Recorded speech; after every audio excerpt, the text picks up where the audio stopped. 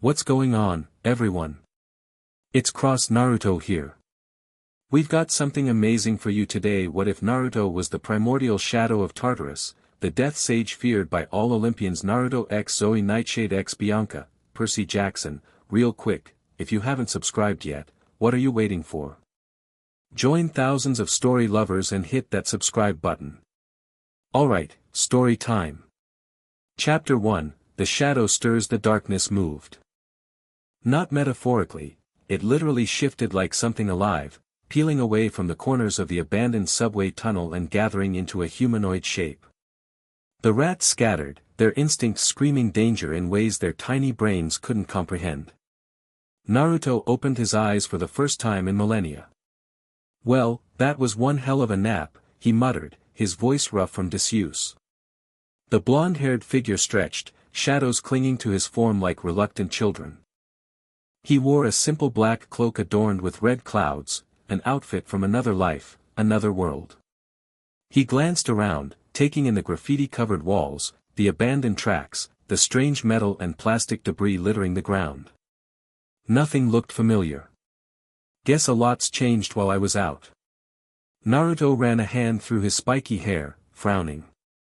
Where exactly am I, anyway? His memories before the long sleep were fragmented. Flashes of a war between beings of immense power. His intervention. The punishment. Being sealed away in the deepest pit of Tartarus, forgotten by gods and men alike. Until now.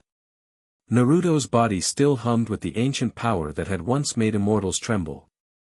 He could feel it coursing through him, the shadows responding to his every thought, the boundary between life and death thin as paper beneath his fingertips. First things first, he said, grinning despite himself. I need ramen. The shadows around him rippled in what almost seemed like exasperation. Naruto took a step forward, and immediately doubled over in pain. Golden ichor, the blood of immortals, dripped from a wound in his side that he hadn't noticed before. What the? He pressed his hand against it, surprised. Something managed to hit me while I was waking up. That's concerning. He focused his chakra, or what passed for chakra in this world, and felt the wound begin to close. Not as quickly as it should have. Whatever had struck him wasn't ordinary.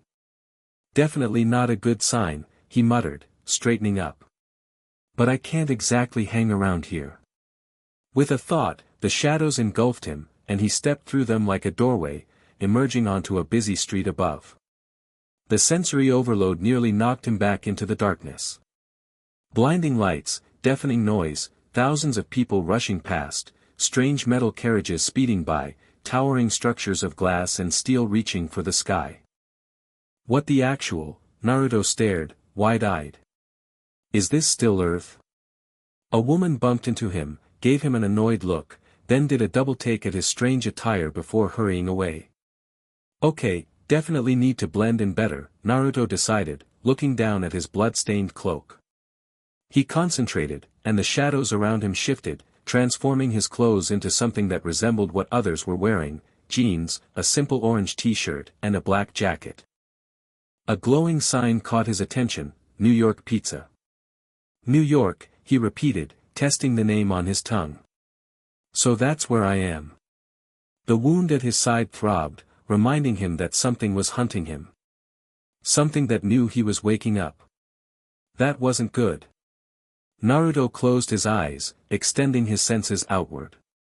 The energy of this world felt different than his own, but similar enough that he could navigate it.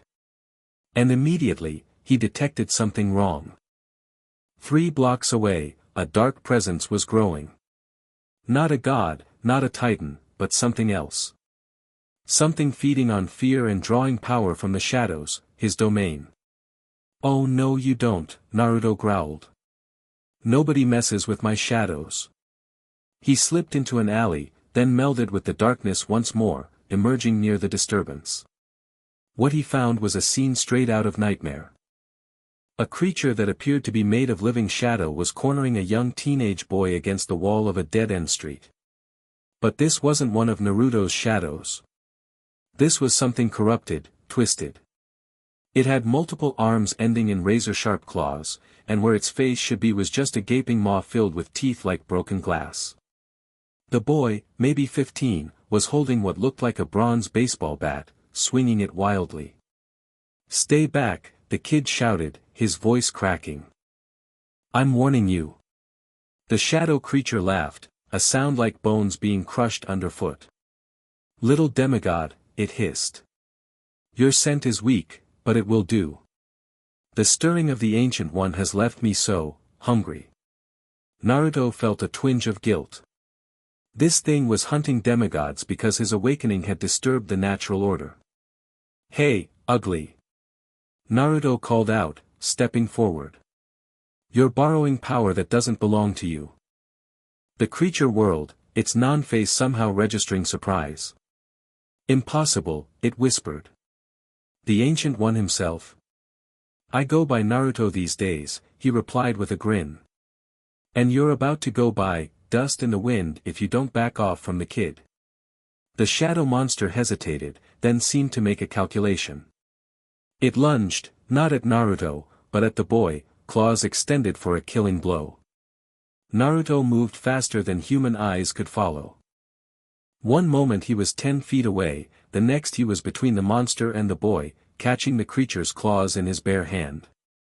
Black ichor dripped where the talons cut his palm, but Naruto didn't flinch. "Wrong choice," he said, his blue eyes suddenly glowing with an internal light. The creature tried to pull away, but Naruto held firm. With his other hand, he reached into the monster's chest and simply pulled. The shadow creature screamed as Naruto extracted what looked like a small, pulsing black orb from its body.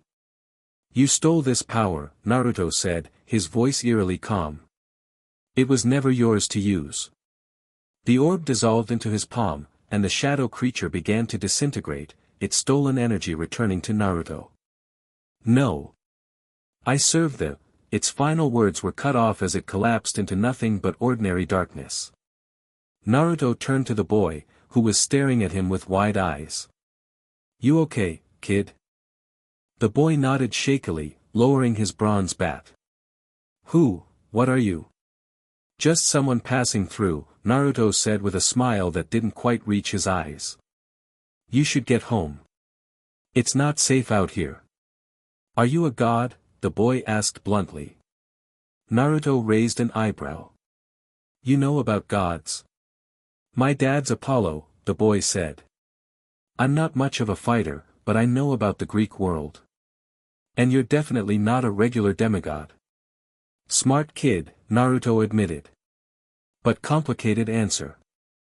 "Let's just say I'm older than most of the gods you know, and I'd really appreciate it if you didn't mention seeing me." The boy studied him for a moment, then nodded. "Thanks for saving me. I'm Dylan." "Naruto." He held out his hand, and the boy shook it. "Now seriously, get somewhere safe. I've got a feeling that wasn't the only nasty thing stirring tonight." Dylan nodded and took off running, clutching his bronze bat. Naruto sighed, looking at his palm where the creature's claws had cut him. The wound was already closing, but slower than it should have been. Whatever was happening to him, his powers weren't at full strength yet. A distant howl cut through the night, followed by another, then several more. "Great," Naruto muttered. "Sounds like the welcome committee is arriving." The wound in his side throbbed again, a painful reminder of his vulnerable state. He needed time to recover properly, to acclimate to this new world. But it seemed time was the one luxury he wouldn't have. More howls, closer now. Naruto's senses flared in warning. These weren't ordinary wolves. The energy signature was different, divine, yet feral. And they were converging on his position from multiple directions. "Looks like I made quite an impression waking up," he muttered.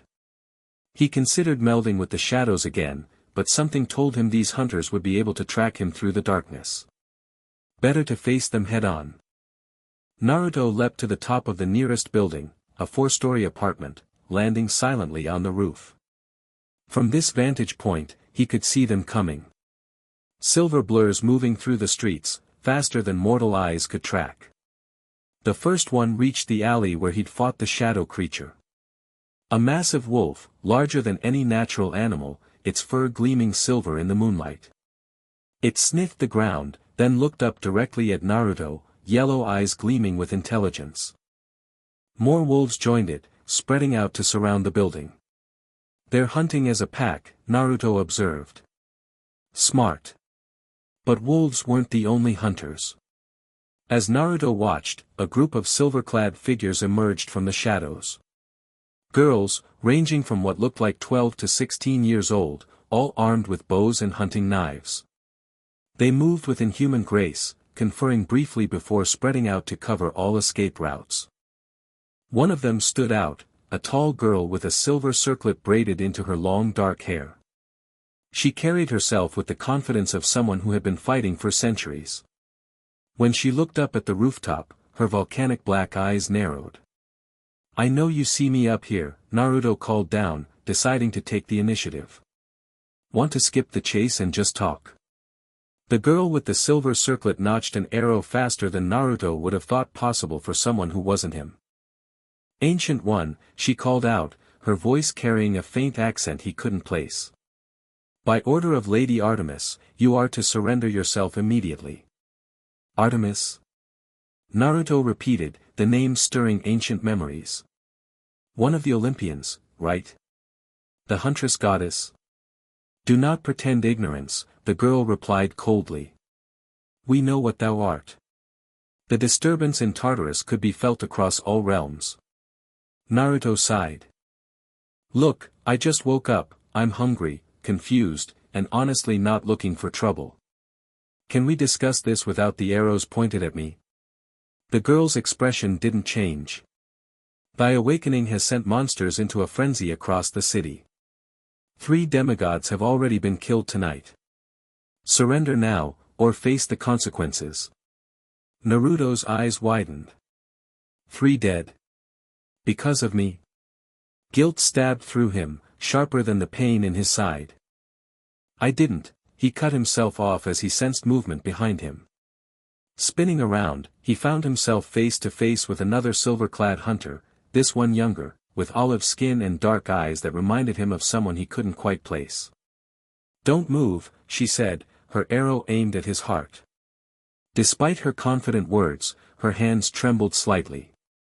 "You snuck up on me," Naruto said, genuinely impressed. "That doesn't happen often." "Bianca," the girl with the circlet called out.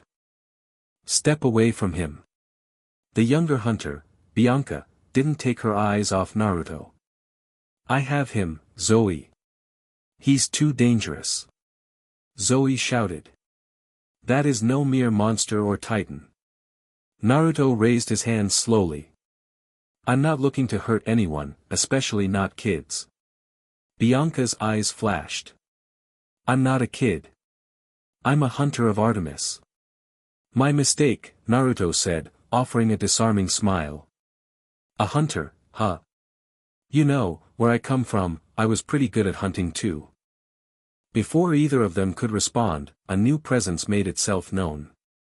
The air grew colder, the moonlight brighter, and Naruto felt power approaching, divine power, ancient and deadly. A 12-year-old girl with auburn hair and silver eyes stepped onto the roof. Despite her youthful appearance, Naruto immediately recognized the aura of a goddess. She radiated power in a way that made even his primordial energy stir in recognition. "Lady Artemis," both hunters said in unison, though neither lowered their weapons. The goddess's silver eyes fixed on Naruto, cold as the void between stars.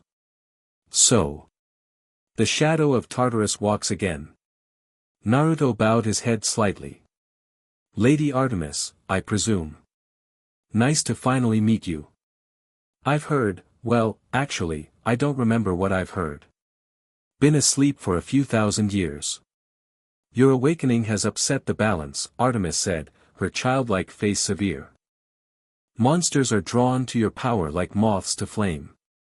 "Yeah, I'm getting that impression," Naruto admitted. "But I didn't exactly plan to wake up today. Something pulled me out of my slumber." Artemis's eyes narrowed. "What do you mean?"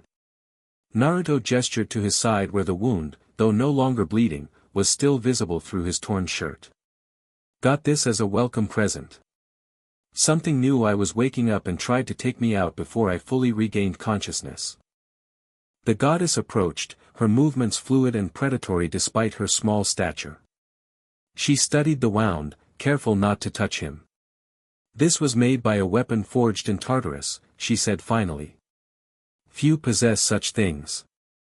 Any ideas who might want to stab me before saying hello? Naruto asked. Artemis's silver eyes met his blue ones. The list of those who fear your return would be extensive, Ancient One. Naruto, he corrected. My name is Naruto. A name from another realm, Artemis observed. Another life. The only one that matters to me, he replied firmly. A tense silence fell. The hunters maintained their positions, arrows trained on him from multiple angles. The wolves had encircled the building completely. Naruto knew he could probably escape if he needed to, even weakened. He was still one of the most powerful beings in this or any world, but he genuinely didn't want more trouble. 3 demigods died tonight because I woke up, he said softly. I didn't want that. Something flickered in Artemis's expression, surprise, perhaps, that the dreaded shadow of Tartarus would care about mortal deaths. Your very presence disrupts the natural order, she said, though her tone had lost some of its edge. Monsters sense your power and go mad with bloodlust or fear. Then help me understand what's happening, Naruto urged. I've been gone a long time. I don't even know what year it is. It is 2008, Artemis replied. Naruto whistled low. Wow. That's a really long nap. A sudden commotion from below drew their attention. One of the hunters called up, Lady Artemis. More monsters approaching from the east. The goddess frowned. They continue to gather. Naruto took a deep breath. Let me help.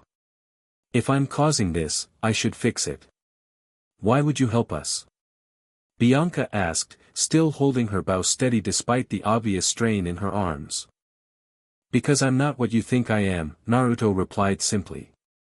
I never was. Artemis studied him for a long moment, then made a decision. You will come with us to Olympus. The council must decide what to do with you. Olympus? Naruto repeated. As in, home of the gods. That's still around. 600th floor of the Empire State Building, currently, Artemis said with the ghost of a smile. Buildings have that many floors now? Naruto asked, genuinely confused.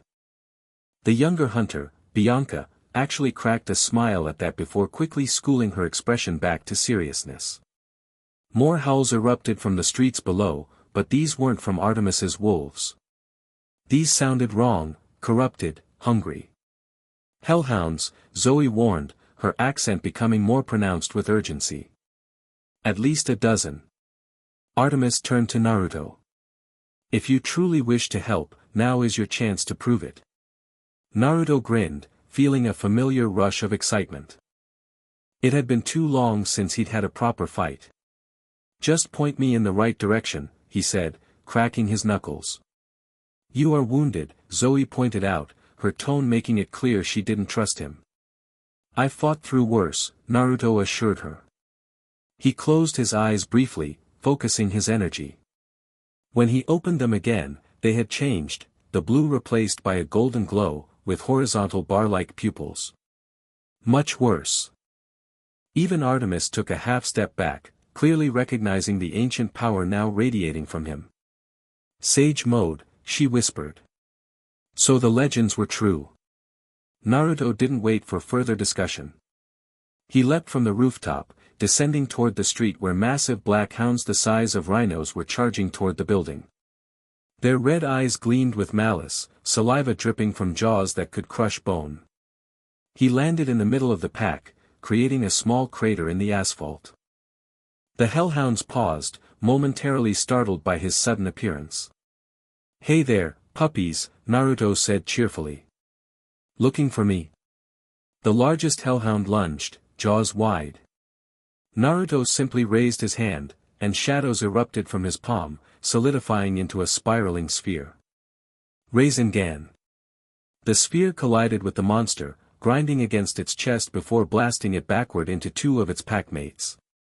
All three dissolved into golden dust. The rest of the pack attacked as one, a coordinated assault that would have overwhelmed most enemies. But Naruto wasn't most enemies.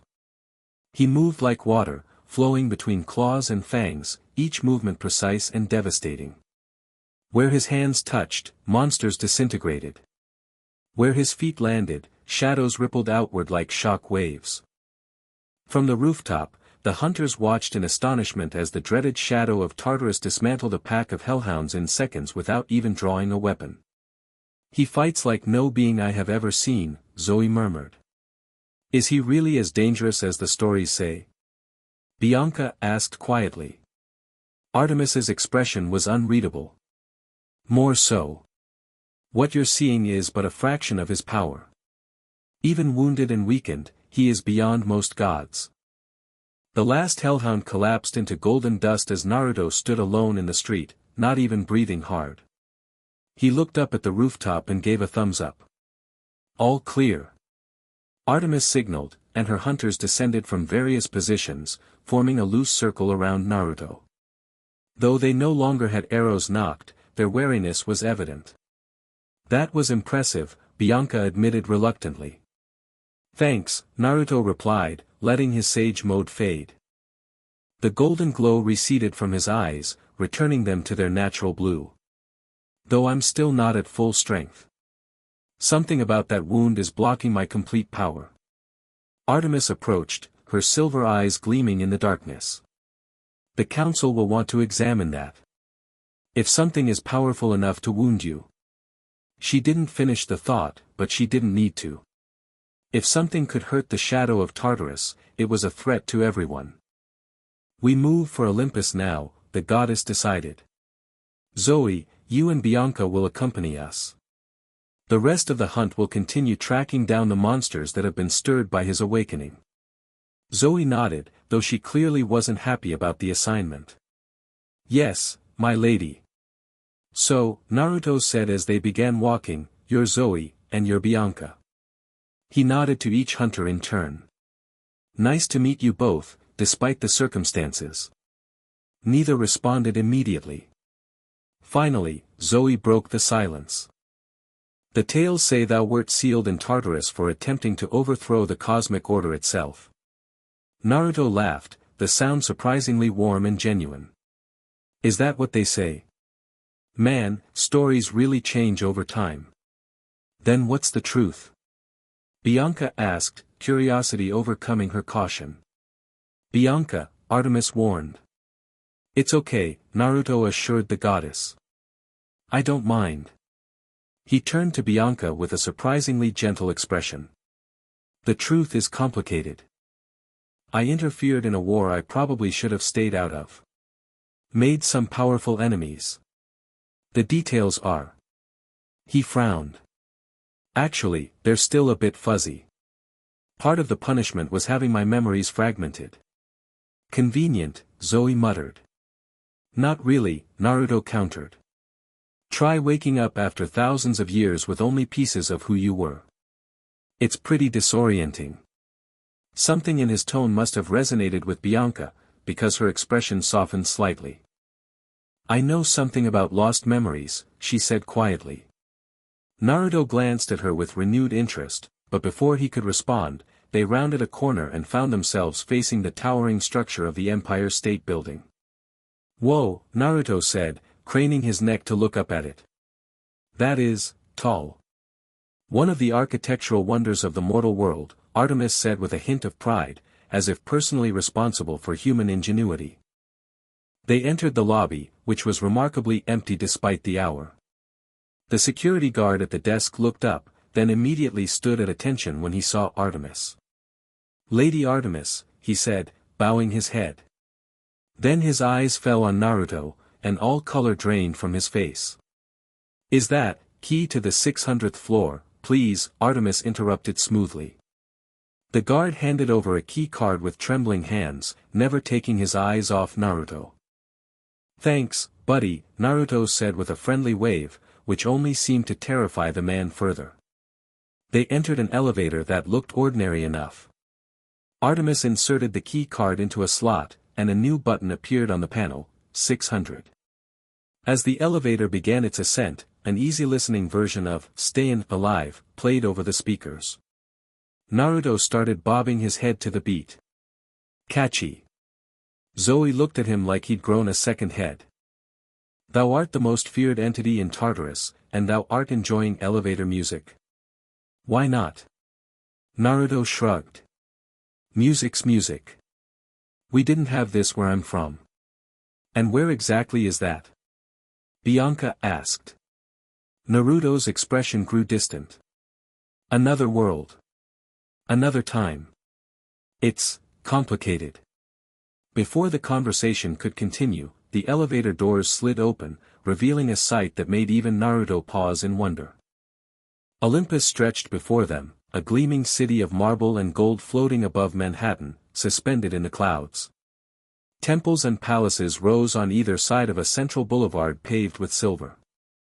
Gardens bloomed with impossible flowers, and minor gods and nature spirits went about their business, though many stopped to stare as Artemis led her unusual group through the streets. "Okay, I'm impressed," Naruto admitted. "This is pretty amazing." The current iteration of Olympus was designed nearly 3 centuries ago, Artemis explained. "It changes with the times, to some extent." As they walked, the whispers followed them. "Is that him? The shadow has returned. Does Zeus know? Are we in danger?" Naruto kept his expression neutral, but Bianca noticed how his shoulders tensed at the fearful whispers. "They act like you're going to destroy everything," she observed quietly. "Fear does that," Naruto replied. "Makes people assume the worst." They reached the central palace, a massive structure of pure white marble with gold accents, its columns towering hundreds of feet into the air. The bronze doors stood open, revealing a cavernous throne room beyond. 12 massive thrones were arranged in a U shape, each one unique in design, reflecting the personality of its owner. Most were empty, but 3 were occupied. In the central throne sat a man with a neatly trimmed beard, wearing a pinstriped suit, his eyes electric blue like the sky before a storm. To his right was a beautiful woman with dark hair and calculating gray eyes, dressed in a simple white dress. And to his left was a man who looked like an older, more rugged version of the actor who played Poseidon in that movie about Troy, complete with Hawaiian shirt and Bermuda shorts. "Zeus, Athena, and Poseidon," Artemis announced, approaching the central thrones and bowing briefly.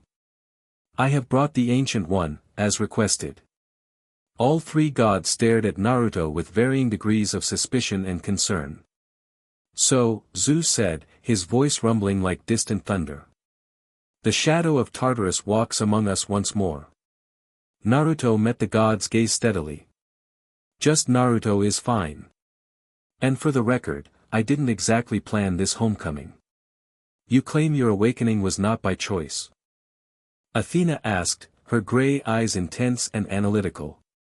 "Something forced me awake," Naruto confirmed, gesturing to his side. "Got this as a parting gift."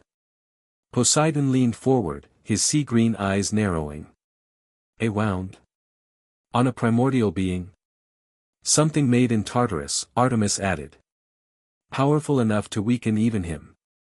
Zeus stroked his beard thoughtfully. "This is concerning." "You think?" Naruto said before he could stop himself.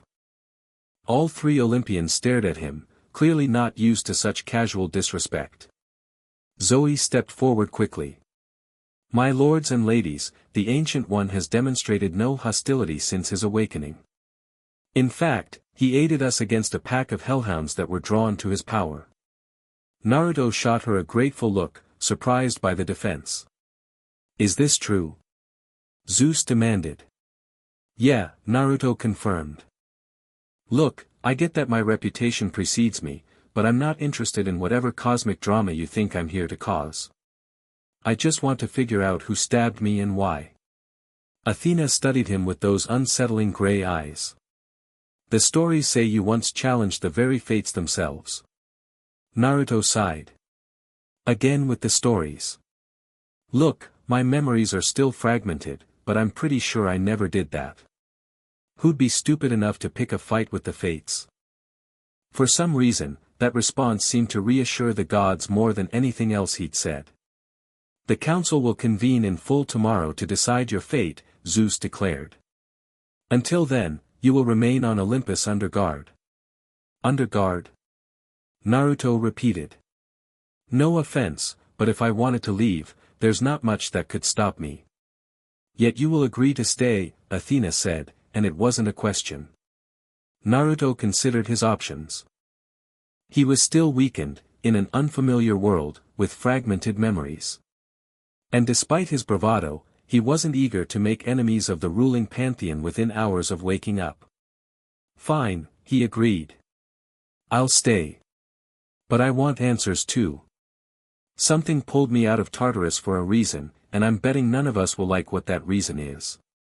Zeus nodded, a flicker of respect in his electric eyes. Very well. Artemis, your hunters will serve as his guards tonight. Artemis bowed again. As you wish, father. Zoe looked like she wanted to protest but kept her silence. Bianca's expression was unreadable. One more thing, Naruto said, before they could be dismissed. Those hellhounds and that shadow creature I fought, they were drawn to me because of my awakening. If there are more out there, more demigods could be in danger. Poseidon raised an eyebrow. You care about the safety of demigods? I care about not getting more people killed because of me, Naruto replied firmly. The three gods exchanged looks, seemingly having a silent conversation. We will send word to Camp Half-Blood to increase their patrols, Zeus finally said. And my daughter Artemis's hunters will continue to track down any monsters stirred by your presence. Thank you, Naruto said sincerely. With that, they were dismissed. Artemis led Naruto, Zoe, and Bianca out of the throne room and into the cool night air of Olympus.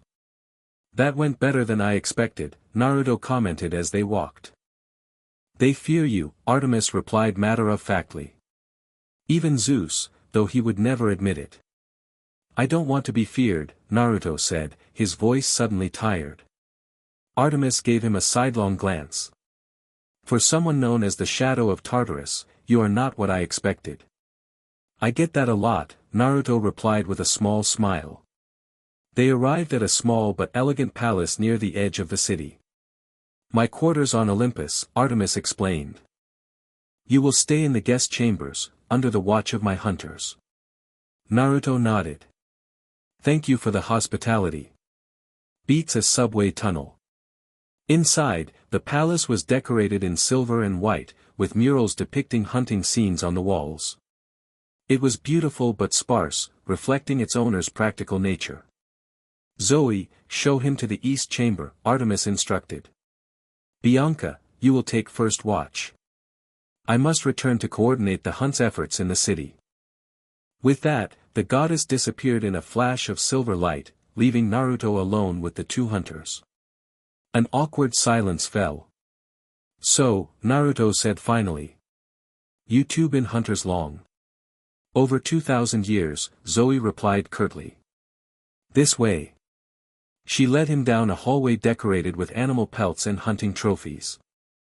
Naruto couldn't help noticing that some of the creatures didn't look like anything he'd ever seen before. And you? He asked Bianca, who walked behind him. A few months, she admitted.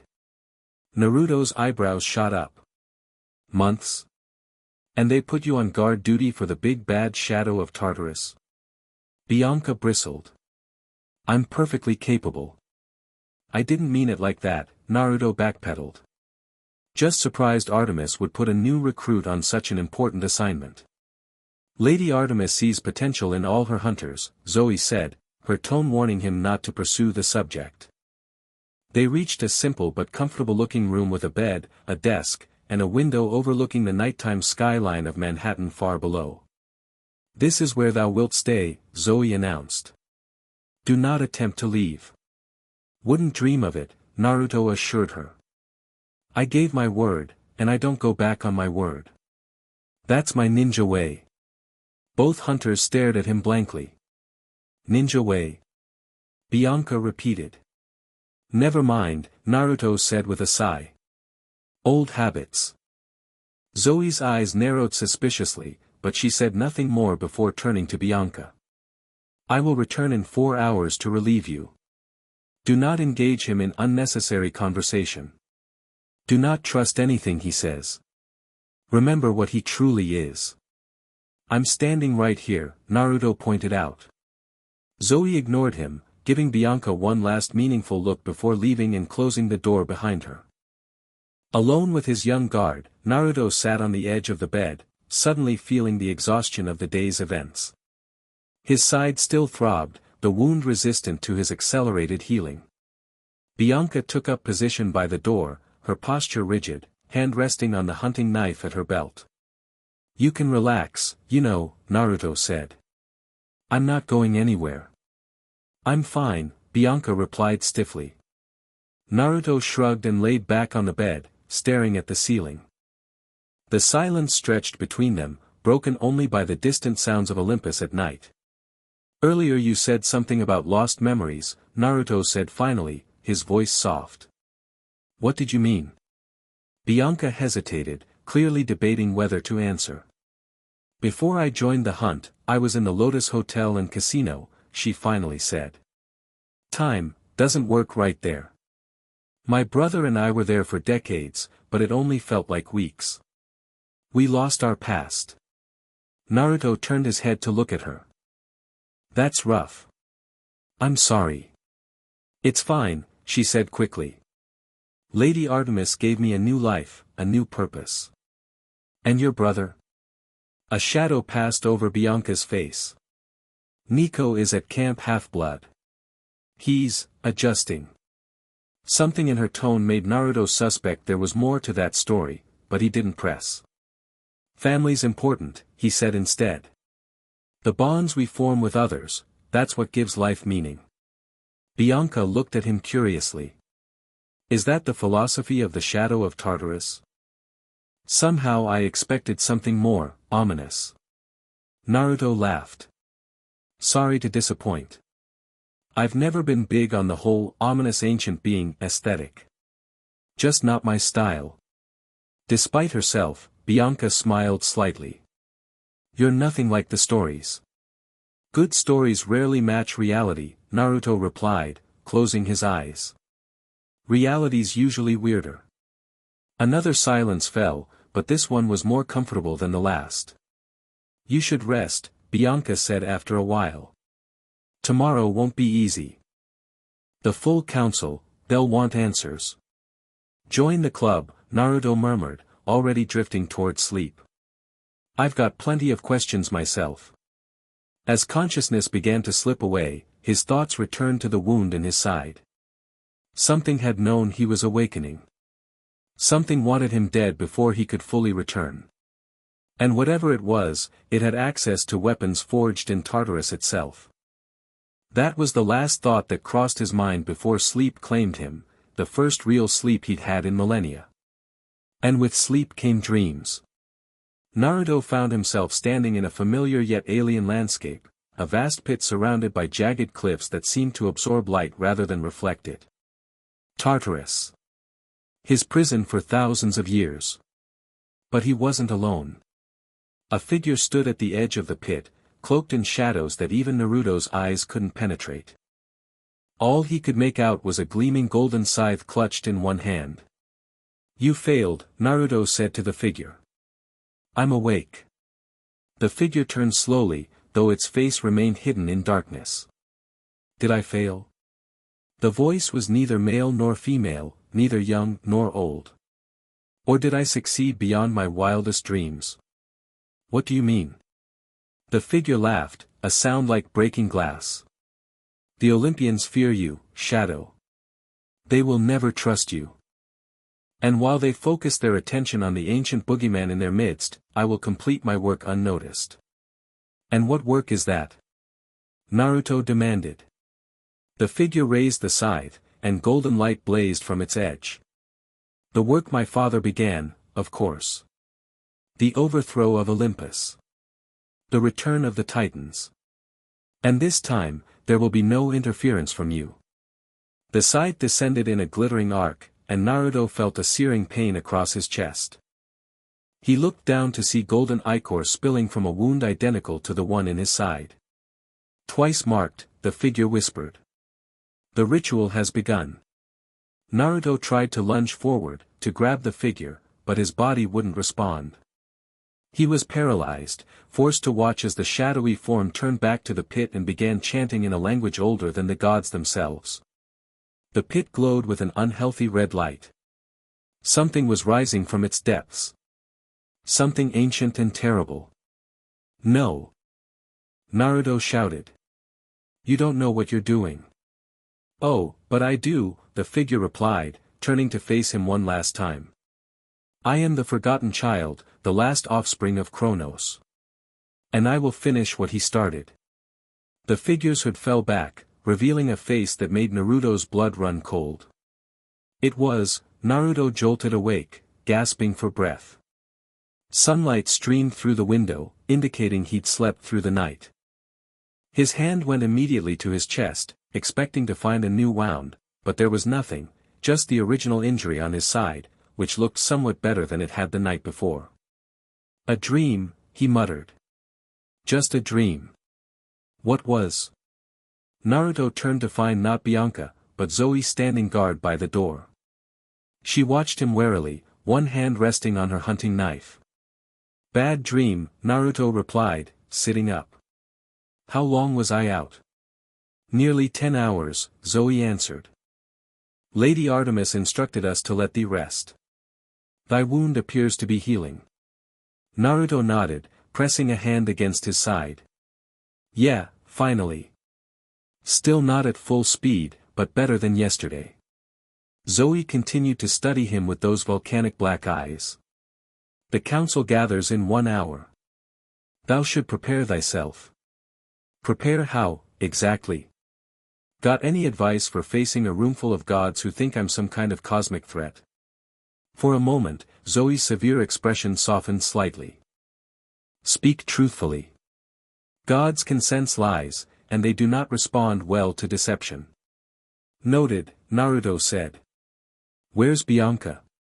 Resting. She will join us at the council meeting.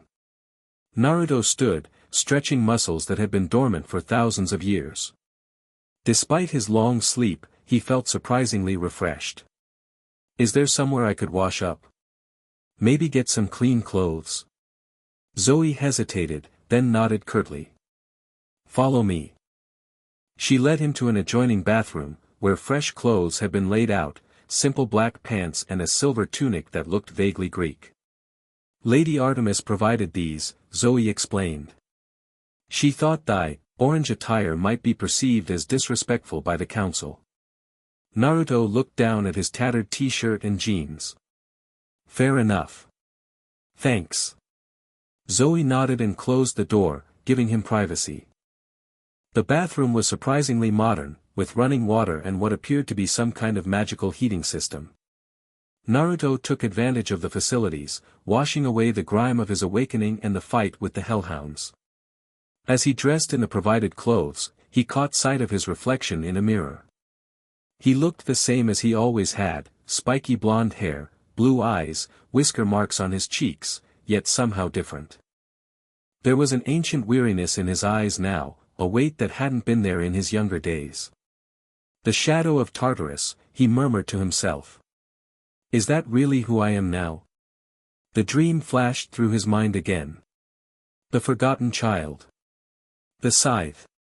The ritual. Something was happening, something connected to his awakening.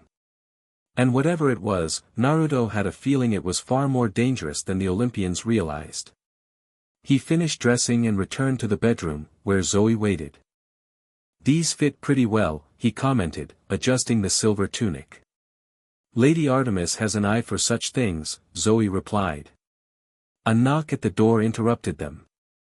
It opened to reveal Bianca, now dressed in her hunter's garb of silver camouflage pants and a silver parka.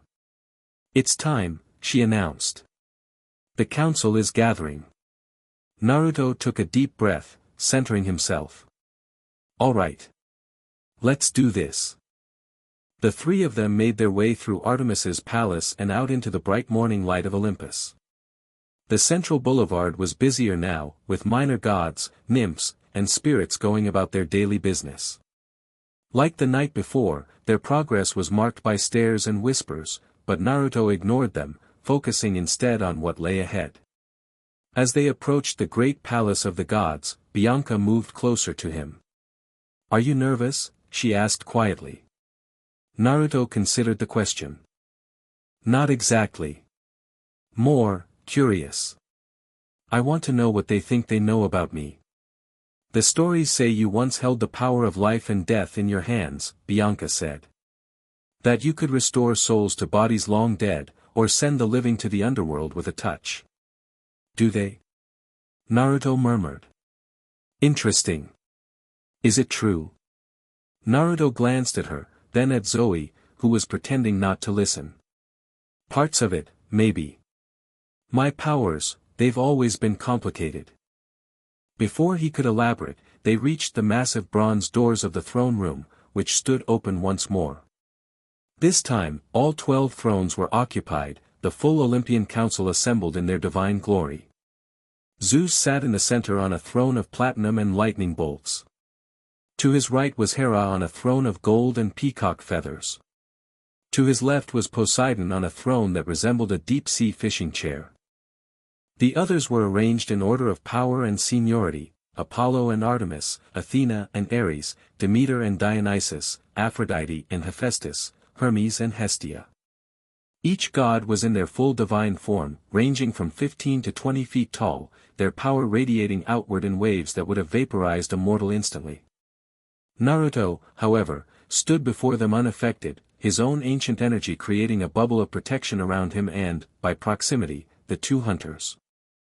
"The shadow of Tartarus," Zeus announced, his voice echoing through the chamber. "You stand before the Council of Olympus to answer for your awakening and the disturbances it has caused."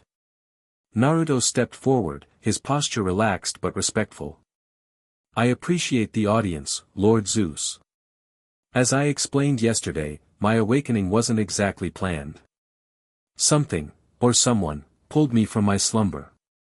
"A claim convenient for you," Hera observed, her beautiful face cold and suspicious. "With all due respect, Lady Hera, if I'd wanted to wake up and cause trouble, I wouldn't have waited thousands of years to do it." A few of the gods, Apollo and Hermes, notably, cracked smiles at that.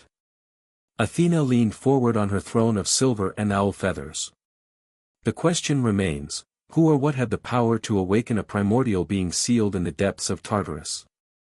"I've been wondering the same thing," Naruto admitted. "And I think I might have a clue." He described his dream, the cloaked figure, the golden scythe, the claim of being the forgotten child of Kronos. A ripple of unease passed through the council. "Kronos had many children," Demeter said, frowning.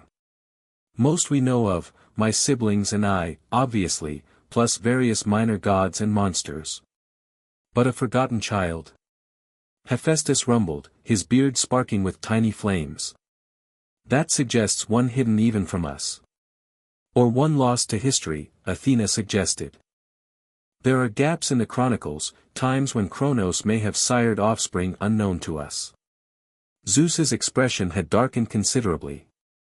"If a child of Kronos walks free, wielding a weapon capable of wounding even you," he gestured to Naruto, "then we face a grave threat indeed." "That's what I've been trying to tell you," Naruto said. "I'm not the enemy here. This forgotten child is planning something involving Tartarus and probably the other titans. And we're supposed to just trust you?" Ares sneered, his throne constructed of human bones and leather. "The shadow itself, claiming to be our ally?" Naruto met the war god's fiery gaze steadily. "I never claimed to be your ally. I said I'm not your enemy. There's a difference." "An important distinction," Artemis agreed from her throne of silver and moonlight. And one that aligns with his actions since awakening. He has shown no hostility, even when provoked. He aided my hunters against monsters drawn to his power, she continued. And he came to Olympus willingly when he could have fled. Naruto shot her a grateful look, surprised again to find the goddess of the hunt defending him. A clever ploy, perhaps, Hera suggested. To gain our trust before striking. If I wanted to strike, I would have done it while you were all scattered, Naruto pointed out. Not when you're gathered in full strength. That argument seemed to resonate with several of the gods, who nodded grudgingly. What exactly are your intentions, Shadow? Athena asked directly. First, the name's Naruto, he replied.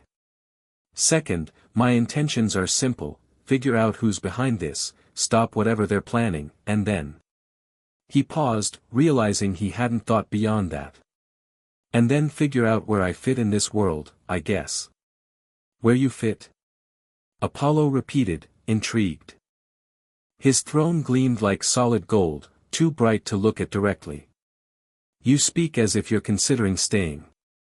I don't exactly have a way back to where I came from, Naruto admitted. And from what I remember, there's nothing left for me there anyway. Something in his voice must have resonated with a few of the gods, because their expressions softened slightly. Hestia, tending the central hearth fire, spoke for the first time. You speak of loss, ancient one. Of home and belonging. These are mortal concerns, not those of a primordial being bent on cosmic destruction. I've never been bent on cosmic destruction, Naruto said with a hint of frustration. I don't know what stories you've all been telling about me, but most of them seem pretty far off the mark. Then tell us, Demeter challenged. Who are you really, if not the shadow of Tartarus? Naruto took a deep breath. I'm complicated. I was human once, in another realm, another time. I became something more, something different. I interfered in affairs that weren't mine to interfere in. And I paid the price. You speak in riddles, Zeus complained. Because my memories are still fragmented, Naruto explained. Part of the punishment was having pieces of myself scattered. I'm still putting it all back together. Athena's gray eyes narrowed in thought. The legends say you challenged fate itself. That you refused to accept the predetermined end of all things. Naruto frowned, a memory stirring. Not all things. Just, someone important to me. His head suddenly throbbed, and he pressed a hand to his temple. Someone I couldn't save. The gods exchanged glances, clearly disturbed by this display of vulnerability from a being they had only known as a cosmic threat. Hestia rose from her place by the hearth, approaching Naruto. Though she appeared as an 8-year-old girl, her eyes held the wisdom of eons. You are a protector at heart, she said softly. Not a destroyer. Naruto looked down at her, surprised by how accurately she had read him. I try to be. Then perhaps, Zeus said slowly, we have misjudged you. Or perhaps he is manipulating us all, Hera countered. Poseidon cleared his throat. While this philosophical debate is fascinating, we have a more immediate concern. If this forgotten child is real, and is attempting to free the Titans or worse, we need to act. Agreed, Athena said. And like it or not, the shadow, Naruto, is our best source of information. I propose a compromise, Artemis suggested. Naruto will remain under watch, but not as a prisoner. We will allow him to assist in investigating this threat. Under whose watch? Zeus demanded. Artemis hesitated, then said, mine. My hunters and I will ensure he causes no trouble while we seek answers about this child of Kronos. Naruto raised an eyebrow but said nothing. It was a better offer than he'd expected. The council erupted in argument, gods taking sides and debating the wisdom of Artemis's proposal. Naruto stood patiently, watching the divine drama unfold with a mixture of amusement and concern. Finally, Zeus raised his hand for silence. We will put it to a vote. All in favor of Artemis's proposal? Hands rose, Artemis, Apollo, Poseidon, Athena, Hephaestus, Hermes, and, surprisingly, Hestia. Against the remaining gods, Zeus himself, Hera, Ares, Aphrodite, Demeter, and Dionysus, raised their hands. 7-6 in favor, Zeus announced, looking displeased but resigned. Very well. Artemis, the Ancient One, is in your custody. You are responsible for his actions. Artemis bowed her head. I accept the responsibility, Father. Zeus turned his electric gaze on Naruto. And you? If you betray this trust, if you bring harm to Olympus or its allies, there will be no mercy. Is that understood? Naruto nodded solemnly. Perfectly. Then this council is adjourned, Zeus declared, standing from his throne. We will reconvene when more information is available. In flashes of divine light, the gods began to disappear, all except Artemis, who shrank down to human size and approached Naruto and her hunters. That was unexpected, Naruto commented. Vouching for me like that. I have my reasons, Artemis replied cryptically. Not least of which is that I believe you about this forgotten child. A new child of Kronos is a threat to everything we've built, everything we protect. So what now? Bianca asked. Now, Artemis said, her silver eyes gleaming with determination, we hunt. Zoe stepped forward. Where do we begin, my lady? If this being is truly hidden from the gods themselves. We start where all mysteries of Tartarus begin, Artemis replied. With those who know its secrets best. The children of Hades, Naruto guessed, thinking of Bianca. Artemis nodded. Precisely. We leave for Camp Half-Blood within the hour. Bianca's brother may have insights useful to our quest. Naruto glanced at Bianca, who looked both excited and nervous at the prospect of seeing her brother. Camp Half-Blood? Naruto repeated. That's the place for demigods, right? It is their sanctuary and training ground, Artemis confirmed. And currently, it houses the only child of Hades acknowledged by Olympus. Nico, Bianca said softly. Artemis turned to her hunters. Prepare for departure. I must speak with my brother before we leave. As Artemis walked away, leaving them alone in the now empty throne room, Naruto turned to Bianca. So, I get to meet your brother, he said with a smile. Should I be nervous? Bianca gave a short laugh. Nico's just a kid. Well, he looks like a kid. He's actually from the 1940s, like me. Time displacement seems common around here, Naruto observed. Makes my 1,000-year nap seem almost normal. Zoe, who had been silent since the council's decision, finally spoke. Thou should understand something, Ancient One. Naruto, he corrected gently. She ignored him. Lady Artemis has placed her reputation and standing at risk by taking responsibility for thee. If thou betrays her trust, thou will answer to me before the gods ever get their hands on thee. Despite her smaller stature, the threat in her voice was unmistakable. And Naruto, who had faced down gods and monsters across multiple worlds, found himself respecting her loyalty. I understand, he said seriously. And I won't betray that trust. I give you my word. Zoe studied him for a long moment, then gave a curt nod. We shall see if the word of the shadow holds any value. With that, she turned and walked away, leaving Naruto alone with Bianca. Is she always that intense? He asked. Bianca smiled slightly. Always. But she's the best of us, loyal, brave, skilled. She's been with Lady Artemis longer than almost anyone. And you? Naruto asked. How are you feeling about all this? Heading back to camp, seeing your brother. Bianca's smile faded. It's complicated. Nico and I, we didn't part on the best terms. I chose the hunters, immortality, a new family. He felt abandoned. Family is tough, Naruto said sympathetically. Believe me, I know. Do you? Bianca asked, genuine curiosity in her voice. Did the shadow of Tartarus have a family? Naruto's eyes grew distant.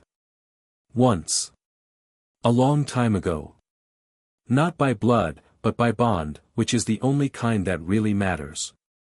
Before Bianca could respond, Artemis returned, her expression grim. We leave immediately, she announced. Apollo has confirmed disturbances along the boundaries of Tartarus. Whatever this forgotten child is planning, they are already in motion. How do we get to Camp Half-Blood? Naruto asked. Artemis smiled, a gleam of mischief in her silver eyes. My brother has loaned us his chariot. Minutes later, Naruto found himself standing on a golden platform that resembled a classic sports car more than any chariot he'd ever seen. It blazed with the light and heat of the sun itself, and was hitched to 4 magnificent horses that pawed the air as if eager to run across the sky. Apollo's sun chariot, Zoe explained, noting his expression. It takes different forms in different eras. And he just loans it out. Naruto asked, impressed. Only to me, Artemis replied, taking the reins. And only when the need is dire. Hold on, the descent can be jarring for first-timers. Naruto barely had time to grab the side of the chariot before they were off, plunging through the clouds at speeds that would have killed a mortal instantly. The wind tore at his clothes and hair, and the ground below rushed up with alarming speed. Beside him, Bianca laughed at his wide-eyed expression. First time flying. First time in a sun chariot, Naruto corrected, grinning despite himself. The rush was exhilarating after so long imprisoned in darkness. They soared over Manhattan, invisible to mortal eyes thanks to the mist, then banked eastward toward Long Island. Below, the city gave way to suburbs and then countryside, until finally a large expanse of woods came into view, centered around a collection of buildings that reminded Naruto of ancient Greek architecture. Camp Half-Blood, Artemis announced as they began their descent. Home to the children of the gods. The chariot touched down in an open field, where a small gathering of campers and what appeared to be camp leaders had assembled to meet them. At their head stood a centaur, a middle-aged man from the waist up, a white stallion from the waist down. Lady Artemis, the centaur greeted as they disembarked. We received word of your arrival. His eyes fell on Naruto, and he visibly stiffened. And of your companion. Chiron, Artemis acknowledged. This is Naruto. By decree of the council, he is under my supervision while we investigate a potential threat. Murmurs ran through the gathered campers, who stared at Naruto with a mixture of fear, curiosity, and, from some of the Ares campers, barely concealed hostility. Welcome to Camp Half-Blood, Chiron said formally, though wariness remained in his ancient eyes. I am Chiron, Activities Director. Nice to meet you, Naruto replied, extending his hand in greeting. After a moment's hesitation, Chiron shook it, his eyes widening slightly in surprise, whether at Naruto's casual demeanor or something else, it wasn't clear. We need to speak with Nico D'Angelo, Artemis stated, getting straight to business. A flicker of concern crossed Chiron's face. I'm afraid Nico isn't here, Lady Artemis. He left 2 days ago on a personal quest. Bianca stepped forward, alarm evident in her expression. What do you mean, a personal quest? Where did he go? Chiron's gaze softened when he saw her. Bianca. I'm sorry. Nico received a message, he wouldn't say from whom, claiming to have information about your mother. He left immediately. Our mother? Bianca repeated, bewildered. But she's been dead for decades. That's what makes his departure concerning, Chiron agreed. He was last seen heading toward the entrance to the underworld in Central Park. Naruto and Artemis exchanged glances. The timing is suspicious, Artemis said quietly. Too suspicious, Naruto agreed. If this forgotten child wanted to lure a child of Hades away from safety. We need to find him, Bianca insisted, her voice tight with worry. Now. Artemis nodded. Agreed. Zoe, gather what supplies we need. We leave for Central Park immediately. As the gathered campers dispersed, talking excitedly among themselves about the goddess's visit and the mysterious stranger with her, Chiron pulled Artemis aside. Though they spoke quietly, Naruto's enhanced hearing caught every word. "Is it true?" the centaur asked. "Is he truly the shadow of Tartarus?" "He is," Artemis confirmed. "But he may not be the enemy we have always believed him to be." "The prophecy may have been misinterpreted," Artemis interrupted. "Or it may refer to events still unfolding. Either way, the council has made its decision. He remains in my custody." Chiron looked troubled.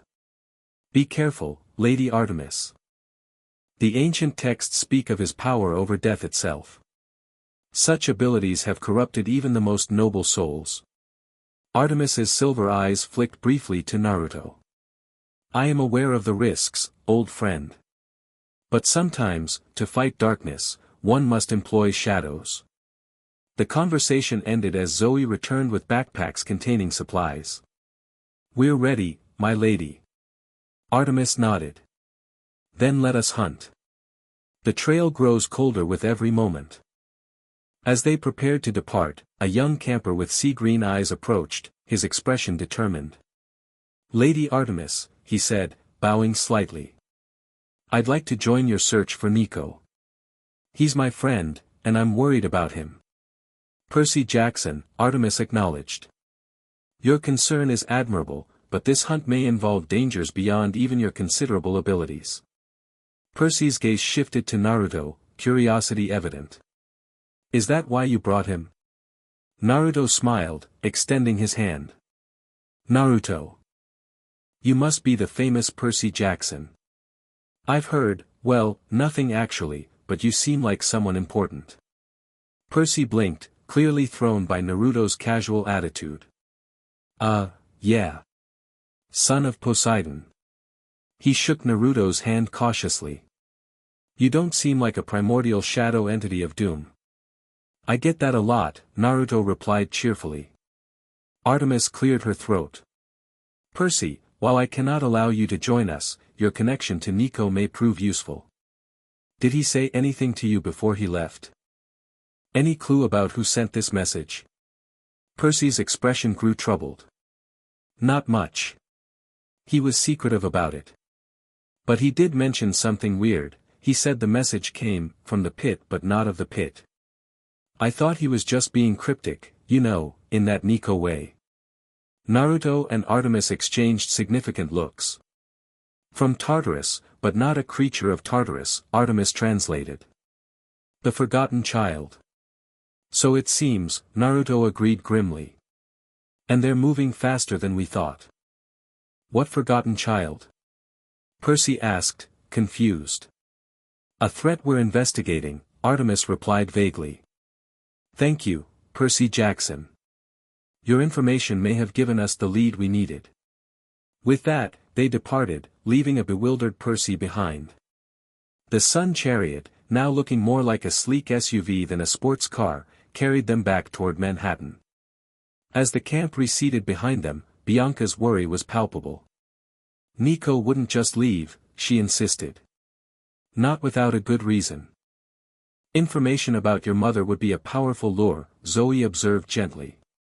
"But our mother died in the 1940s, Bianca said. "Nico knows that." "Perhaps," Artemis suggested, "the message promised information about how she died, or where her soul resides in the underworld." Naruto, who had been silent since their departure, finally spoke. "Or perhaps it wasn't about your mother at all." All three turned to look at him. "What do you mean?" Bianca demanded. "In my dream, the forgotten child mentioned a ritual," Naruto explained. "They said I was twice marked, and that the ritual had begun. What if Nico is part of that ritual? Because he's a child of Hades," Artemis realized. "Connected to death and the underworld." "Exactly," Naruto nodded. "If you were planning something involving Tartarus and needed power over death, a child of Hades would be invaluable," Zoe finished, her expression grim. Bianca's face paled. We need to find him. Now. The sun chariot descended toward Central Park, landing in a secluded area near Bethesda Fountain. As they disembarked, Artemis waved her hand, and the vehicle vanished in a flash of golden light. Apollo will reclaim it when needed, she explained. Now, where is the entrance Nico would have used? There are several throughout the park, Bianca said, leading the way. But Nico prefers the one near the North Meadow. He says it's less busy. They followed her through the park, which was relatively quiet despite the pleasant day. Occasionally, mortals would pass by, giving their small group curious glances before their eyes glazed over, affected by the mist that obscured divine matters from human perception. As they approached the North Meadow, Naruto suddenly stopped, his posture alert. What is it? Artemis asked, her hand going to her bow. We're being watched, Naruto said quietly. His eyes scanned their surroundings, piercing through layers of reality that others couldn't perceive. There, in the shadows of those trees. Now that he'd pointed it out, even the others could sense the presence, a cold, calculating malevolence that hung in the air like frost. Zoe had her bow in hand instantly, an arrow nocked and ready. Bianca followed suit, though her hands trembled slightly. Show yourself. Artemis commanded, her divine authority filling her voice. For a moment, nothing happened. Then, slowly, a figure emerged from the shadows beneath a large oak tree, a tall, slender person in a hooded cloak of deepest black. In one hand, they held a golden scythe that gleamed unnaturally in the sunlight. The hunters become the hunted, the figure said, their voice the same unsettling neither male nor female tone from Naruto's dream. How fitting. Who are you? Artemis demanded, her silver eyes blazing with power. The figure laughed. You know who I am, Olympian. Or rather, you know what I am. The last child of Kronos. The one written out of history. Where is my brother? Bianca shouted, her arrow aimed at the figure's heart. The young son of Hades. He's fulfilling his purpose, just as the shadow is fulfilling his. The figure turned to Naruto. How does it feel, Ancient One, to be the key to Olympus's destruction? The very thing they feared you would be. Naruto stepped forward, his eyes beginning to glow with golden light as he accessed his sage mode. I don't know what game you're playing, but it ends now. Where is Nico D'Angelo? The figure raised the golden scythe. Come and find out. With that, the ground beneath their feet trembled, then split open. Dark shapes poured from the fissure, skeletal warriors in ancient Greek armor, their empty eye sockets glowing with malevolent green fire. Undead, Artemis spat. But not controlled by Hades. A gift from the young son of Hades, the cloaked figure explained. Though he doesn't realize how generously he's contributing to our cause. The skeletal warriors formed a circle around them, cutting off escape. There were at least 24, each armed with ancient bronze swords and shields. Take care of these, Naruto told the others. I'm going after our friend with the scythe. Before anyone could protest, he launched himself forward, moving so fast he seemed to blur. The cloaked figure's eyes widened beneath their hood, clearly surprised by Naruto's speed despite his weakened state. The golden scythe came up to block his attack, and when the two collided, a shockwave of energy exploded outward, knocking down several of the skeletal warriors. Impressive, the figure conceded. Even diminished, your power is remarkable. I'm full of surprises, Naruto replied, pushing harder against the scythe. Now, where's Nico? Instead of answering, the figure disengaged and slashed with the scythe in a glittering arc. Naruto dodged backward, feeling the blade pass inches from his chest. Where it cut the air, reality itself seemed to ripple.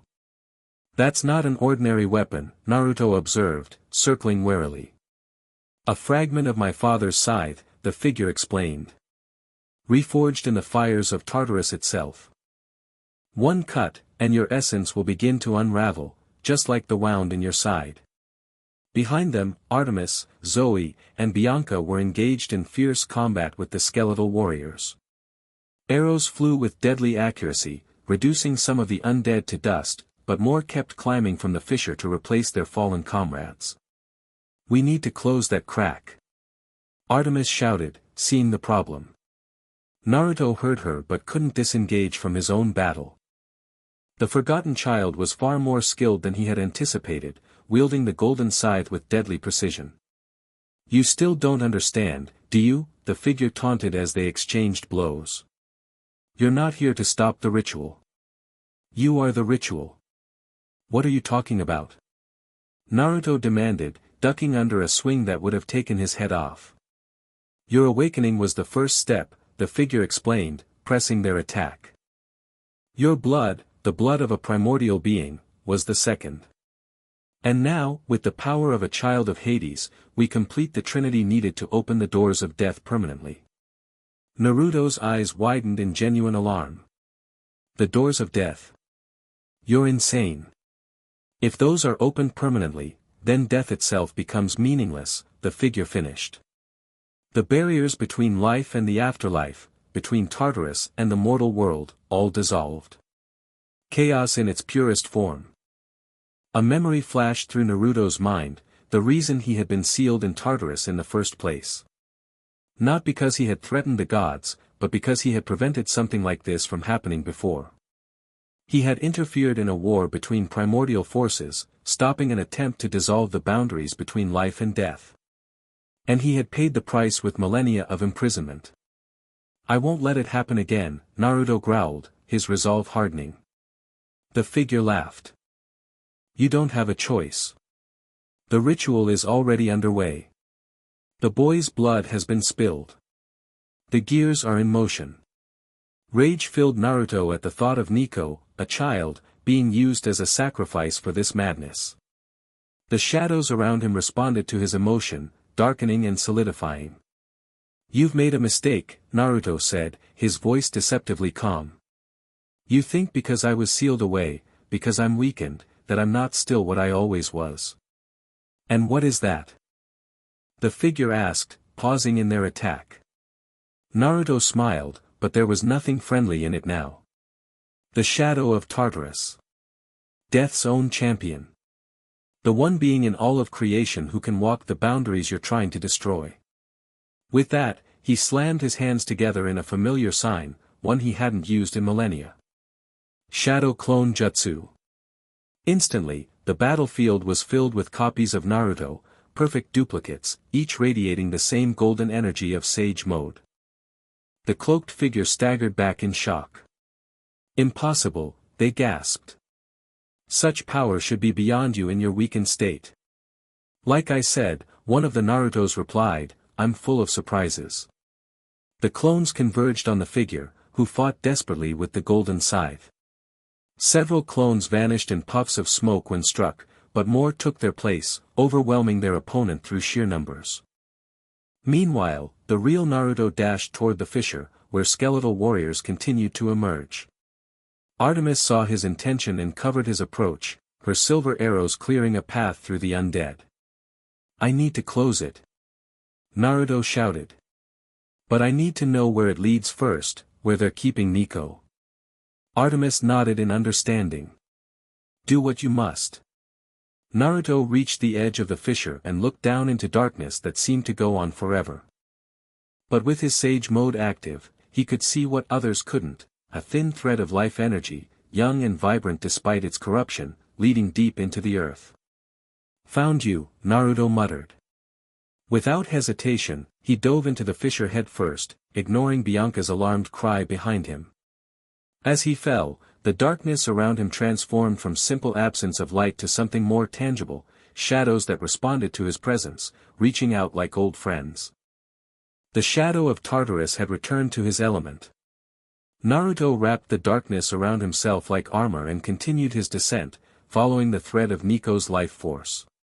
The passage twisted and turned, leading not straight down but at an angle, toward what he realized must be the true entrance to the underworld. After what seemed like an eternity but was probably only minutes, Naruto emerged into a vast cavern. Stalactites hung from the ceiling like stone teeth, and a river of black water, the Styx, he assumed, flowed sluggishly along one wall. In the center of the cavern stood a crude altar made of obsidian, and upon it lay a motionless figure, a young boy with olive skin and dark hair, dressed in black clothes. Blood stained the altar beneath him, running in carefully channeled grooves toward a larger pattern etched into the stone floor. "Nico," Naruto breathed, rushing forward. As he approached, he could see that the boy was alive but unconscious. A shallow cut on his palm oozed black blood, not the golden ichor of gods or the red blood of mortals, but something in between. The blood of a child of the underworld. Naruto reached out to lift him from the altar, but an invisible barrier repelled his hands. "A blood seal," he muttered, recognizing the magic. "Clever." He examined the pattern on the floor, where Nico's blood was flowing toward the center. It was an ancient symbol, 3 interlocking spirals surrounding a central void. Naruto had seen it before, in another life, another world. It was a summoning circle, designed to bring forth something from beyond the veil of reality. The doors of death, Naruto realized. They're using him as a beacon, a lighthouse to guide the doors to this location. He had to disrupt the ritual, but breaking the blood seal around Nico would require power he wasn't sure he had in his weakened state. Only one way to find out, Naruto muttered. He placed his hands on the invisible barrier and pushed, not with physical strength but with his own energy, the primordial power of shadows and death that had earned him his fearsome reputation. The barrier resisted, then began to crack like glass under pressure. "Come on," Naruto growled, pushing harder. With a sound like shattering crystal, the barrier broke. Naruto immediately scooped Nico into his arms, careful not to jostle him too much. The boy was cold to the touch but definitely alive. "Hang in there, kid," Naruto told him. "Your sister's waiting for you." A slow clapping echoed through the cavern. "Impressive," said a familiar voice. But ultimately futile. Naruto turned to find the cloaked figure standing at the entrance to the cavern, golden scythe in hand. Their cloak was torn in several places, revealing glimpses of armor beneath. "How did you?" Naruto began. "Your copies were formidable," the figure conceded, "but illusions nonetheless. The moment you leapt into the fissure, I disengaged and followed." "And the others?" Naruto demanded, clutching Nico protectively. "Still battling my undead servants, I imagine. Though by now, they've likely realized both of us are gone." The figure stepped closer, their face still hidden in the depths of their hood. "Put the boy back, Shadow. His role isn't finished yet." "Not going to happen," Naruto replied firmly. "Whatever you're planning, it ends here." The figure sighed. "I had hoped to complete this with minimal violence. Now I see that was naive." They raised the golden scythe, and the blood on the altar responded, rising up in a crimson wave that rushed toward Naruto and Nico. Naruto jumped back, narrowly avoiding the attack. "Blood magic," he muttered. "Great." The figure advanced, the scythe leaving trails of golden light in the air. "You cannot escape, Shadow. The ritual has progressed too far. The doors seek their beacon." As if in response to those words, the cavern began to tremble. The central void in the blood pattern on the floor started to glow with an unhealthy light, not the silver of moonlight or the gold of sunshine, but a sickly green that reminded Naruto of decay and corruption. "You see," the figure said triumphantly. "It begins." Naruto looked down at Nico, still unconscious in his arms, then at the expanding glow in the center of the room. He had seconds to make a decision. With gentle movements, he laid Nico down behind a large stalagmite, out of the direct line of sight from the altar. Then he turned to face the forgotten child, his expression hardening. "You want the power of death?" Naruto asked quietly. "Fine. Let me show you what that really means." He closed his eyes, reaching deep within himself for a power he hadn't accessed since before his imprisonment. When he opened them again, they were no longer blue or even the gold of sage mode.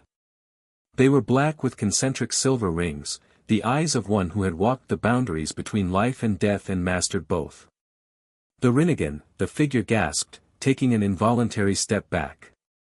So the legends were true. Naruto didn't respond with words. Instead, he raised his hand toward the glowing center of the blood pattern, and pushed. Reality itself seemed to bend around him. The sickly green glow faltered, then began to recede. The blood flowing in the groove's reverse direction, crawling back up toward the altar. "No," the figure cried. "What are you doing?" "What I should have done from the beginning," Naruto replied, his voice resonating with power. "I'm taking control of your ritual." The forgotten child lunged forward with the golden scythe, but Naruto's control was absolute now. With his other hand, he gestured sharply, and shadows erupted from the ground, wrapping around the figure like chains. "Impossible," they choked out. "You're weakened." "The wound is healing," Naruto finished. "Just like my memories. Just like my power." With the figure restrained, Naruto returned his full attention to the ritual circle. The green glow had almost completely receded now, but he could feel something massive on the other side, a presence of immense power, straining against the thinned boundary between worlds. The doors of death, trying to manifest. Sweat beaded on Naruto's forehead from the effort of holding them back. Even with the Rinnegan, this was taxing his still recovering strength to its limits. "I can't hold this forever," he muttered to himself. "Need to close it completely." A solution presented itself, one he didn't like, but saw no alternative to. The ritual required blood, the blood of a primordial being. His blood. If he could corrupt the ritual with his own willing sacrifice, rather than Nico's unwilling one. "This is going to hurt," Naruto said, gritting his teeth. Still maintaining his hold on the partially manifested doors, he bit down hard on his thumb, drawing golden ichor. Then, with quick movements, he traced a new pattern over the blood circle on the floor, a sealing jutsu from his original world, modified to work with the Greek magic already in place. Where his blood touched Nico's, the patterns hissed and steamed, the two powers fighting for dominance. Naruto pushed more of his energy into the seal, forcing it to accept his will. "You fool," the forgotten child shouted, still struggling against the shadow bonds. "If you corrupt the ritual, you have no idea what might come through instead." "I know exactly what will come through," Naruto replied grimly. "Nothing." With a final surge of power, he completed the seal. The cavern shook violently, stalactites crashing down around them. The green glow flared once, blindingly bright, then imploded in on itself with a thunderous sound that shook Naruto to his bones. For a moment, absolute silence fell. Then, slowly, the blood patterns on the floor began to dissolve, evaporating into mist that dissipated in the stale cavern air. Naruto staggered, the Rinnegan fading from his eyes as exhaustion overtook him. He'd pushed himself to the limit and beyond, using power his recovering body wasn't ready to channel. The shadow bonds holding the forgotten child weakened with his exhaustion, and the figure broke free, retrieving the golden scythe from where it had fallen. "This isn't over, Shadow," they hissed, backing toward the cavern entrance. "You've delayed the inevitable, nothing more." Naruto tried to pursue, but his legs gave out beneath him, sending him crashing to his knees. "I'll find you," he promised, his voice hoarse. "Wherever you run." The figure paused at the entrance. "When we meet again, I won't underestimate you. Neither should you underestimate me." With that, they were gone, disappearing into the darkness of the tunnel. Naruto wanted to follow, to finish this now, but his body refused to cooperate. Instead, he crawled to where Nico lay, still unconscious but with a healthier color to his skin now that the blood ritual had been disrupted. "Let's get you back to your sister, kid," Naruto murmured, gathering the boy into his arms despite his own exhaustion. The journey back up the tunnel was grueling. Without the energy for shadow travel, Naruto had to climb the conventional way, carrying Nico on his back. Every step was an effort of will, his body protesting the abuse he'd put it through. By the time he reached the surface, emerging through the now closed fissure that he'd had to force back open with the last dregs of his power, night had fallen. The park was lit only by distant street lamps, casting long shadows across the grass. "Naruto," a voice called out. He turned to see Artemis, Zoe, and Bianca rushing toward him. All three looked battle-worn, clothes torn, minor cuts and scrapes visible, but otherwise unharmed. "Nico!" Bianca cried, seeing her brother draped across Naruto's back. With gentle movements, Naruto transferred the unconscious boy into his sister's arms. "He's alive," Naruto assured her. "The wound on his hand is from the ritual. They were using his blood to try to open the doors of death." "The doors of death?" Artemis repeated, her silver eyes wide with alarm. "That's impossible. Not even a titan could control those." "The forgotten child was using a piece of Kronos' scythe," Naruto explained, swaying slightly on his feet. "Combined with my awakening and the blood of a child of Hades, it was a powerful combination." "But you stopped it," Zoe observed, looking at him with new eyes, respect mingled with the lingering caution. "Barely," Naruto admitted. "And only temporarily. They'll try again." "Where is this forgotten child now?" Artemis demanded, scanning the darkened park as if expecting an ambush. "Gone. I was too exhausted to pursue after disrupting the ritual." Bianca looked up from where she was cradling her brother. "Thank you," she said, her voice thick with emotion. "For saving him." Naruto smiled tiredly. "Consider us even for that arrow you had pointed at my heart earlier." Despite the tension of the situation, Bianca laughed, a brief, surprised sound that seemed to lighten the atmosphere. "We need to get back to Olympus," Artemis decided. "The council must be informed of this attempt on the doors of death. And," she added, glancing at Naruto's clearly exhausted state, "you need to recover your strength." Naruto nodded, too tired to argue. "The wound," he said, pressing a hand to his side. "I think I understand its purpose now. It wasn't just meant to weaken me, it was connecting me to the ritual, using my power as a catalyst." "A catalyst for opening the doors?" Zoe asked. "Exactly," Naruto confirmed. "Which means as long as the wound persists, I'm a potential liability." Artemis studied him thoughtfully. "Apollo may be able to help with that. He is the god of healing, after all." "Worth a shot," Naruto agreed. "Because next time we face the forgotten child, I want to be at full strength." "Next time," Artemis said firmly, "you won't be facing them alone." Naruto looked at the goddess, surprised by the determination in her voice. "I thought you were just my jailer." "I'm beginning to think," Artemis replied with the ghost of a smile, "that there may be more to the shadow of Tartarus than the stories suggest." "I've been saying that all along," Naruto pointed out. "Indeed you have," the goddess acknowledged. "Perhaps it's time we all listened."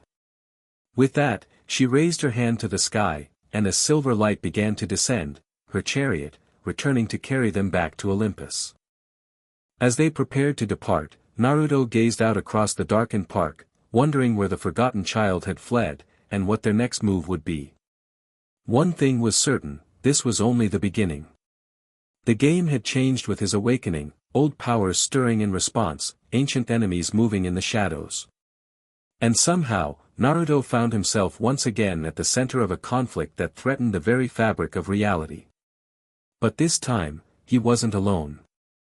As the silver chariot touched down before them, Naruto looked at his unlikely allies, Artemis, the proud goddess who had vouched for him against all expectations, Zoe, the fierce hunter whose suspicion was slowly giving way to grudging respect, Bianca, cradling her brother with a protectiveness he understood all too well, and Nico himself, an innocent pawn in a game played by powers beyond his comprehension. For the first time since awakening in this strange new world, Naruto felt something he had almost forgotten: purpose. Not just to survive, not just to recover his memories and power, but to protect. To fight for those who couldn't fight for themselves. Perhaps that was who he had always been, beneath the fearsome title of Shadow of Tartarus. Not a destroyer of worlds, but their defender. Let's go, he said, stepping toward the chariot. We've got work to do. Chapter 2, Divine Judgments. Olympus buzzed with rumors. Gods and spirits whispered about the shadow of Tartarus walking freely among them, about the failed ritual to open the doors of death, about the mysterious forgotten child who threatened the cosmic order. The grand throne room, normally reserved for solstice meetings and emergencies, had been packed for hours as the Olympian Council debated their next move. Naruto waited outside, leaning against a marble column. The golden ichor that had flowed from his side wound earlier had stopped, but the injury still pulsed with dark energy. His face showed no pain, just thoughtful concentration. Beside him, Bianca paced nervously. What's taking them so long? It's been 3 hours. Divine politics, Naruto replied with a shrug. Makes mortal governments look efficient. Lady Artemis will speak for you, Zoe said, her volcanic eyes fixed on the massive bronze doors. Her word carries weight. Yeah, but does it outweigh thousands of years of stories about me trying to end the world? Naruto countered. Zoe's lips twitched in what might have almost been a smile. Perhaps not. But facts should matter more than stories.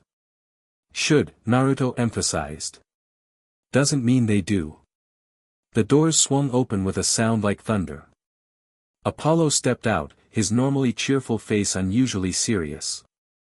They're ready for you, he told Naruto.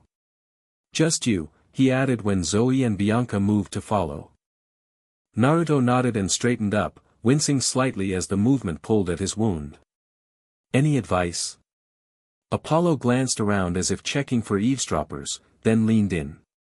Zeus is pissed. Poseidon's on the fence. Athena thinks you're too dangerous to let live but too useful to kill right now. My sister's fighting for you, but I should expect the worst, Naruto finished. Pretty much, Apollo agreed. He studied Naruto's side. That wound's resisting healing. Divine weapon. Fragment of Kronos' scythe, wielded by someone who calls themselves his forgotten child. Apollo's eyes widened. Shit. That's bad news. Tell me about it. I'll see what I can do about that wound after the council, Apollo promised. If they don't vote to blast you into atoms, that is. Comforting, Naruto deadpanned. He took a deep breath and walked through the doors. The throne room felt even more imposing than before. 12 massive thrones arranged in a U shape, each occupied by a god in their full divine form. The air crackled with power that would have vaporized any normal mortal. Naruto walked to the center and bowed his head slightly, a show of respect, not submission. The shadow of Tartarus, Zeus began, voice like rolling thunder. You stand before us once more, this time to explain your actions at the Central Park entrance to the underworld. I stopped someone from permanently opening the doors of death, Naruto replied simply. You're welcome. Several gods shifted uncomfortably. Ares snorted. Dionysus yawned dramatically. You expect us to believe, Hera said coldly, that after thousands of years sealed away, your first act upon freedom is to help us? I don't expect you to believe anything, Naruto replied. But it's the truth. This forgotten child is the real threat here, not me. So you claim, Zeus said. Yet conveniently, this forgotten child escaped, leaving no proof of their existence beyond your word. And the ritual site, Artemis interjected. The blood patterns, the residual energy, all consistent with an attempt to manipulate the doors of death. Which could have been created by the shadow himself, Athena pointed out. We only have his word that another was involved. Naruto sighed. This was going exactly as he'd expected. Look, he said, I get it. You don't trust me. Fine. But ask yourselves this, if I wanted to destroy Olympus, why would I save a child of Hades? Why would I close a ritual that would have given me access to endless armies of the dead? Why would I be standing here now, instead of raising hell somewhere? A few gods exchanged glances, considering his words. The shadow makes a valid point, Poseidon admitted. His actions thus far have been, unexpectedly helpful. Or deceptively so, Hera countered. Perhaps this is all part of a longer game. Oh come on, Naruto groaned. What could I possibly gain from this elaborate charade? If I wanted you all dead, I'd just, he caught himself before finishing that sentence. Let's just say there are more direct approaches I could take. Is that a threat? Zeus demanded, lightning crackling around his throne. No, Naruto said firmly. It's a reality check. I'm trying to convince you I'm not your enemy by pointing out how differently I'd behave if I was. The gods continued to argue among themselves. Naruto stood patiently, understanding that millennia of fear and suspicion wouldn't disappear overnight. Eventually, Zeus raised his hand for silence. We face two possibilities, the king of the gods declared. Either the shadow of Tartarus has indeed reformed his ways and stands as a potential ally against this new threat, or he plays a deeper game, one we cannot fully perceive. In either case, keeping him close seems the wisest course. Naruto raised an eyebrow. Define close. You will remain on Earth, under observation, Zeus answered. Specifically, at Camp Half-Blood, where your activities can be monitored and your skills may prove useful in protecting our children, should this forgotten child strike again. Camp Half-Blood? Naruto repeated. The demigod summer camp? It is more than that, Athena said. It is a training ground, a sanctuary, and, she fixed him with her intimidating gray eyes, a place where even gods must tread carefully, bound by ancient rules of hospitality and protection. Naruto understood the subtext. At camp, he would be constrained by rules that might limit his power, and if he broke those rules, he'd give the Olympians justification to move against him. I accept, he said after a moment's consideration. On one condition. Several gods bristled at his audacity in setting conditions. You are hardly in a position to make demands, Hera said coldly. It's not a demand, it's a request, Naruto clarified. I want permission to continue investigating this forgotten child, to leave camp when necessary to follow leads. Absolutely not, Zeus thundered. We can't just sit and wait for them to try again, Naruto argued. They're planning something big, something that involves me whether I want it or not. I need to find them before they find a way to finish what they started. He's right, Artemis spoke up. This entity has already demonstrated the ability to manipulate a child of the Big Three and nearly breach the doors of death. We cannot afford to be purely reactive. The council erupted into heated debate once more. Naruto watched, fascinated by the family dynamics at play. These beings had been ruling together for millennia, yet they bickered like siblings, which, he supposed, many of them were. Finally, a compromise emerged. You may investigate, Zeus decreed, but not alone. A companion of our choosing will accompany you at all times. Let me guess, Naruto said. Someone powerful enough to stop me if I go rogue? Precisely, Zeus confirmed without apology. Fine by me, Naruto agreed. Who's my babysitter going to be? Artemis stood from her throne. I volunteered one of my hunters. Naruto's eyebrows shot up in surprise. You're willing to pull one of your hunters away from your service? For me. For the safety of Olympus, Artemis corrected, though something in her silver eyes suggested there might be more to it. Zoë Nightshade will accompany you when you leave camp grounds. Zeus nodded in approval. It is decided. The shadow will reside at Camp Half-Blood under the supervision of Chiron and the camp's protective barriers. When investigation requires travel, he will be accompanied by Zoë Nightshade, who will report directly to Artemis. And my wounds? Naruto asked, gesturing to his side. As long as they remain unhealed, I'm a vulnerability. The forgotten child created them as a connection to the ritual. They could exploit that again. Apollo stepped forward. I'll handle that. The wound from Kronos' scythe requires specialized treatment. With that, the council was adjourned. The gods began vanishing in flashes of divine light until only Apollo, Artemis, and Hermes remained with Naruto. "That went better than expected," Naruto commented. "Nobody tried to smite me." "The day's still young," Hermes quipped with a mischievous smile. "I'm here to transport you to camp once Apollo's done patching you up." "And I must inform Zoe of her new assignment," Artemis said. "She won't be pleased." "Because she doesn't trust me?" Naruto asked. "Because she doesn't trust men," Artemis corrected. "But she understands duty." The goddess disappeared in a flash of silver light, leaving Naruto with the two gods. "All right, shirt off," Apollo instructed. "Let's see what we're dealing with." Naruto complied, removing the silver tunic to reveal the wound on his side.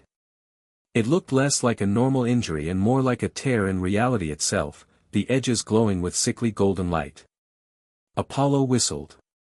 "Nasty. Definitely from the original scythe. The wound exists in multiple planes of reality simultaneously. Can you fix it?" Naruto asked. "Not completely, not right away," Apollo admitted, placing his hands near the wound without touching it. Golden light, healthier and brighter than the wound's glow, emanated from his palms. "I can seal it partially, enough to prevent it from being used as a conduit again. But fully healing it will take time and probably some ingredients I don't have on hand." "Like what?" "Water from the Phlegathon, for starters," Apollo said, concentrating on his work. "The river of healing fire in Tartarus. A few other rare items. We'll need to gather them eventually, but this will hold for now."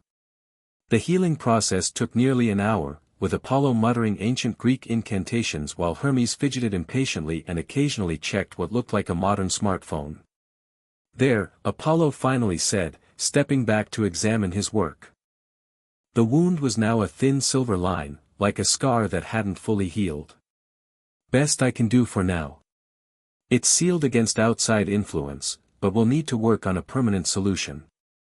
"Thanks," Naruto said sincerely, pulling his tunic back on. "I owe you one. You can repay me by not destroying Olympus," Apollo replied with a wink. "Ready to head to camp?" "As I'll ever be." Hermes stepped forward. "This might feel a bit strange if you're not used to it." Before Naruto could respond, Hermes placed a hand on his shoulder, and the world dissolved into a blur of speed and color. The sensation was disorienting but not uncomfortable, similar to his own shadow travel, but brighter and faster. They rematerialized at the top of a hill, beside a large pine tree with what appeared to be a golden blanket hanging from its lower branches. "The golden fleece," Hermes explained, following Naruto's gaze. "Protects the camp's boundaries." Below them sprawled Camp Half-Blood, a collection of cabins arranged in a U-shape. The Olympians seemed fond of that formation, a large blue farmhouse, an arena, a climbing wall that appeared to be spewing actual lava, and various other training facilities. Beyond that lay strawberry fields, a forest, and a glittering lake. "It's not what I expected," Naruto admitted. "Never is," Hermes agreed. "Chiron's waiting for you at the big house, that's the blue farmhouse down there. I'd walk you in, but," he glanced at his phone, "I've got a delivery in Singapore in about 3 minutes. "I can find my way," Naruto assured him. Hermes nodded and disappeared in a flash, leaving Naruto alone on the hillside.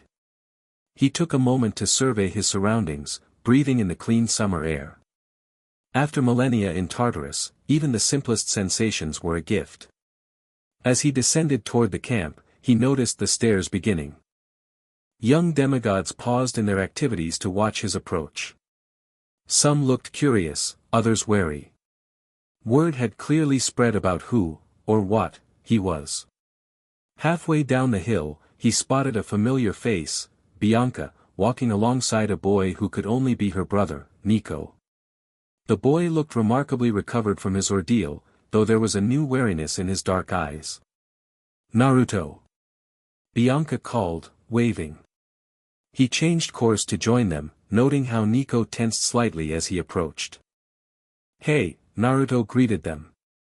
Good to see you up and about, kid. Thanks for saving me, Nico said, his voice unexpectedly formal. Bianca told me everything. No problem. How are you feeling? Fine, Nico answered too quickly. Like it never happened. Bianca shot her brother a concerned look. The Apollo campers healed his physical wounds, but I keep seeing it when I sleep, Nico admitted reluctantly. That circle. The chanting. The doors starting to open. Naruto nodded in understanding. Traumatic experiences leave marks that aren't easily healed. Believe me, I know. Bianca says you're going to be staying at camp, Nico said, changing the subject. In which cabin? Good question. I'm not exactly a demigod. They've prepared the guest rooms in the big house, Bianca explained. Chiron thought that would be less controversial than placing you in any particular god's domain. Smart man. Or, well, smart centaur, Naruto corrected himself. Speaking of which, I should probably report in. We'll walk with you, Bianca offered. I need to talk to Chiron about my new assignment anyway. New assignment? Naruto repeated, raising an eyebrow. Bianca looked uncomfortable. Lady Artemis has commanded me to assist in the investigation of the forgotten child, alongside Zoe. Seriously? Naruto was genuinely surprised. I thought Zoe was my designated watchdog. She is, Bianca confirmed. I'm more of backup. And a liaison to camp, since I know Nico and some of the other campers. Nico frowned. You're leaving again. You just got back. Not leaving permanently, Bianca assured him quickly. Just helping with something important. The siblings shared a look that contained volumes of unspoken history. Naruto felt like an intruder witnessing it. Anyway, Bianca continued, breaking the tension. Chiron will explain everything. He's been in contact with Olympus all morning. They continued toward the big house, passing groups of demigods engaged in various activities. Some were practicing sword fighting, others canoeing on the lake, still others tending the strawberry fields.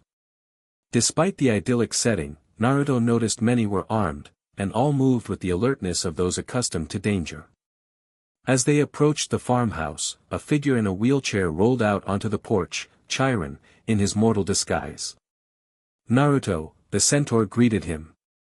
Welcome to Camp Half-Blood. I trust your council meeting concluded, favorably. I'm not smoldering in a crater, so yeah, pretty favorably, Naruto replied. Chiron's eyes crinkled in amusement. Indeed. Please, come inside. We have much to discuss.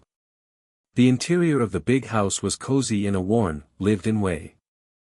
They followed Chiron to what appeared to be a rec room, complete with ping-pong table, ancient arcade games, and a leopard head mounted on the wall that Naruto could have sworn blinked at him.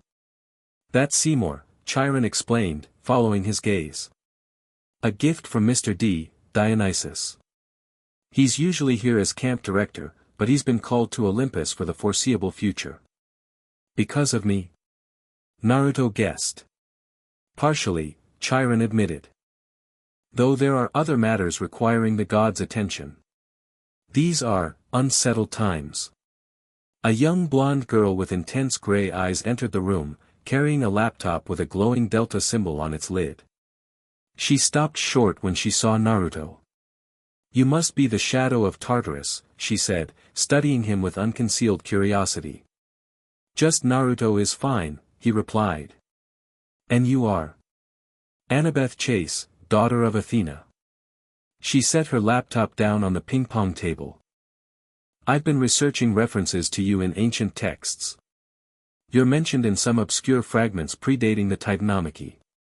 All good things, I'm sure, Naruto said dryly.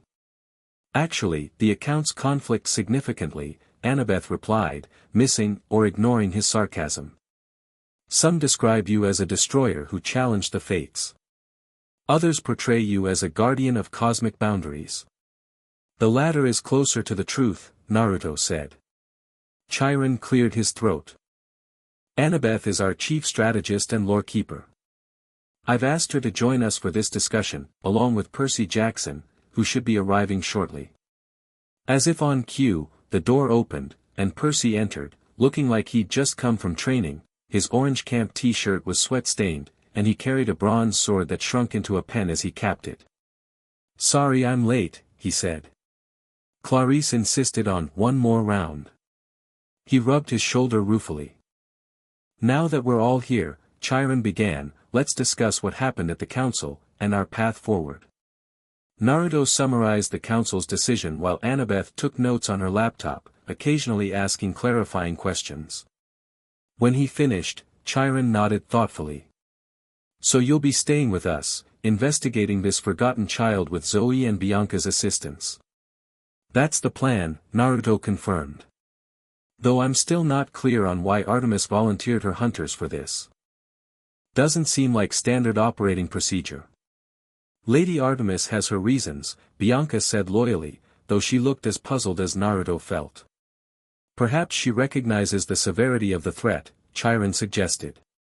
"Opening the doors of death permanently would be catastrophic, far worse than even Kronos' return."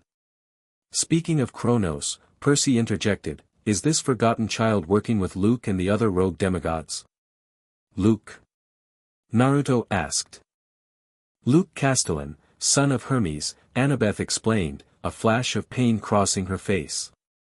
"He turned against Olympus, hosting Kronos' consciousness as the Titan Lord reforms." "That's not good," Naruto said, understating dramatically. "But no, I don't think the forgotten child is working with this Luke. They referred to themselves as Kronos' last offspring, hidden from history. Their agenda seemed separate from whatever Kronos himself might be planning." "Two simultaneous threats to Olympus," Chiron mused. "Most concerning." "My guess?" Naruto offered. "The forgotten child saw Kronos stirring, realized the gods would be distracted by that threat, and decided it was the perfect time to enact their own plan. They just needed a few key components, including me. And my brother," Bianca added quietly. "And my brother," she confirmed. "A child of the underworld to help manipulate the doors of death, and the shadow of Tartarus as a power source." "But why now?" Percy asked. "You've been sealed away for thousands of years, right? Why wake you up at this specific moment?" It was a good question. Naruto frowned, considering. "The alignment," Annabeth suddenly exclaimed. "Next month, the planets align in a pattern that occurs only once every 3,000 years. Ancient texts reference it as a time when the barriers between realms thin naturally." "That would make ritual magic more effective," Chiron agreed. "Particularly magic involving cosmic boundaries. So they wake me up, use my power and Nico's connection to the underworld, and wait for this alignment to try again," Naruto theorized. "The question is, where? And how do we stop them?" Percy added pragmatically.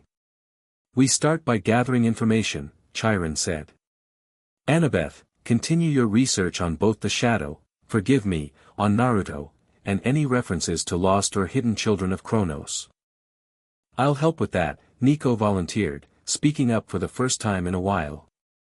"I want to understand why they targeted me specifically." "When do Zoe and I begin our assignment?" Bianca asked. "Zoe will arrive this evening," Chiron answered. "I believe Artemis wished to brief her personally." "Lucky her," Naruto muttered.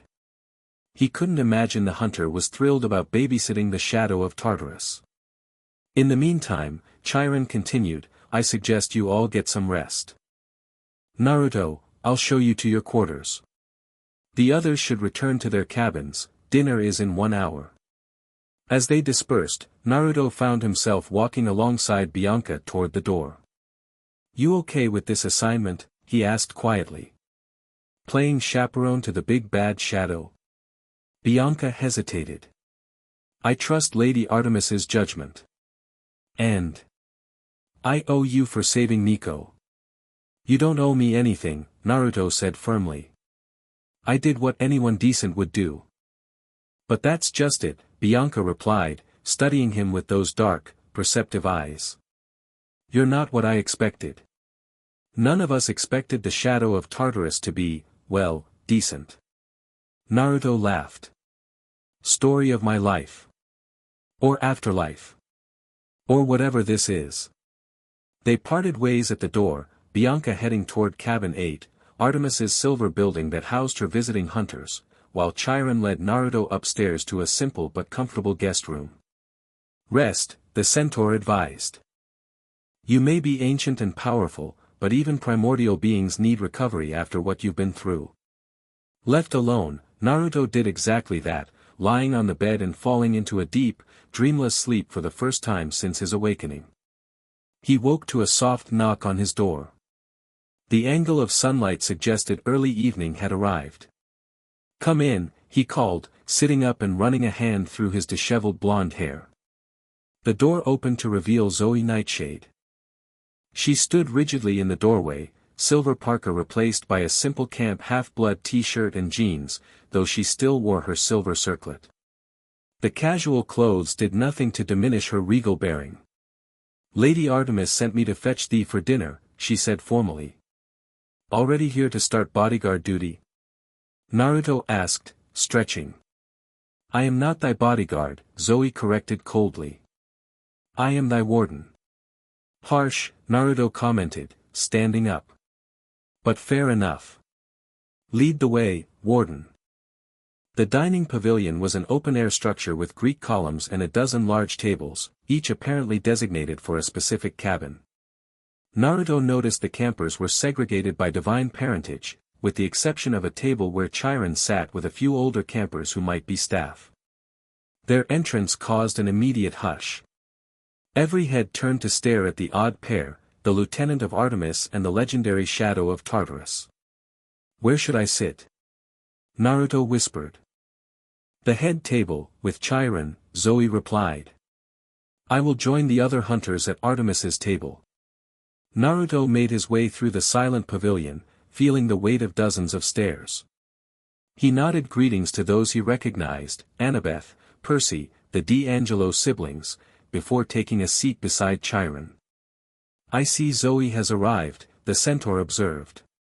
Yeah, she's thrilled about her new assignment, Naruto replied sarcastically. Give her time. Zoë Nightshade has reasons for her distrust of male beings, particularly powerful ones. Before Naruto could ask what those reasons were, Chiron stamped his hoof against the marble floor. The pavilion quieted immediately. Campers, he announced, as you may have heard, we have a unique guest staying with us for the foreseeable future. He gestured to Naruto. This is Naruto, known in ancient texts as the Shadow of Tartarus. By decree of the Olympian Council, he will be residing at camp while investigating a new threat. I expect you all to show him the same hospitality you would any guest under our protection. Murmurs rippled through the pavilion. Naruto noticed several campers, particularly at the Ares table, looking distinctly unhappy about this arrangement. That said, Chiron continued, regular camp activities will continue as scheduled.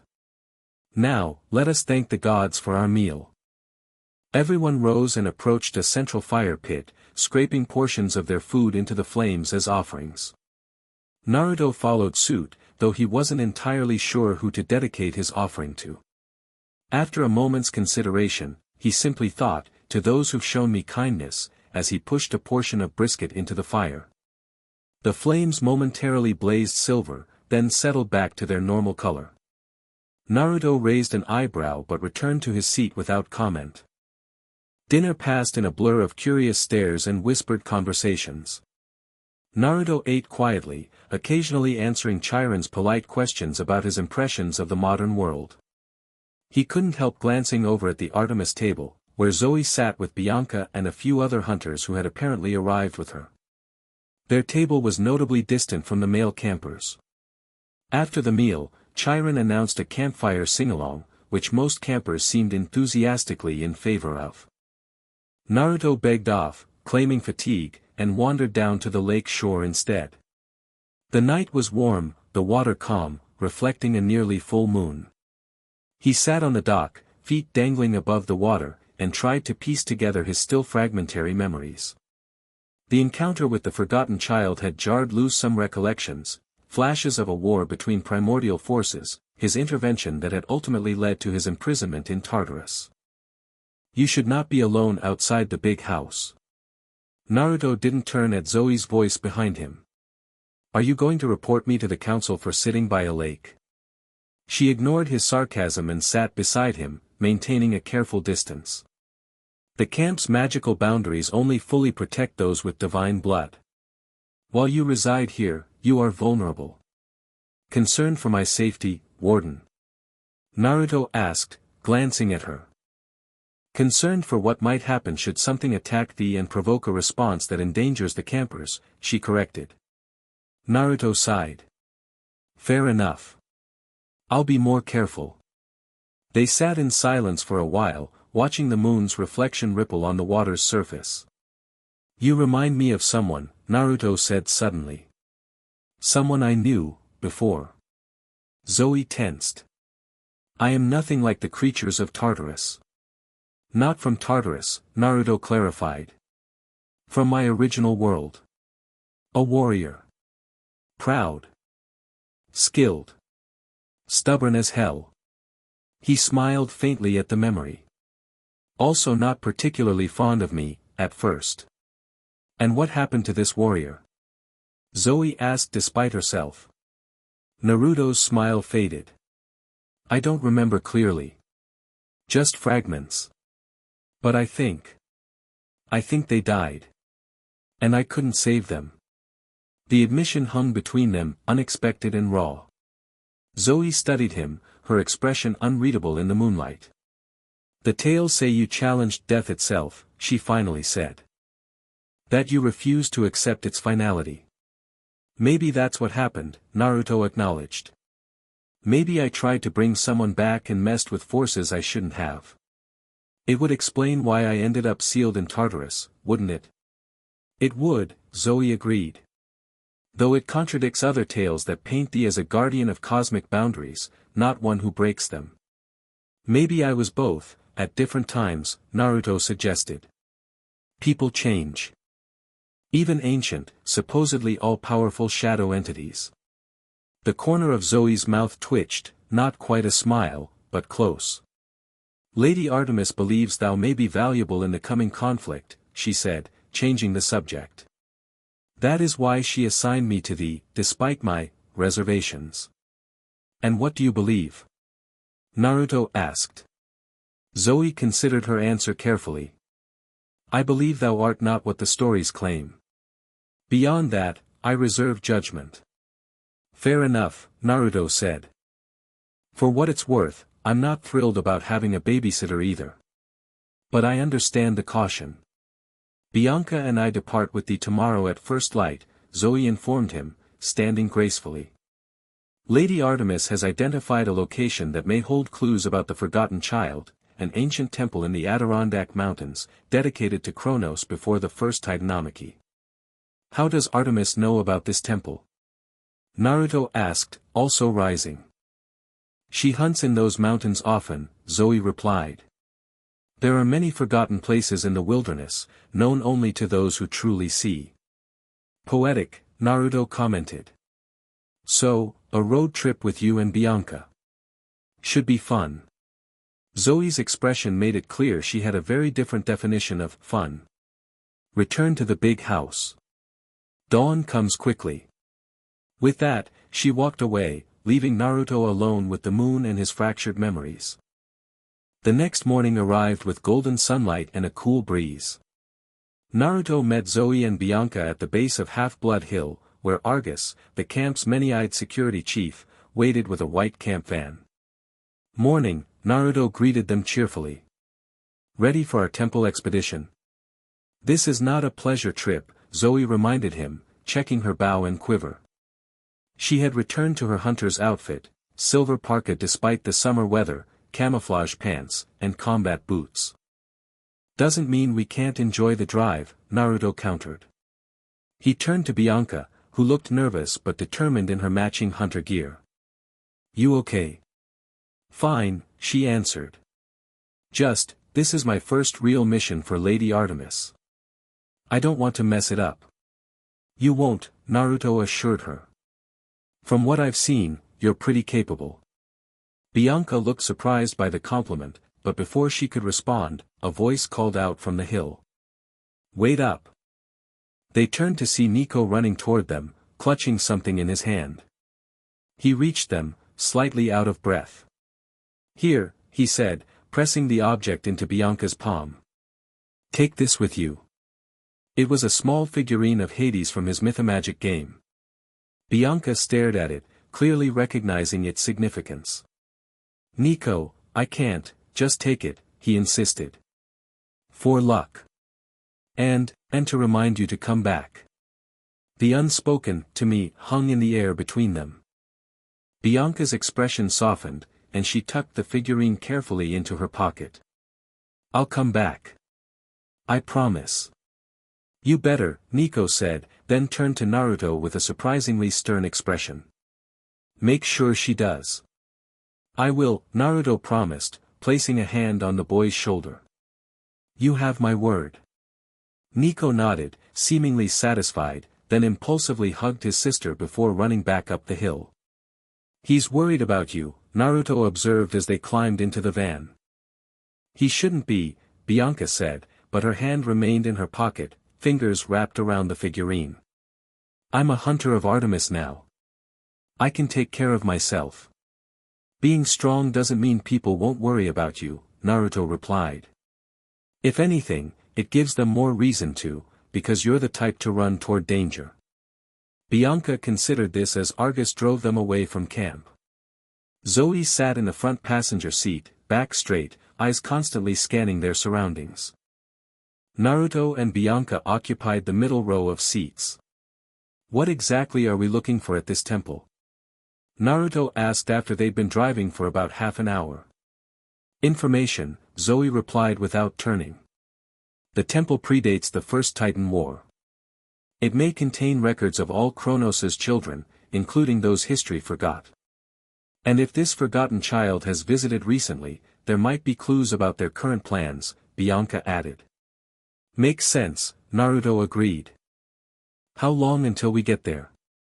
4 hours, if the traffic cooperates, Zoe answered. Naruto suppressed a groan. He'd never been good at sitting still for long periods, even before his imprisonment. After a few millennia in Tartarus, his patience for confinement was even shorter. To pass the time, he tried making conversation. So, Zoe. How long have you been a hunter? Over 2,000 years, she replied curtly. 2,000. Wow. You look good for your age. Zoe shot him a withering glance, and Bianca stifled a laugh. What about you, Bianca? Missing anything about normal life since you joined up? Bianca considered the question. Not really. Before the hunters, Nico was all I had.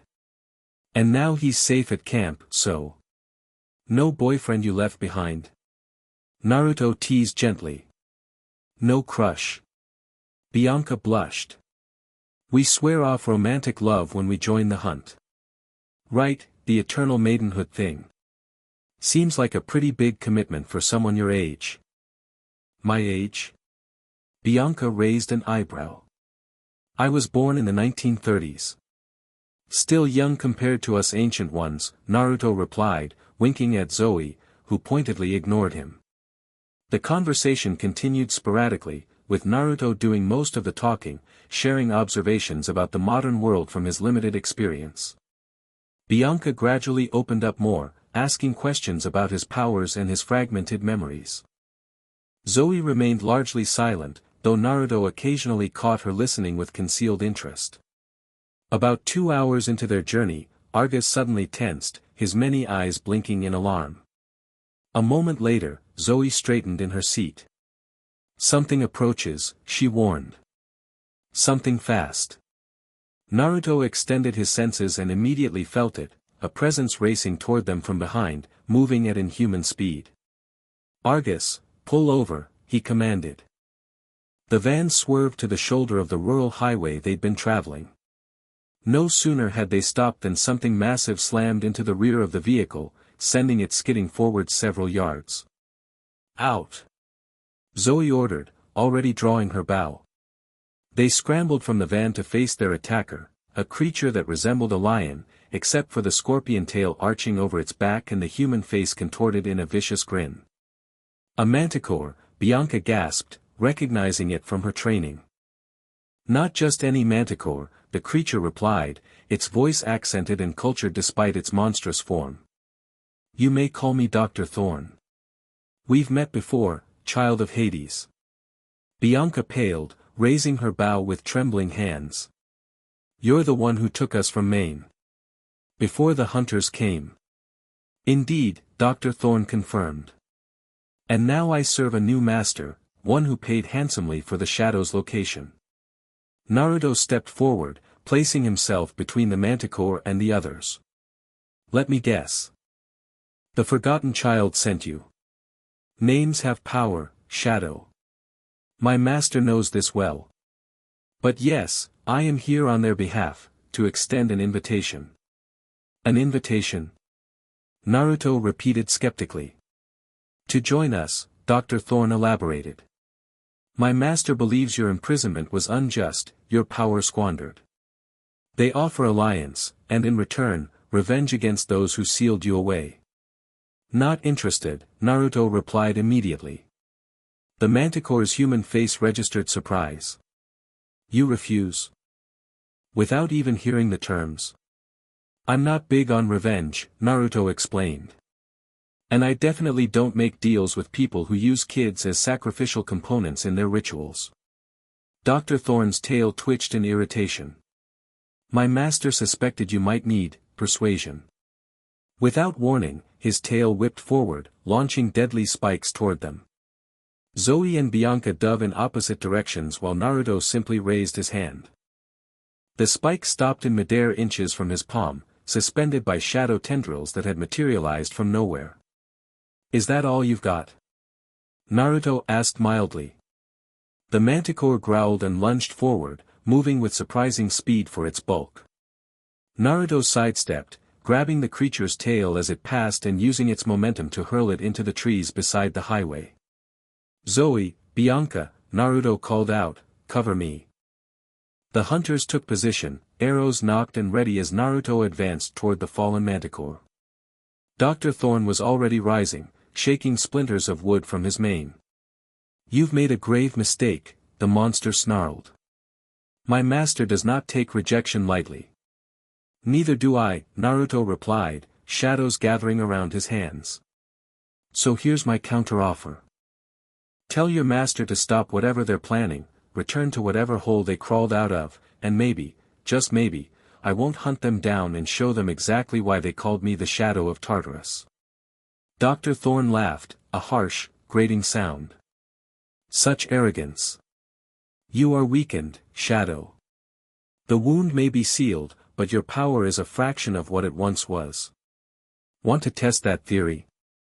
Naruto challenged, his eyes beginning to glow with golden sage energy. The manticore hesitated, clearly reassessing the situation. Then, to Naruto's surprise, he smiled. "Perhaps another time. This encounter has already served its purpose." Before Naruto could question this cryptic statement, the ground behind him erupted in screams. He spun to see 3 more manticores emerging from the tree line across the highway, surrounding Zoe, Bianca, and Argus. An ambush, Naruto realized. "You were just the distraction." "Precisely," Dr. Thorne confirmed smugly. "And now, we'll be taking the daughter of Hades with us. My master has unfinished business with her blood." "Bianca!" Naruto shouted, already racing back across the highway. But the distance was too great, the manticores closed in on the hunters, tails poised to strike. Zoe moved with breathtaking speed and precision, her silver arrows finding weak spots in the manticore's hides. One collapsed into golden dust immediately. Bianca tried to follow her example, but her hands were shaking too badly for accurate aim. "Stay behind me." Zoe commanded, placing herself between Bianca and the remaining monsters. The manticores attacked simultaneously, one charging directly at Zoe while the other circled around. Argus intercepted the flanking monster, his many eyes allowing him to anticipate its movements, but he was quickly overwhelmed by its superior strength. Zoe dispatched her attacker with a hunting knife to the throat when it got too close for arrows, but the momentary distraction was all Dr. Thorne needed. He bounded across the highway and pounced toward Bianca. Time seemed to slow as Naruto pushed himself faster, shadows propelling him forward with supernatural speed. He reached Bianca just as Dr. Thorne did, shoving her out of the way and taking the full impact of the manticore's charge. They tumbled across the asphalt, Naruto grappling with the monster's massive form. Dr. Thorne's claws raked across his chest, drawing golden ichor, but Naruto barely noticed the pain. He was focused entirely on keeping the manticore's scorpion tail away from his face. Enough of this, Naruto growled, his patience evaporating. He released his hold on the physical shadows around him and instead drew on a deeper power, the primordial darkness that was his true domain. His eyes shifted from sage gold to depthless black with concentric silver rings, the Rinnegan manifesting once more. Dr. Thorne's human face registered true fear for the first time. "What are you?" Naruto placed his palm against the manticore's chest. Almighty push. A wave of invisible force exploded outward, not just striking Dr. Thorne but literally disintegrating him from the point of contact outward. No golden dust remained, the monster had been completely obliterated, banished so thoroughly that not even Tartarus could reclaim him for regeneration. The shockwave continued past the manticore, shattering nearby trees and cracking the asphalt of the highway. Naruto immediately reined in his power, horrified at the unintended destruction. He'd meant to eliminate only the monster, not damage everything around them. "Zoe! Bianca!" he called out, searching for them in the settling dust. Bianca emerged first, looking shaken but unharmed. "I'm okay," she assured him. "But Argus?" The camp security chief lay motionless nearby, numerous cuts across his body oozing golden ichor. Most of his eyes were closed in pain, but he was clearly alive. "And Zoe?" Naruto asked urgently. Bianca's expression fell. "She got hit by the manticore's spikes when she pushed me out of the way. It doesn't look good." Naruto rushed to where Zoe lay behind the damaged van. 3 manticore spikes protruded from her abdomen, the wounds around them already turning a sickly green as the poison spread. "Zoe," Naruto knelt beside her, gently lifting her head. "Hold on. We'll get help." Her volcanic eyes flickered open, pain evident in their depths. "The quest," she managed through gritted teeth. "We must continue." "Forget the quest. You're dying," Naruto said bluntly. "Manticore poison has no cure," she replied, grimacing as a spasm of pain racked her. "Not even Apollo could extract it all now." "Maybe not Apollo," Naruto said thoughtfully, his Rinnegan still active. "But I might be able to." "What are you thinking?" Bianca asked, kneeling opposite him. "Something risky," Naruto admitted. "A technique from my original world, adapted to work here. It might save her, but..." "But what?" Bianca pressed when he hesitated. "But it involves manipulating life force directly. It's dangerously close to the kind of boundary violation I was sealed away for in the first place." Zoe's hand shot out, gripping his wrist with surprising strength. "Do not risk thyself for me. The mission is pointless if you die," Naruto interrupted. "We need you, Zoe. Your experience, your knowledge. And I'm not going to sit here and watch you die if I can prevent it." Before she could protest further, he placed one hand on her forehead and the other over her heart. The Rinnegan glowed brighter as he channeled his power into her body, seeking out the poison that was consuming her life force.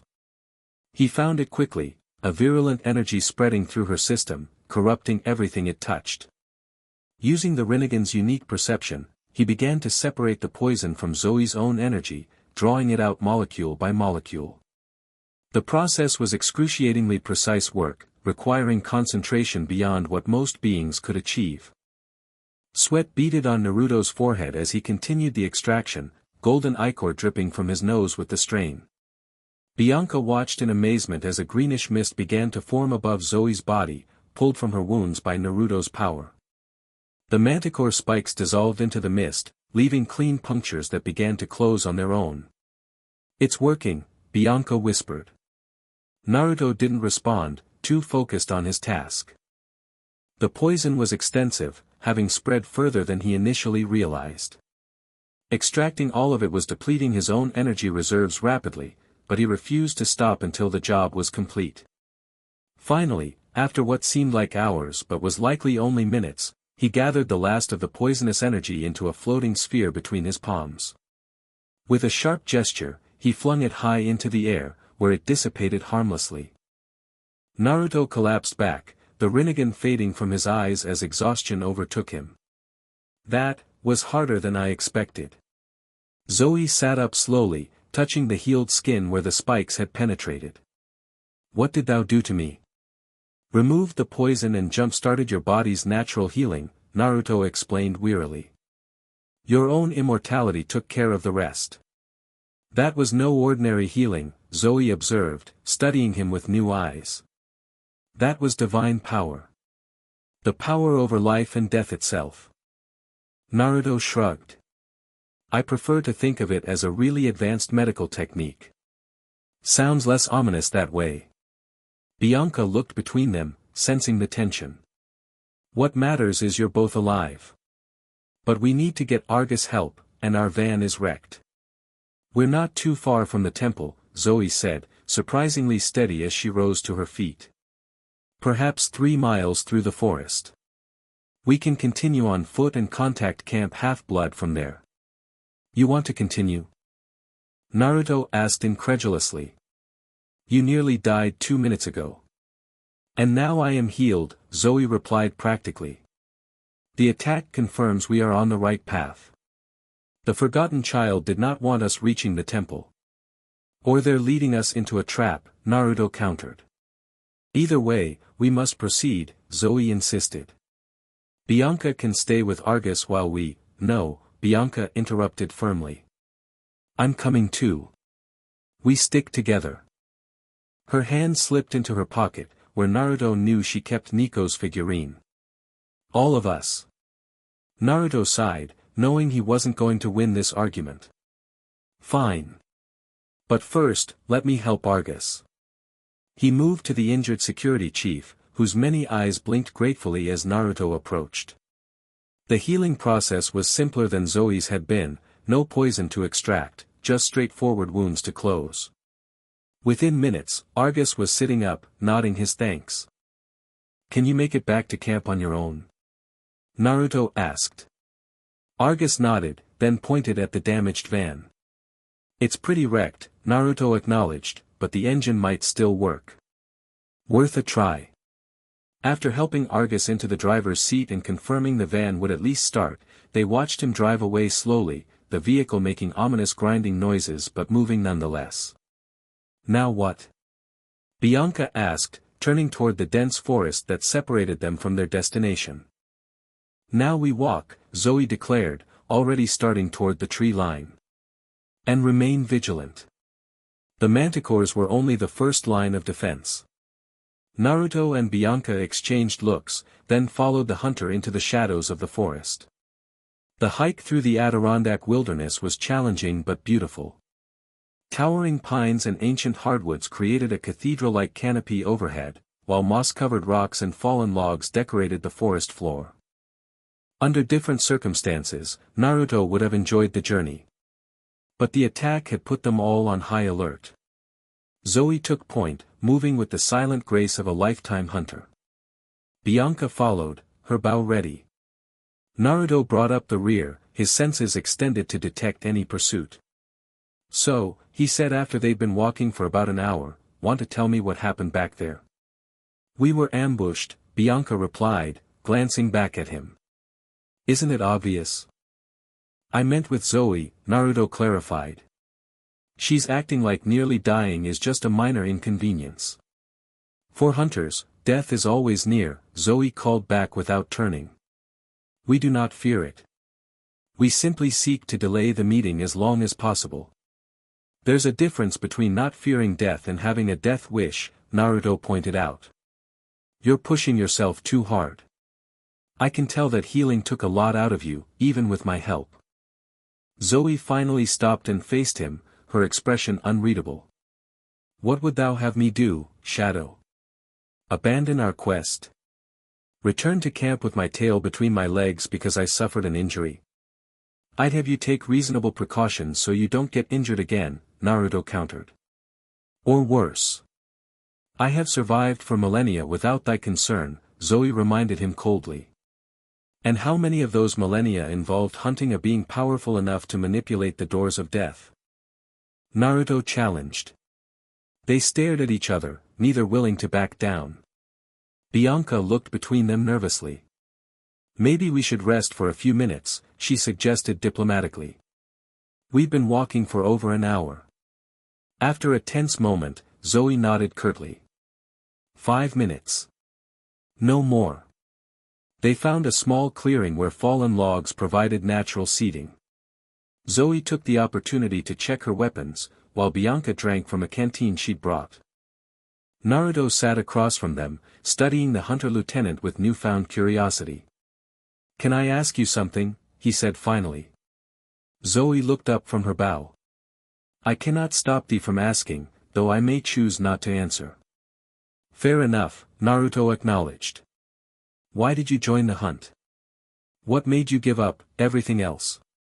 For a moment, he thought she might refuse to respond. But then her fingers paused on her bowstring, and she sighed softly. I sought refuge, she admitted. And purpose. Lady Artemis offered both when I had neither. Refuge from what? Naruto pressed gently. Zoe's volcanic eyes met his, ancient pain visible in their depths. From betrayal. From the consequences of trusting a hero who did not deserve that trust. Hercules, Bianca said suddenly, then looked embarrassed when both turned to her. Sorry, it's just, you told me the story when I joined the hunt. About Hercules and the Garden of the Hesperides. Indeed, Zoe confirmed, her accent becoming more pronounced with emotion. I was a Hesperid once, daughter of Atlas. I betrayed my family to help Hercules complete his labor, gave him the gift that allowed him to defeat Ladon and steal a golden apple. And in return, he abandoned me to face my father's wrath alone. That's why you don't trust men, Naruto realized. Especially heroes. Would thou, after such an experience? Zoe challenged. Probably not, Naruto admitted. I'm sorry that happened to you. I do not want thy pity, Shadow. It's not pity, Naruto corrected her. It's understanding. We all have painful pasts that shape us. The difference is whether we let that pain define us forever, or find a way to move beyond it. Easy to say when it is not thy pain, Zoe replied, but her tone lacked its usual edge. You think I don't know pain? Naruto asked quietly. I spent thousands of years in Tartarus, alone in darkness. Before that, I lost everyone. He frowned, more fragments of memory surfacing.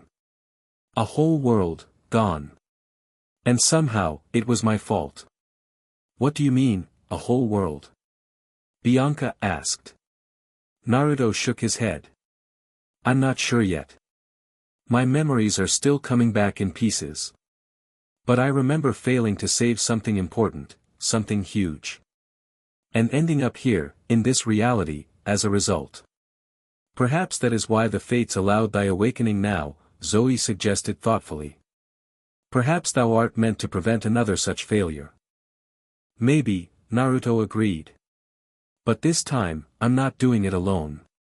He looked meaningfully at both hunters. Which means we need to trust each other. All of us. Before either could respond, a distant howl broke the forest's tranquility. It was joined by another, then several more, a chorus of predators that sounded disturbingly coordinated. wolves?" Bianca asked, reaching for her bow. "Not ordinary wolves," Zoe said, already on her feet. "Lycanthropes. Werewolves." "Perfect," Naruto muttered. "Just what we needed. How far are we from the temple?" "Close," Zoe answered, pointing up a nearby ridge. "Just beyond that rise. We should hurry." They abandoned their rest break and moved quickly through the forest, no longer concerned with stealth. The howls grew louder behind them, clearly in pursuit. "They're hurting us," Naruto realized as they climbed the steep ridge. "Every time we change direction, the howls shift to cut us off. They want us going this way. Toward the temple." Bianca panted, struggling with the climb. "Exactly," Naruto confirmed. "Which means either there's an ambush waiting, or something at the temple they wish us to find," Zoe finished his thought. "Either way, we proceed with caution." They crested the ridge and froze at the sight before them. In a small valley nestled between mountains lay the ruins of an ancient Greek temple. Once grand columns now lay toppled and broken, while sections of marble wall stood like jagged teeth against the landscape. At the center, a massive stone altar remained largely intact, darkened by millennia of weather and ritual sacrifices. But it wasn't the ruins themselves that gave them pause. It was the figure standing beside the altar, a tall, slender form in a black cloak, golden scythe gleaming in the afternoon sunlight. "The forgotten child," Naruto breathed. "They're waiting for us," Bianca whispered. "Indeed," Zoe agreed grimly. "And they have brought friends." Around the temple perimeter, at least a dozen humanoid figures prowled. Even from a distance, their lupin features were visible, elongated snouts, fur-covered bodies, but walking upright like men. "Lycanthropes," Zoe confirmed. "Elite ones, by their size." "So what's the plan?" Bianca asked nervously. "We're outnumbered." "Numbers don't matter," Naruto said, his eyes beginning to glow with sage energy. "Quality beats quantity." "We need information more than we need a battle," Zoe reminded him. "I suggest we approach openly. The forgotten child clearly wishes to speak, or they would have set their wolves on us already. Or they're waiting to ambush us in the open," Naruto countered. "Then we give them what they want," Zoe decided. "Thou and I approach directly. Bianca, find cover and provide ranged support if needed." "No way," Bianca protested. "I'm not hiding while you two face danger." "It is not hiding," Zoe explained patiently. "It is strategic positioning. If something goes wrong, we need someone free to act." Bianca clearly wasn't happy with the arrangement but nodded reluctantly. "Fine. But be careful." "Always," Zoe assured her. They separated, with Bianca circling around to find a sniper position while Naruto and Zoe descended directly toward the temple ruins.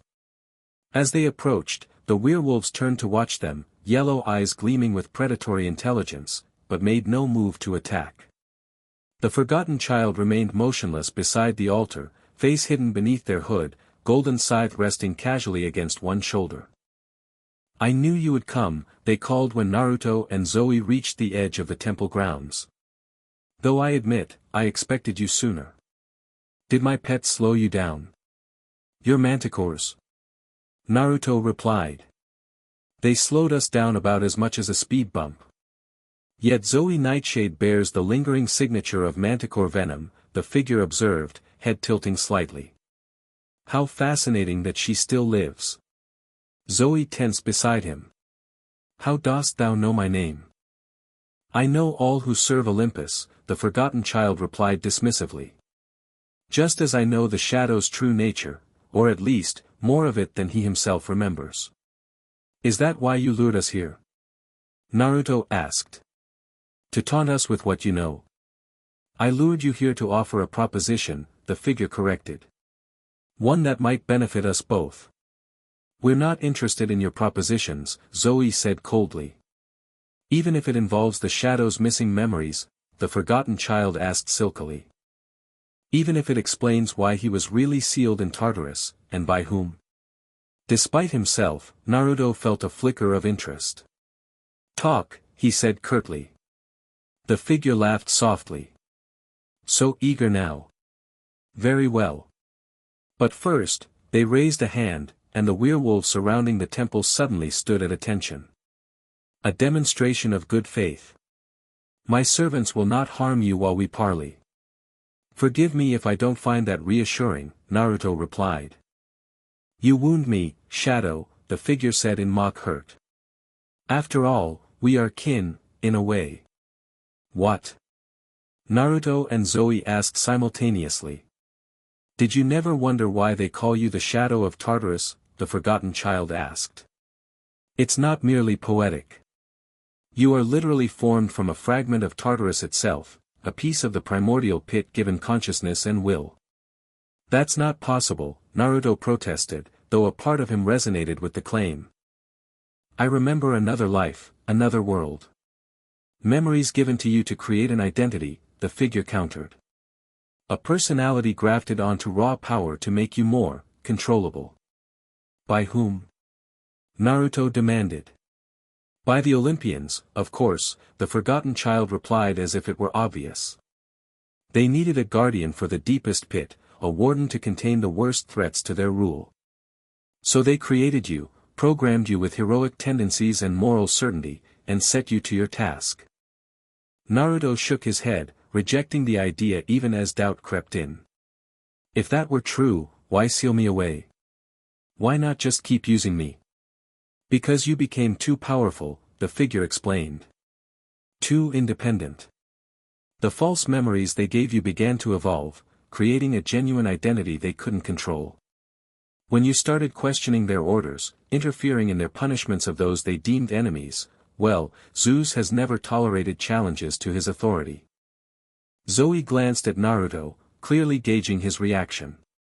"Do not listen, Shadow. These are lies meant to turn thee against Olympus." "Are they?" the forgotten child challenged. "Ask yourself, Hunter, why would the gods fear him so, if he were truly their creation? Why would ancient texts speak of him challenging the fates, if he were merely a guardian?" "Enough games," Naruto interrupted, struggling to maintain his composure as conflicting memories clashed in his mind. "You said you had a proposition. Get to it." "Simple," the figure replied. "Join me. Help me open the doors of death, not to destroy the world, but to remake it. To create a reality where neither of us is bound by false memories or predetermined roles." "And what happens to everyone else in this reality?" Naruto asked pointedly. The forgotten child shrugged. "Collateral damage in a necessary evolution." "Not acceptable," Naruto stated firmly. "I don't care if your story is true or not. I'm not helping you sacrifice an entire world for your evolution." "How disappointingly predictable," the figure sighed. "Those heroic tendencies run deep, don't they? Even when you learn you're nothing but a construct, a tool created for others' use." "I am what I choose to be," Naruto countered. "Not what others made me." "Noble sentiment," the forgotten child said, their tone suddenly hardening. "But ultimately futile. I had hoped to gain your willing cooperation, but I'm prepared to proceed without it." They raised the golden scythe, and the altar behind them began to glow with sickly green light, the same energy Naruto had seen at the ritual site in Central Park. "What are you doing?" he demanded, shadows gathering around his hands instinctively. "Claiming what I came for," the figure replied. "The Temple of Kronos holds secrets, keys to unlocking the full potential of his scythe. And with them, I no longer need you or the child of Hades to open the doors.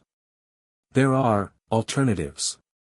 The glow intensified, and the altar split down the middle, revealing a hidden chamber beneath. From this opening rose an object that made both Naruto and Zoe gasp, a crown of twisted black metal, set with gems that seemed to absorb light rather than reflect it. "The crown of Kronos," Zoe whispered in horror. "It was supposed to be destroyed after the first Titanomachy." "Supposedly destroyed," the forgotten child corrected, reaching for the hovering crown. In reality, hidden here by those who understood its true value, the power to manipulate time itself. Stop! Naruto shouted, lunging forward. The werewolves moved to intercept him, but he was faster, shadows propelling him across the temple grounds toward the altar. The forgotten child turned, scythe raised defensively. Behind them, Zoe loosed silver arrows with incredible speed, dropping 3 werewolves before the rest realized what was happening. From her hidden position, Bianca joined the assault, her arrows less accurate but still finding targets. Naruto reached the forgotten child just as their fingers brushed the floating crown. Their scythe came down in a golden arc that Naruto barely avoided, the blade passing so close he felt its energy tugging at his essence. You cannot stop what is already in motion, the figure hissed, backing away to keep the altar between them. The alignment approaches. The boundaries weaken. Soon, the doors will open whether you will it or not. Then I'll close them again, Naruto promised, gathering shadows into a spiraling sphere in his palm. Rasengan. He thrust the attack forward, but the forgotten child countered with the scythe, golden energy meeting shadow in a spectacular collision that sent both combatants skidding backward. The crown remained hovering above the split altar, seemingly untouched by the chaotic energies swirling around it. Around them, the battle had escalated. Zoe was now engaged in close-quarters combat with 2 werewolves, her hunting knives flashing silver in the sunlight as she danced between their clumsy but powerful attacks. Bianca had been forced to abandon her position and was running between broken columns, pursued by a particularly large lycanthrope. You're outnumbered, the forgotten child observed. Your allies will fall, and you will watch, just as you watched your previous world burn. What do you know about my world?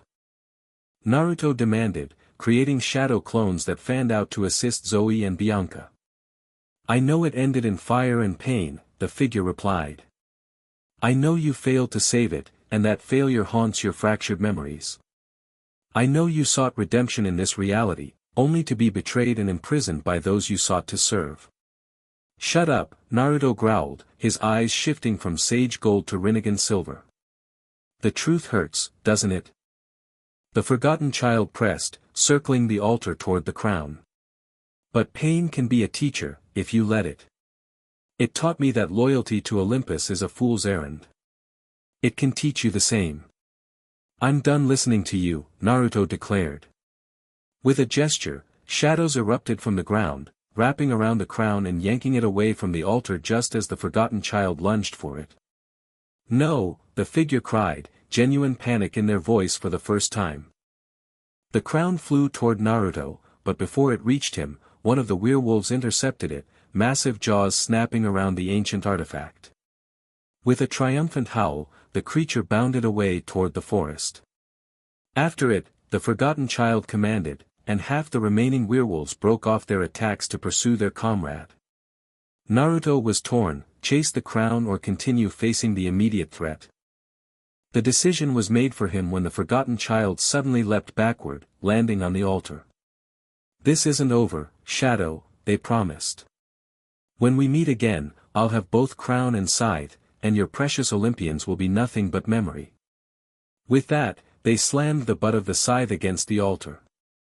A blinding flash of golden light erupted, forcing Naruto to shield his eyes. When his vision cleared, both the forgotten child and the remaining werewolves were gone. Zoe. Bianca. Naruto called out, scanning the temple ruins for his companions. Here, Zoe replied, emerging from behind a fallen column. She looked battered but intact, a few cuts on her arms already beginning to heal thanks to her immortality. I'm okay too, Bianca added, joining them. Her silver parka was torn at the shoulder, and a nasty scratch marked her cheek, but she seemed more angry than hurt. They got away with the crown. Not all of them, Zoe pointed out, indicating a dead werewolf at her feet, an arrow protruding from its throat. This one might provide answers. Naruto knelt beside the creature, placing his hand on its forehead. Using the Rinnegan, he probed the fading consciousness, searching for any useful information before the monster's essence returned to Tartarus. Images flashed through his mind, a hidden camp in the mountains, dozens of werewolves and other monsters gathered, the forgotten child standing before them, speaking of revolution and freedom from divine rule. Then, something more concrete, a map, a location. Mount Tamalpay, Naruto said, opening his eyes as the werewolf finally dissolved into golden dust. They're gathering in California, at Mount Othries. The Titan stronghold, Zoe breathed, her face paling. My father's mountain. Your father? Naruto repeated, confused. Atlas, Bianca explained. The general of the Titan army. He's imprisoned there, holding up the sky. Not imprisoned, Zoe corrected grimly. Not anymore. If the forgotten child has chosen Mount Othries as their base, it can only mean one thing: Atlas walks free. This just keeps getting better, Naruto muttered. A forgotten child of Kronos with a time-manipulating crown, a fragment of Kronos' scythe, and now a free Titan general. What else could go wrong? As if in answer, the earth beneath their feet trembled slightly. Bianca looked around nervously. Was that an earthquake? No, Zoe replied, her expression grave. That was the mountain stirring. Mount Othries reforms as Titan power grows. If we felt it from here, across the country. Then they're already stronger than we thought, Naruto finished. We need to get back to camp and report this. The gods need to know what's happening. Agreed, Zoe said. But first, we should search the temple. If the forgotten child sought the crown of Kronos here, there may be other artifacts or information they missed. The search took over an hour but proved worthwhile. In the hidden chamber beneath the altar, they discovered ancient tablets covered in a script so old even Zoe struggled to decipher it. More importantly, they found a sealed compartment containing what appeared to be a journal written in more recent Greek. A record kept by the temple's last priests, Zoe translated, carefully turning the brittle pages. Before Zeus destroyed Kronos' cult following the First Titan War. Does it mention the forgotten child? Bianca asked, peering over her shoulder. Not by that name, Zoe replied, scanning the text. But it speaks of the last-born, hidden from the father's sight. And, she stopped suddenly, eyes widening. What is it? Naruto prompted. It gives a name, Zoe said quietly. Moros. Child of Kronos and Nyx, goddess of night. Moros? Bianca repeated. I've never heard that name in any of the myths. Few have, Zoe confirmed. Moros was a minor deity of doom and destiny, largely forgotten as the Olympians consolidated power. According to this, when Kronos began devouring his children, Nyx hid their offspring away, erasing all memory of the child's existence from cosmic record. Which is why they're called the Forgotten Child, Naruto realized. Even the fates themselves don't remember they exist. Precisely, Zoe agreed. And that explains their power over the doors of death. As child of Kronos, they inherited dominion over time. As child of Nyx, they claim authority over darkness and endings. Combined, they can manipulate the boundary between life and death, Naruto finished grimly. Just like they said. Bianca looked between them, fear evident in her expression. So what do we do? How do we stop someone who can control death itself? Naruto met her gaze steadily. We find someone who has even greater authority over that boundary. Thou means thyself, Zoe observed. The shadow of Tartarus. Maybe, Naruto acknowledged. But first, I need to understand exactly what that means. And who better to explain than the ruler of the underworld himself? Hades? Bianca asked, surprised. You want to visit my father? I think it's time he and I had a chat, Naruto confirmed. About the doors of death, about this Moro's character, and about what he knows of my true nature. The entrance to the underworld in Central Park was damaged in our last confrontation, Zoe reminded him. And other entrances are closely guarded. Then we'll need to find another way in, Naruto said. One that doesn't involve the usual paths. He looked down at his hands, remembering how naturally the shadows had responded to his command, how at home he had felt in the darkness beneath the earth. I think, he said slowly, I might be able to create our own entrance. If I truly am connected to Tartarus in some fundamental way. It would be dangerous, Zoe warned. Shadow travel is one thing. Tearing open a path directly to the underworld is quite another. Everything we do from now on is dangerous, Naruto pointed out. But we're running out of time. If this Moros has both the crown of Kronos and Atlas as an ally, the next attempt on the doors of death will be soon, probably timed to coincide with the planetary alignment Annabeth mentioned. Then we must return to camp first, Zoe decided.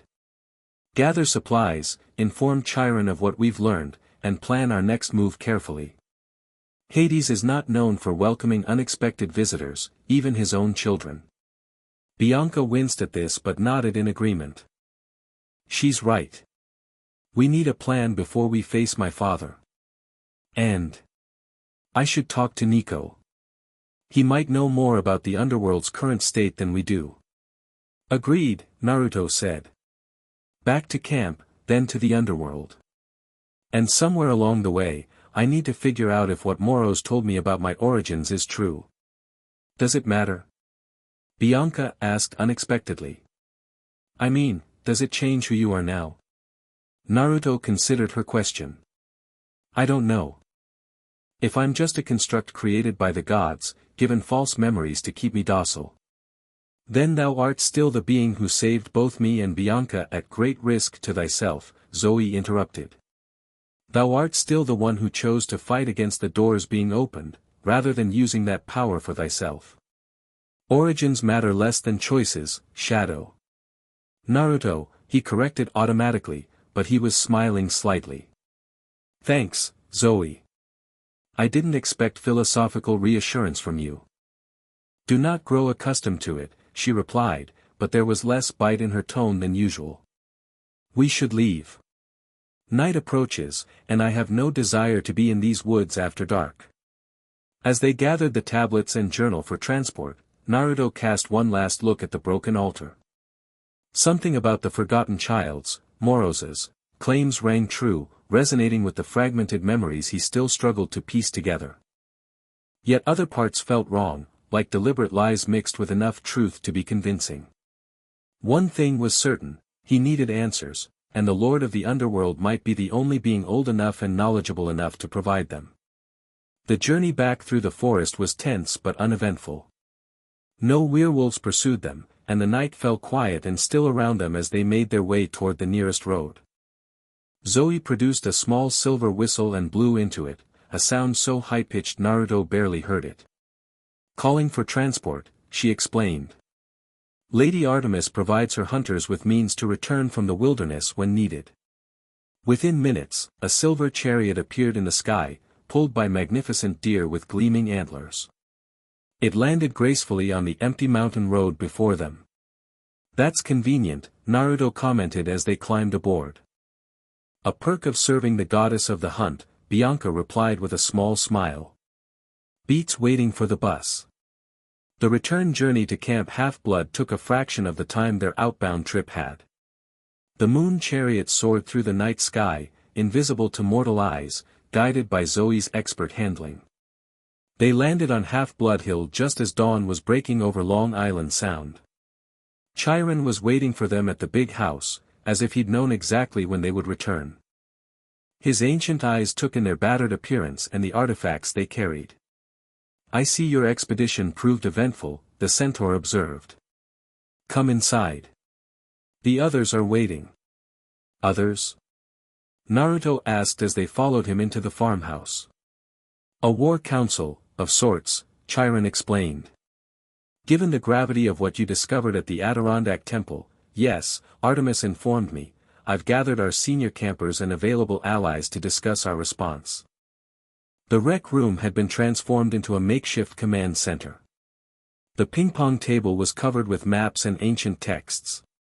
Around it stood a diverse group, Percy and Annabeth, Clarice from Ares' cabin, the Stoll brothers from Hermes, a few other senior counselors Naruto didn't recognize, and, surprisingly, Nico D'Angelo. Bianca, the boy called out when they entered, rushing to embrace his sister. "You're okay." "Of course I am," she assured him, though she held him tightly. "I promised, didn't I?"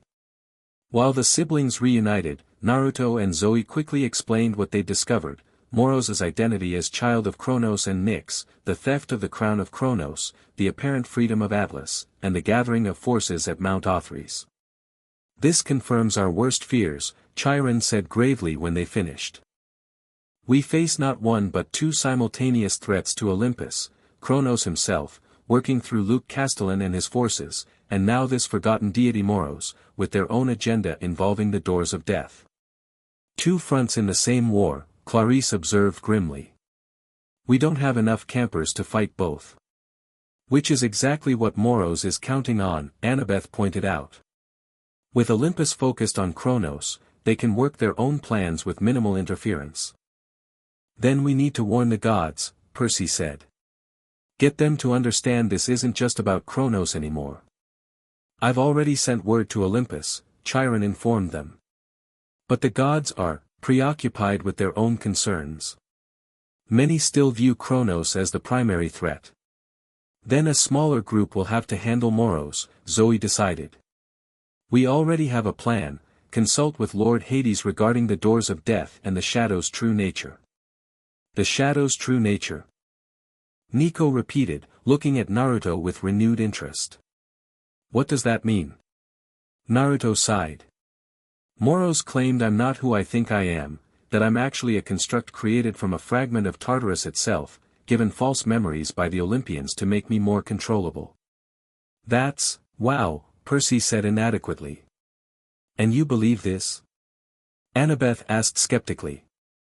"I don't know what to believe," Naruto admitted. "My memories are still fragmentary. Some of what Moros said resonates with things I remember, but other parts feel wrong. Hence the consultation with my father," Bianca explained, an arm still around Nico's shoulders. "If anyone would know the truth about a being connected to Tartarus, it would be the Lord of the Underworld." "A reasonable assumption," Chiron agreed. "Though approaching Hades uninvited is risky. Which is why we need Nico's help," Naruto said, looking at the young son of Hades. "What can you tell us about the current state of the underworld? Has your father mentioned anything about disturbances near Tartarus? Or about me?" Nico hesitated, clearly uncomfortable being the center of attention. "He doesn't tell me much. But I've heard things when visiting. The guards at the doors of death have been doubled. And there's been talk about movement in the deeper levels of Tartarus. Something stirring that shouldn't be. That could be related to Kronos," Annabeth suggested. "Maybe," Nico said, "but the way they talked about it was different. Not like a titan trying to escape, but like something fundamental changing about Tartarus itself." "Which aligns with Moroz's claim about me being a fragment of Tartarus," Naruto observed. "If I'm truly connected to the pit in some essential way, my removal might have destabilized it. Or it could be completely unrelated," Zoe countered. "We should not accept Moroz's claims without verification." "Agreed," Chiron said. "Which is why your mission to consult Hades is crucial. But you'll need a proper quest, with a prophecy to guide you." "I'll consult the oracle," Percy volunteered immediately. Chiron shook his head. "No, Percy. This quest pertains specifically to Naruto and his connection to the underworld.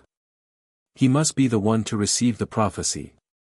All eyes turned to Naruto, who shifted uncomfortably. "I'm guessing this oracle isn't just someone who gives good advice."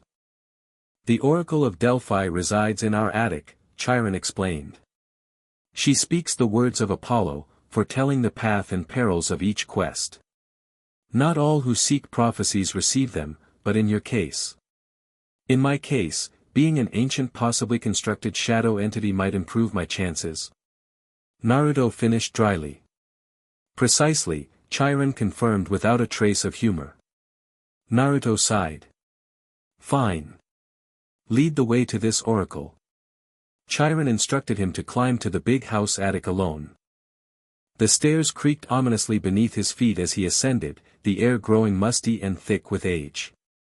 When he pushed open the trap door at the top, he found himself in a cluttered space filled with what could only be described as souvenirs, or trophies, from past quests. Jars containing preserved monster parts. Broken weapons with plaques describing their significance. A pink scarf that seemed to radiate love and desire. A bronze dragon's head. And at the far end, beside a window thick with dust, a mummified figure seated on a three-legged stool. "You must be the oracle," Naruto said, approaching cautiously. The mummy didn't respond, didn't move.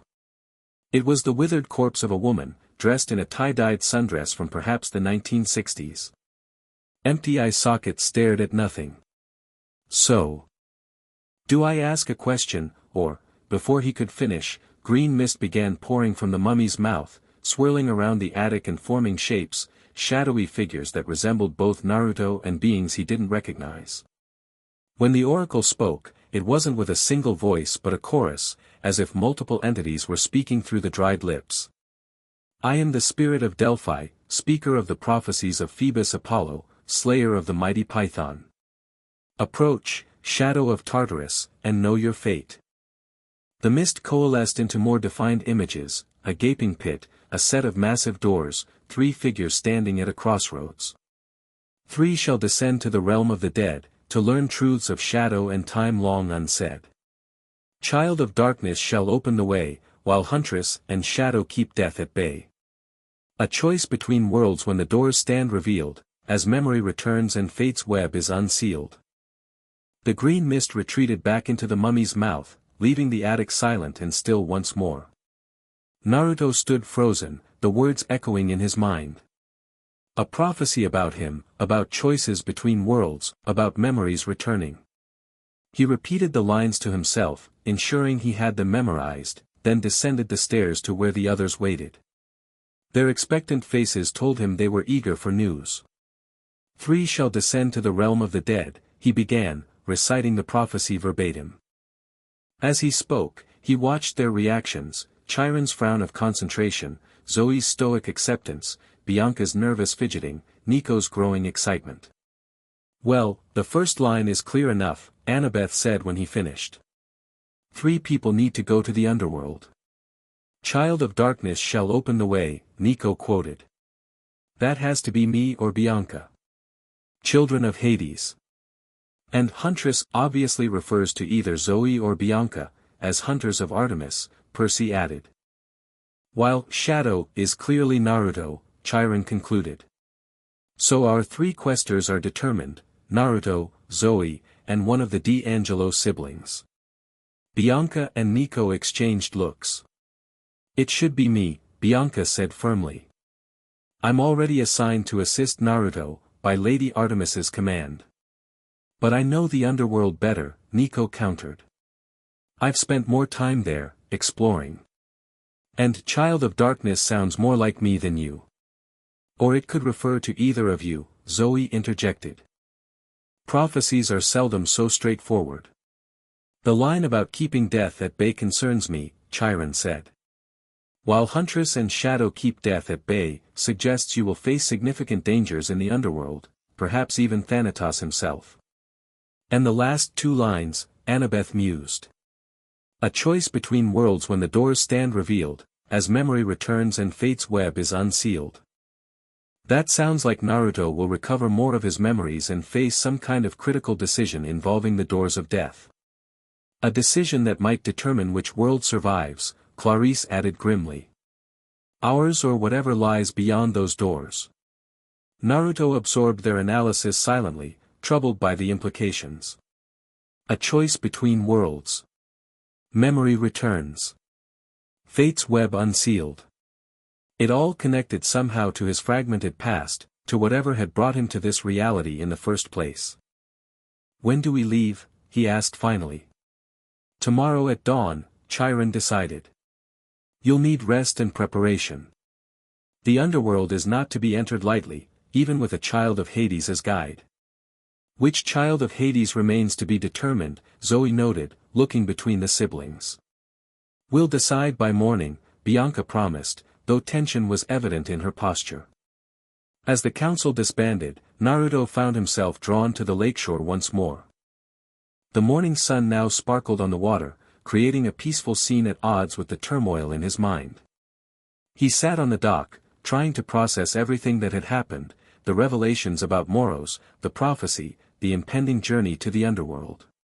He sensed Zoe's approach before he heard her. Her footsteps were nearly silent, but he felt her presence like a disturbance in the shadows around him. "Decided to check up on your charge?" he asked without turning. "I thought thou might wish to discuss the prophecy," she replied, sitting beside him, closer than she had the previous night. Away from the others. "Thoughtful of you. Do not mistake pragmatism for sentiment," Zoe warned.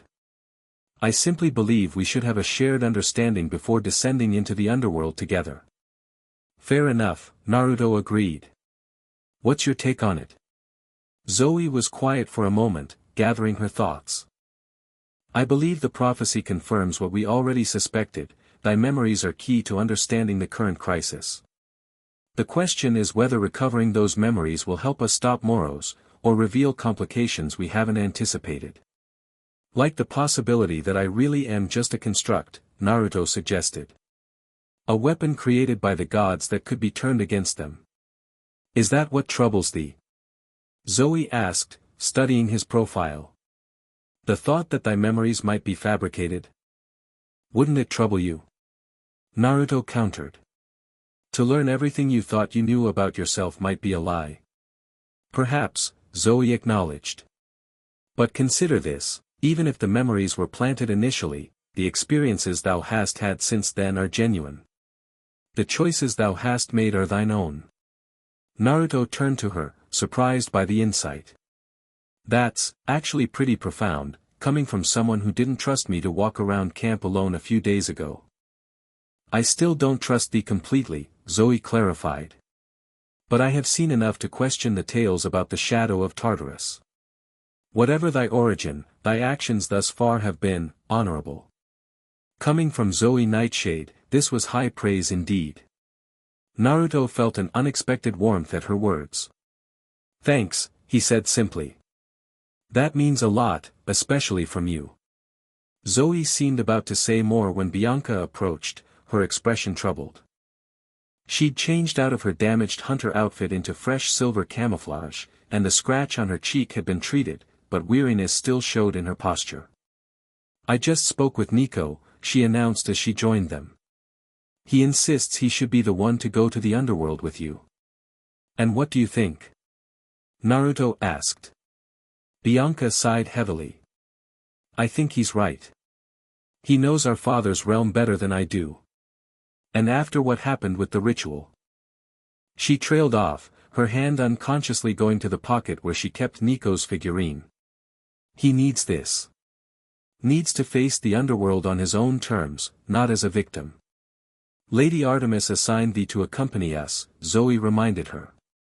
"Thy duty is to serve the hunt," Bianca finished. "And I can do that better here, helping prepare the camp's defenses in case Moros attacks while you're gone. Nico is the right choice for this quest. The prophecy basically says so." "The prophecy is ambiguous," Zoe countered. "But my heart isn't," Bianca said firmly. "Please, Zoe. Trust me on this." After a long moment, Zoe nodded reluctantly. "Very well. If thou art certain, I will inform Lady Artemis of the change in plans." "Thank you," Bianca said, relief evident in her voice. "I'll tell Nico." As she hurried away, Naruto glanced at Zoe. "That was generous of you." "It was practical," Zoe corrected, rising to her feet. "Bianca is right about one thing, Nico's knowledge of the underworld will likely prove valuable. And the fact that it gives her peace of mind is just a bonus?" Naruto suggested with a small smile. Zoe's lips twitched, almost returning the smile. "Perhaps. Rest while thou can, Shadow. Tomorrow we face the land of the dead, and whatever truths await us there." "Naruto, he reminded her as she turned to leave. My name is Naruto. This time, Zoe did smile, though she quickly suppressed it. Rest well, Naruto. She walked away, leaving him alone with his thoughts and the glittering lake, a moment of peace before they ventured into the domain of Hades to uncover the truth about his past, his nature, and the threat that loomed over all their futures. For better or worse, the answers awaited in the realm of the dead. And whatever those answers revealed, Naruto knew instinctively that nothing would be the same once they were found. The web of fate was unraveling, and he stood at its center, a shadow cast by forces he was only beginning to comprehend.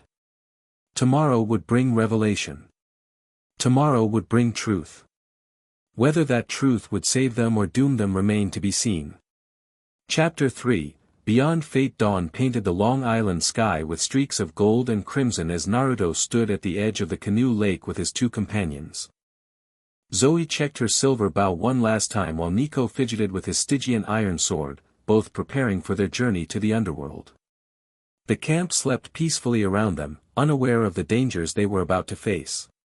Ready? Naruto asked. Nico nodded, his young face set with determination. I can open a passage near the water. The lake connects to underground rivers that flow to the Styx. And you're sure your father won't just blast us the moment we arrive? Naruto raised an eyebrow. Not immediately, Nico replied with a grimace. He'll at least want to know why we're trespassing first. Zoe adjusted her silver parka. Let us proceed. Every moment we delay gives Moros more time to prepare their next attempt on the doors of death. Nico stepped to the lake's edge and closed his eyes. He raised his hands, and the ground before them trembled. The water receded, revealing a set of stone steps descending into darkness. This is where I usually enter, he explained. It's less heavily guarded than the main entrances. A back door to the underworld, Naruto mused. Convenient. They descended the stairs in silence, the air growing colder with each step. The passage was narrow at first, forcing them to walk single file, but soon opened into a wider tunnel lined with glittering black stone. No torches lit their way, but shadows responded to Naruto's presence, providing a soft glow that illuminated their path.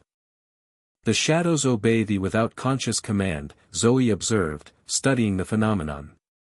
As if they recognize their master. Not my favorite theory, Naruto replied, thinking of Moroz's claim about his true nature. But yeah, they've always responded to me naturally. You control darkness itself, Nico said, looking at Naruto with newfound respect. Even my father can't do that. Speaking of your father, Naruto redirected, what's our plan when we reach his domain? I doubt he takes kindly to unexpected visitors. We request an audience, Nico said. Formally. As long as we follow underworld protocol, he'll at least hear us out. And if he refuses? Zoe asked practically. Nico hesitated. Then we might have to take a more direct approach.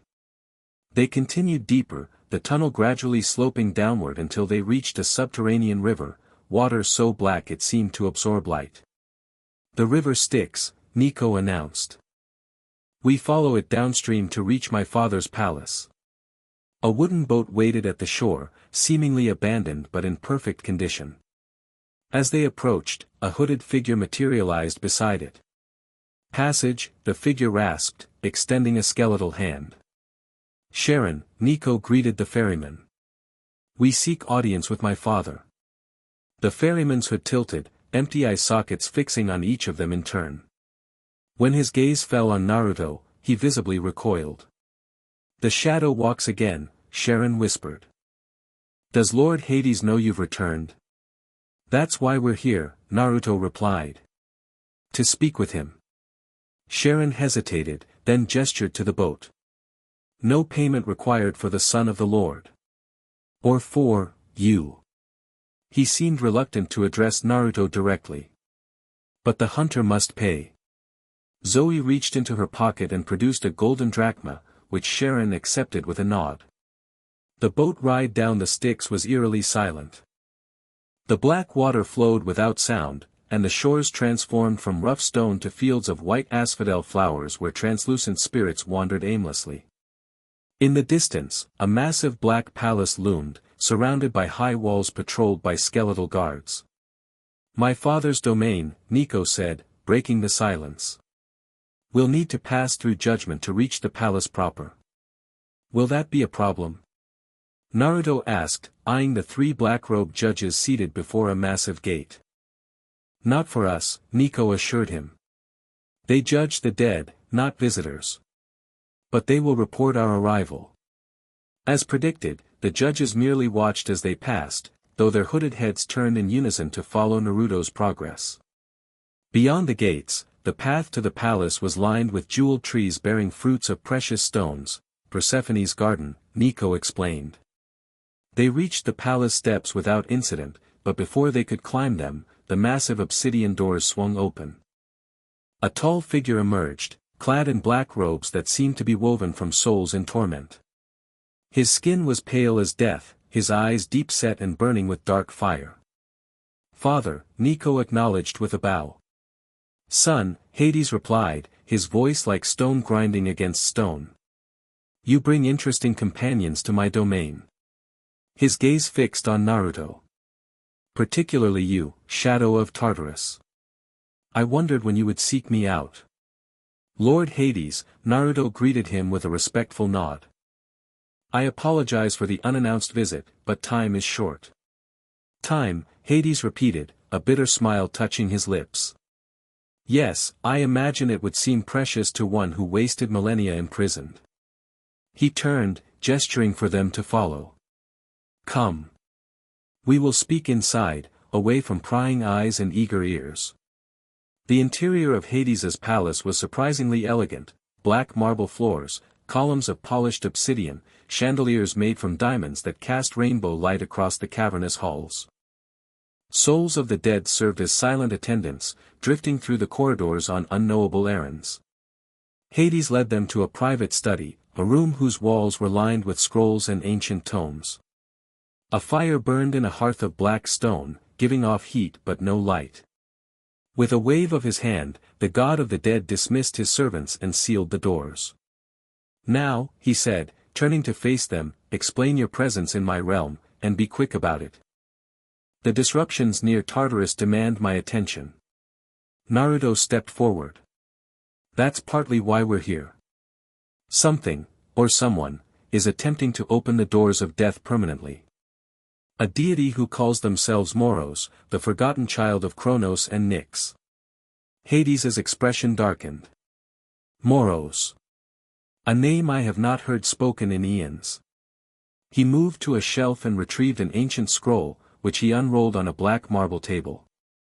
"The offspring of my father and the night goddess. A minor deity of doom and inevitable fate, erased from most records during the reshuffling of divine hierarchies after the first Titanomachy." "Then they do exist," Zoe said. "It is not merely a false identity." "Oh, Moros exists," Hades confirmed grimly.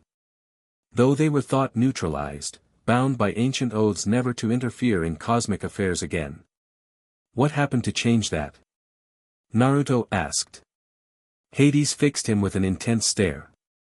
"You did, Shadow.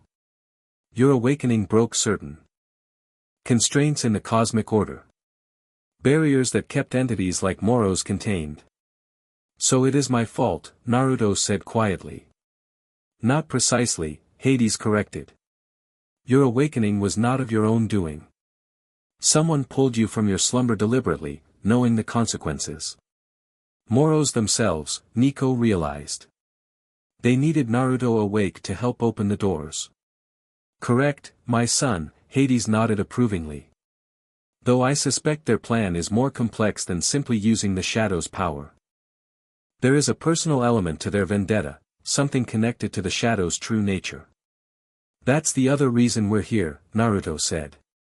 "Moros claimed I'm not who I think I am, that I'm actually a construct created from a fragment of Tartarus itself, given false memories by the Olympians." Hades's expression remained carefully neutral. "And you wish to know if this is true?" "I need to know," Naruto corrected. Especially if it relates to whatever Moros is planning. The god of the dead was silent for a long moment, studying Naruto with eyes that seemed to peer into his very essence. Finally, he sighed. What Moros told you contains elements of truth, wrapped in deliberate lies, he said. You are indeed connected to Tartarus in a fundamental way, but not as its creation. Rather as its counterbalance. I don't understand, Naruto frowned. In the beginning, Hades explained, when the cosmos was still forming, primordial forces needed checks and balances. Gaia had Uranus. Chaos had order. And Tartarus, the pit that contains the most dangerous forces in existence, required a guardian. A shadow that could move freely within its depths, maintaining the boundaries between it and other realms. That was me? Naruto asked skeptically. In a manner of speaking, Hades replied. The entity that became you was not created by the Olympians, but by forces that predated them. When my father Kronos rose to power, he sought to control this guardian, to use Tartarus as a weapon against his enemies. The guardian resisted, and was damaged in the conflict. Damaged how? Zoe asked. Fragmented, Hades said. Split between realities. The bulk of its essence remained here, as what eventually became known as the shadow of Tartarus. But fragments were cast into other worlds, other timelines. Naruto's eyes widened as memories clicked into place. My world. My life there, that was real. As real as this one, Hades confirmed. A fragment of your true self, living a separate existence, developing its own identity. When that fragment's life reached its conclusion, it rejoined your core essence here. But the memories, the experiences, the personality it developed, those became part of you. So I'm not just a construct, Naruto said, relief evident in his voice. But I'm not entirely human either. You are both more and less than human, Hades agreed. A cosmic entity with the heart and mind of a mortal. It is what makes you uniquely qualified to guard the boundaries between realms, you understand both sides. And my imprisonment in Tartarus? Naruto pressed. Was that the Olympians' doing? Hades hesitated. Partially. After the first Titan War, Zeus and the others feared your power. They worried that someone like my father could control you, use you against them. Rather than risk this, they convinced you to enter a state of dormancy within Tartarus itself, supposedly until you were needed again. Some convincing, Naruto muttered. You agreed to the arrangement, Hades emphasized. But there was deception involved. The dormancy was meant to be temporary, centuries at most. Instead, they extended it indefinitely, altering the binding spells to ensure you remained sealed away. Until Moros woke me up, Naruto finished. Why would they do that if I'm supposedly this guardian meant to prevent exactly the kind of boundary violation they're attempting? Because your current state, fragmented, confused, weakened, serves their purpose, Hades explained. They believe they can control you, redirect your power toward opening the doors rather than keeping them closed. And can they? Zoe asked sharply. Hades' gaze shifted to her. That depends entirely on the shadow himself. On which aspects of his nature prove stronger, his duty as guardian, or his mortal heart with all its vulnerabilities and attachments. Nico, who had been silent during this exchange, suddenly spoke up. There's something else, isn't there? Something about the doors of death specifically. Hades looked at his son with new respect. Perceptive, Nico. Yes, there is more to this situation. The shadow isn't merely a guardian of Tartarus in general, he has a specific connection to the doors of death. In a sense, he is the doors. What?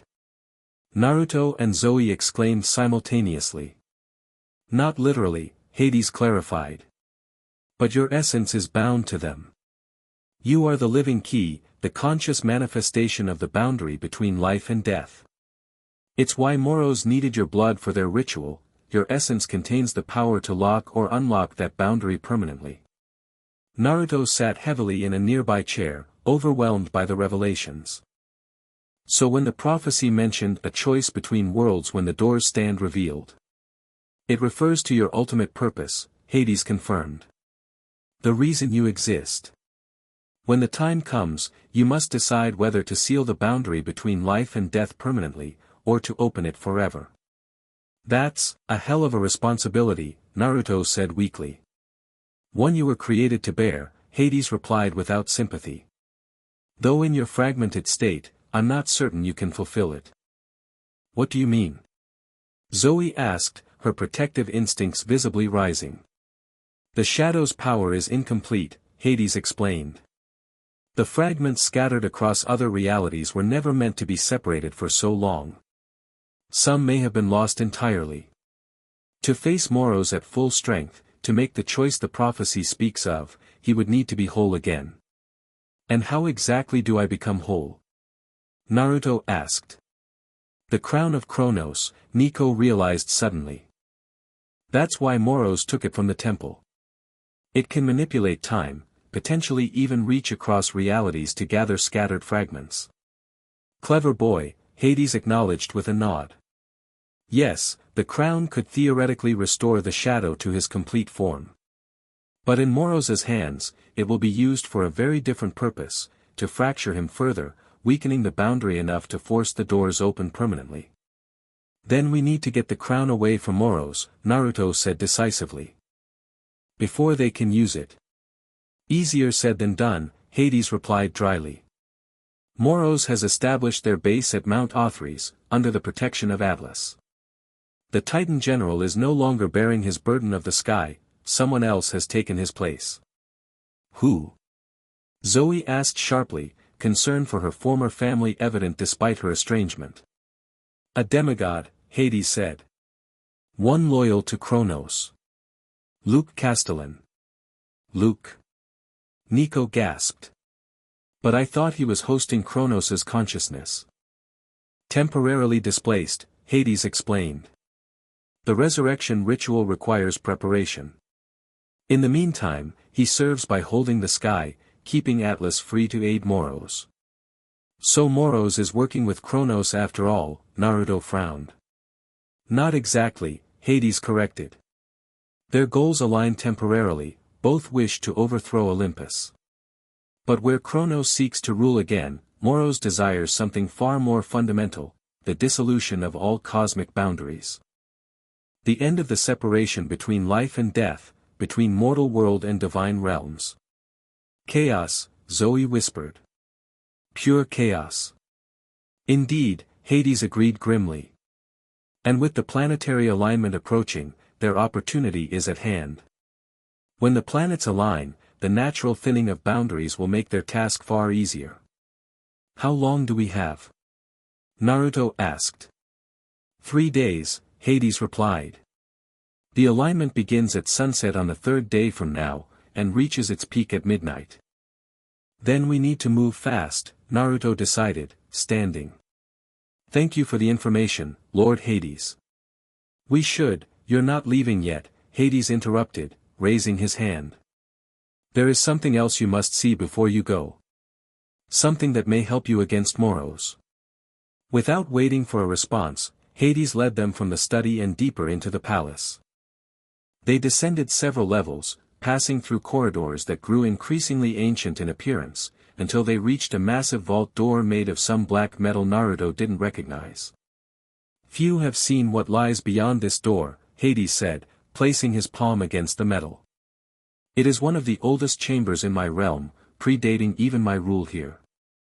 The door swung open silently, revealing a circular room whose walls, floor, and ceiling were carved from a single piece of obsidian. In the center stood a pedestal, and upon it rested what appeared to be a simple tanto blade with a black hilt and sheath. The severer, Hades announced, gesturing to the weapon. Forged from the same primordial material as the original scythe my father used to overthrow Uranus. It has the power to cut through reality itself, including the bonds between a being and its essence. It can harm Moros, Naruto realized. More than harm, Hades corrected. It can unmake them. Send their essence back to the void from which it came. But, he added with a warning glance, it can do the same to you. This blade cares nothing for the distinction between guardian and threat. It simply severs. Why show me this if it's so dangerous? Naruto asked. Because you may have no other option, Hades replied grimly. If Moros succeeds in weakening the boundaries enough, if they manage to begin the process of opening the doors permanently, only the Sever will have the power to close them again. At what cost? Zoe asked sharply, her eyes narrowed with suspicion. Hades met her gaze unflinchingly.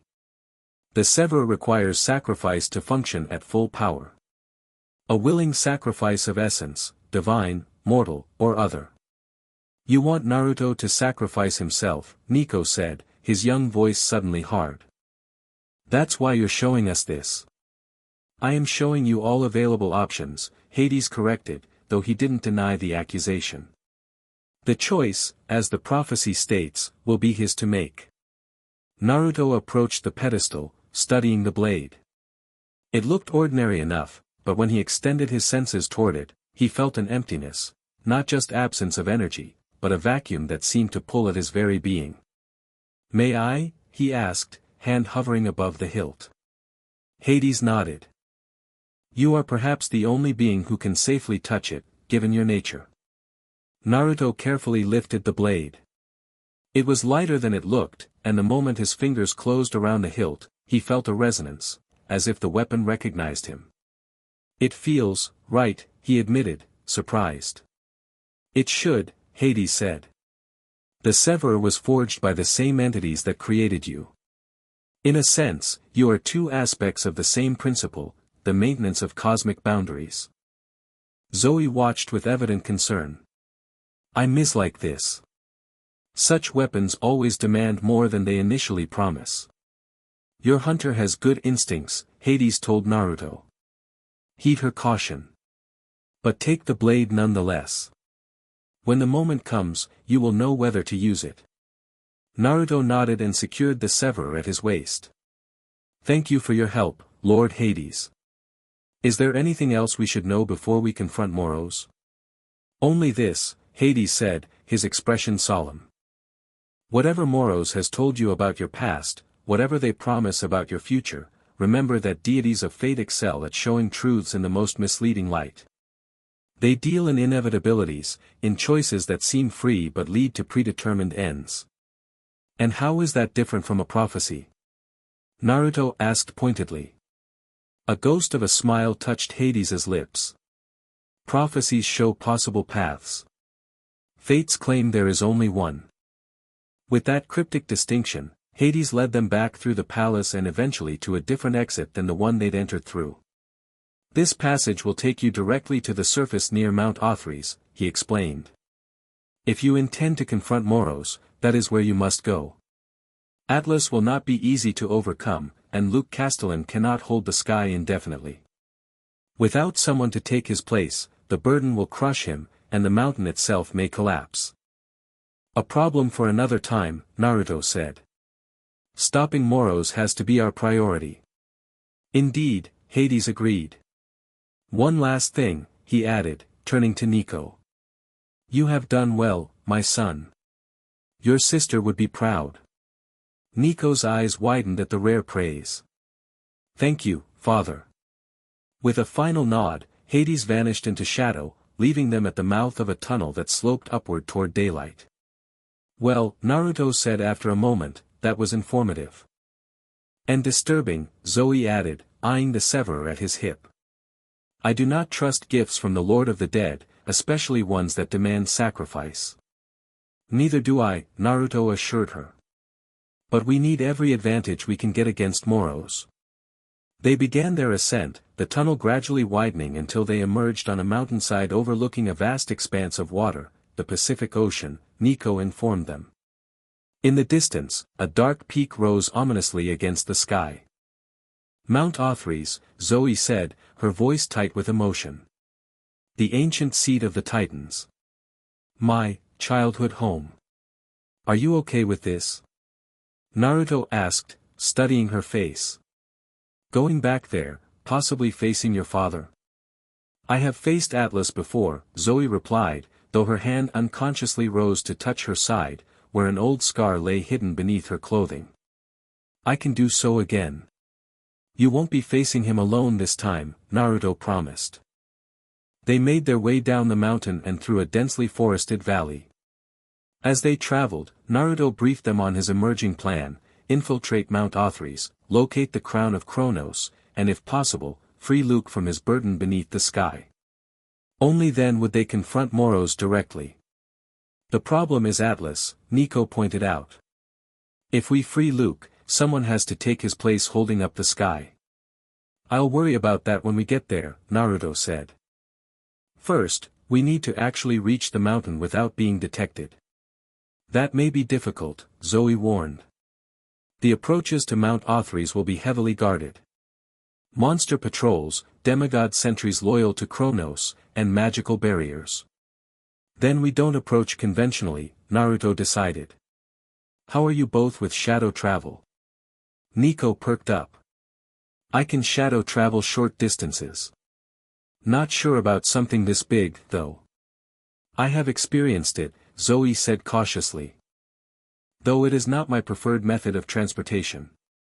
Well, get ready for the deluxe version, Naruto grinned. When I do it, it's a lot smoother than most. They waited until nightfall, making camp in a sheltered ravine while planning their infiltration. As darkness descended, Naruto outlined what he could sense of the mountain's defenses: magical barriers at all conventional entrances, patrols of varying monster types, and a concentration of power at the summit where Atlas presumably held court. We'll aim for this point, he said, indicating a spot on the crude map he'd drawn in the dirt. It's a blind spot in their magical detection grid, and the shadows run deep there. From there, we can work our way up through the interior of the mountain. And once inside? Nico asked. We split up, Naruto decided. Zoe, you know the mountain best, you look for the crown. Nico, you try to locate Luke and assess the situation with the sky. I'll create a distraction to keep Atlas and the main forces occupied. I do not like the idea of separation, Zoe frowned. The prophecy speaks of us working together. We'll regroup before confronting Moros, Naruto assured her. This is just reconnaissance and retrieval. As full darkness settled around them, they prepared for shadow travel. Naruto instructed them to hold on to his arms and not let go, no matter what they experienced during the transition. Shadow travel can be disorienting, he warned. You'll feel cold, you'll hear whispers, you might even see things from your own past. Ignore it all. Focus on my voice and nothing else. Comforting, Nico muttered, but gripped Naruto's arm firmly. Zoe took his other arm, her touch surprisingly warm against his skin. I am ready. Naruto nodded, then reached for the shadows around them. Unlike his previous attempts at shadow travel since awakening, this time he embraced his true nature, allowing his consciousness to merge with the darkness in a way he'd been subconsciously avoiding. The effect was immediate and dramatic. Shadows didn't just respond to his call, they became him, and he them. The three travelers dissolved into darkness, becoming one with the night itself as they hurtled across miles in seconds. For Naruto, the experience was revelatory. Memories flooded back as he moved through the shadow realm, not just fragments, but whole chapters of his existence. He saw himself as he once was, before imprisonment, before fragmentation. A being of purpose and power, neither good nor evil but necessary, the balance point between order and chaos. He saw other worlds, other lives he'd lived in fragmented form. A shinobi village hidden among leaves. A childhood of loneliness. Friends gained and lost. Wars fought for peace. And always, returning to his core purpose, maintaining boundaries, preventing worlds from bleeding into one another. When they reformed on the slopes of Mount Othrys, Naruto was changed. His eyes now contained depths they hadn't before, knowledge and memories recovered in that brief journey through pure shadow. He still didn't remember everything, but he remembered enough. Naruto. Nico's voice seemed to come from far away. Are you okay? You look different. I'm fine, Naruto assured him, his voice steady despite the internal transformations. Just recovered some memories during the transit. What kind of memories? Zoe asked, studying his face with concern. The kind that confirm what Hades told us, Naruto replied. And the kind that make me certain we need to stop Moros, no matter the cost.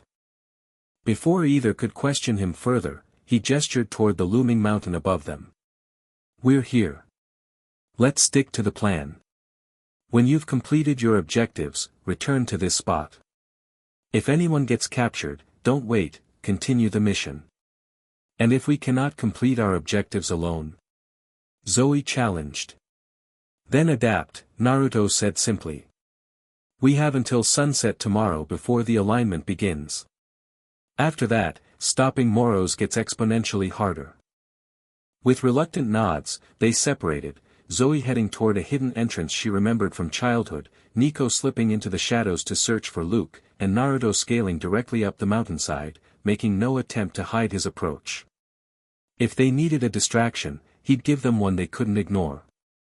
Zoe moved through Mount Othries like a ghost returning to a childhood home, which, in many ways, she was.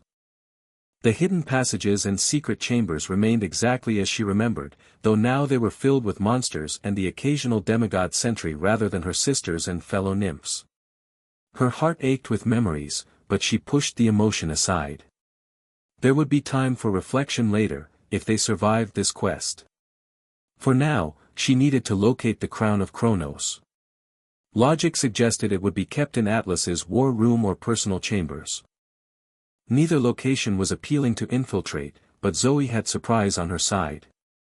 None would expect a hunter of Artemis to walk these halls alone, especially not the disowned daughter of the mountain's current master. She slipped past a patrol of Dracini, then scaled a wall to access a ventilation shaft she remembered from millennia ago. The narrow passage brought her to a corridor lined with doors of black stone. The fifth door on the left, if memory served, would be her father's private study. Pressing her ear to the stone, she detected no sound from within. A careful test of the handle revealed it was locked, but not magically sealed. Zoe retrieved a silver hairpin from her braid, a gift from Artemis that doubled as a skeleton key for most conventional locks. The door opened with barely a whisper, revealing a chamber that had changed significantly since her childhood. Gone were the star charts and astronomical instruments Atlas had once used to track celestial movements. In their place stood maps of the mortal world, tactical displays showing troop movements, and a large crystal sphere that pulsed with malevolent energy. And there, on a pedestal beside a massive ebony desk, sat the crown of Kronos, a twisted circlet of black metal set with gems that seemed to absorb rather than reflect the room's dim light. Zoe approached cautiously, scanning for traps. The crown appeared unguarded, but she knew her father well enough to suspect deception. A careful inspection revealed nearly invisible threads of golden energy surrounding the pedestal, alarm spells that would trigger the moment the crown was disturbed. Clever, father, she murmured, studying the pattern of the spells. But not clever enough. From her pack, Zoe removed a small vial of silver liquid, moon water, blessed by Artemis herself. With precise movements, she sprinkled drops at key intersections in the energy web, watching as the silver neutralized the gold, creating temporary gaps in the alarm system. She had perhaps 30 seconds before the spells repaired themselves. Moving quickly but carefully, Zoe reached through a gap in the energy web and lifted the crown from its pedestal, replacing it with a small rock of approximately the same weight to prevent pressure plates from activating. Success. But as she turned to leave, the door swung open. Standing in the entrance was a figure from her nightmares, tall, muscular, with silver hair and eyes like molten metal. He wore Greek battle armor of an ancient design, and his face, so like her own in certain angles, was frozen in an expression of shock that quickly transformed to rage. "You," Atlas growled, his voice like mountains grinding together. "The ungrateful daughter returns." "Father," Zoe acknowledged coldly, the crown clutched tightly behind her back. "I had hoped to avoid this reunion. In my own chambers." Atlas laughed harshly. Did you think I wouldn't sense your presence the moment you entered my mountain? Your Olympian mistress may have changed you, but your blood remains Titan blood. I am here on a matter that concerns all realms, Zoe replied, edging toward the window behind her. Even yours. Moros will destroy everything, father. Not just Olympus. Atlas's expression shifted subtly. Ah. So you know our allies' true intentions. No matter. When the boundaries fall, a new order will emerge. Those of us with the strength to seize power will rule the chaos. Is that what you truly believe? Zoe challenged. Or is it what you tell yourself to justify your choices? Philosophical debates with my traitorous daughter, Atlas sneered. How unexpected. Hand over the crown, Zoe. I may even let you live, for old time's sake. I think not, Zoe replied, then spun and smashed the window with her elbow, sending shards of obsidian glass outward into the night. Without hesitation, she leapt through the opening, plummeting toward the slopes hundreds of feet below. Atlas roared in fury, but Zoe had counted on his reaction. As she fell, she withdrew her hunting knives and slammed them into the mountain's face, using them to control her descent in a series of short drops and catches that left long gouges in the black stone.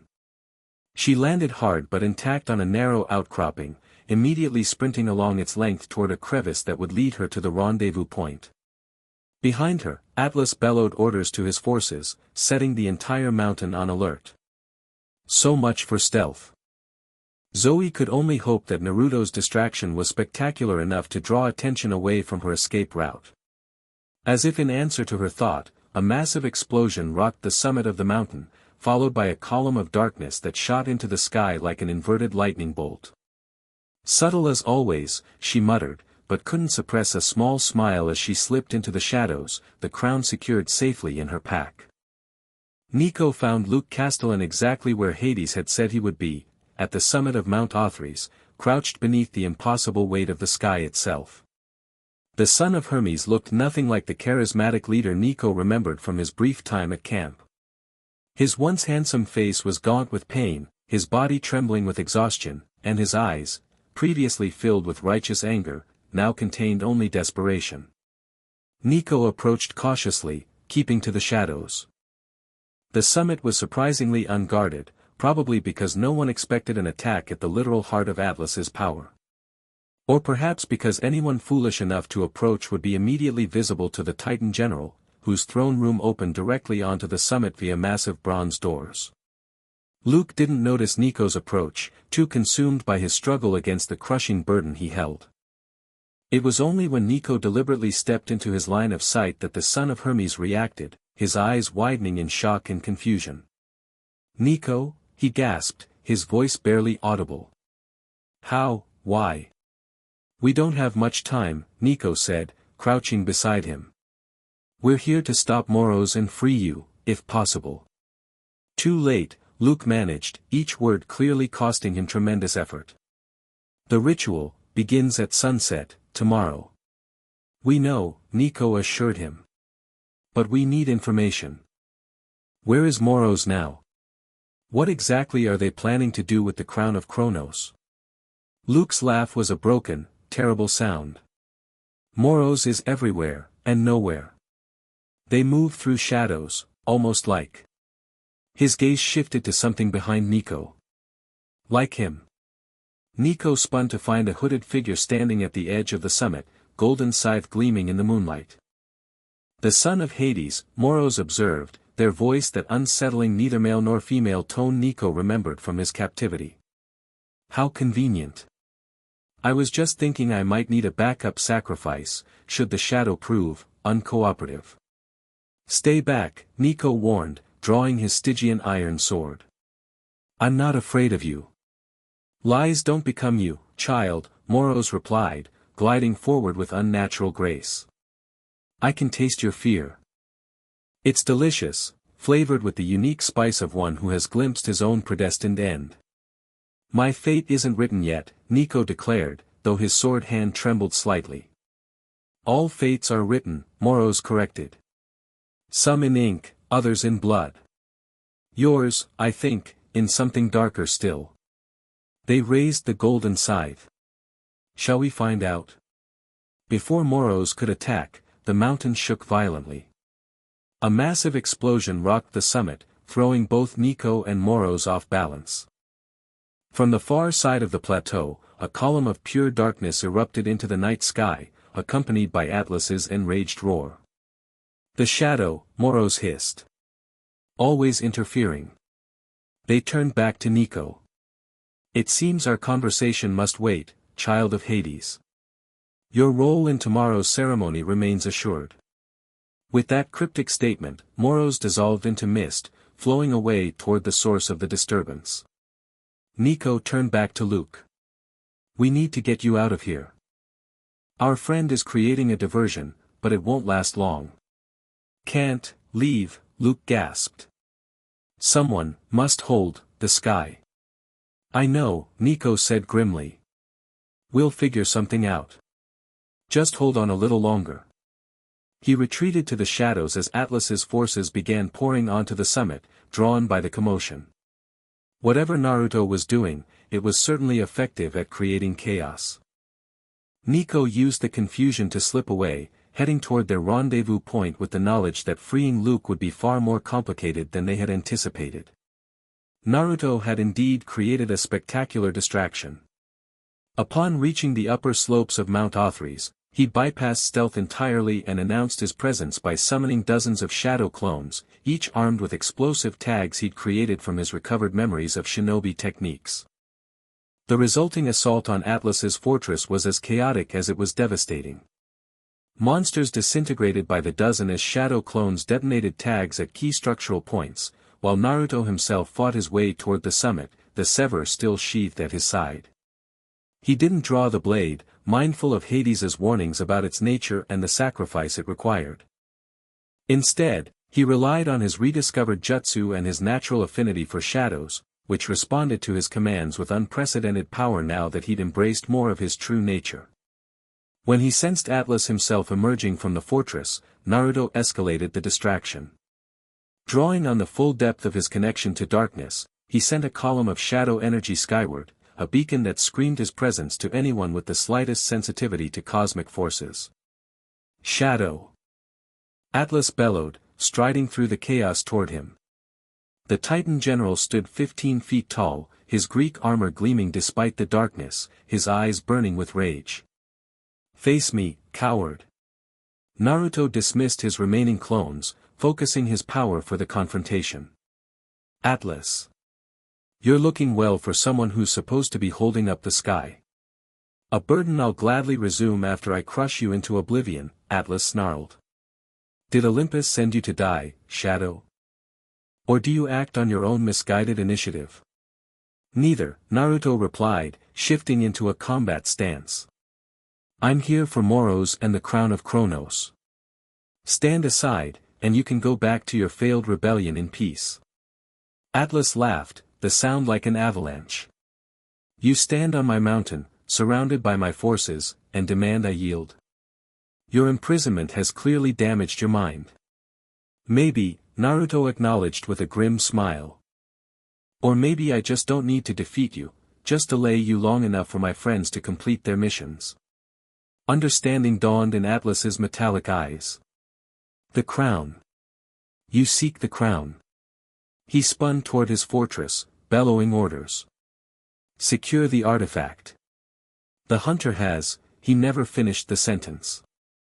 Naruto moved with blinding speed, shadows propelling him forward until he slammed into Atlas with the force of a freight train, sending the surprised Titan skidding backward toward the edge of a cliff. Your fight is with me, Naruto reminded him, shadows swirling around his form. Let's keep it that way. Atlas recovered quickly, drawing a massive sword that materialized from nowhere. So be it, Shadow. I've longed to test myself against your power since the first war. They clashed in a battle that shook the very foundation of the mountain. Atlas fought with the brutal efficiency of a general who had commanded armies since the dawn of creation. His sword moved faster than mortal eyes could track, each blow powerful enough to cleave stone. But Naruto was no longer fighting with his diminished power. The shadow travel had awakened more of his true nature, and with it came combat instincts honed across multiple existences.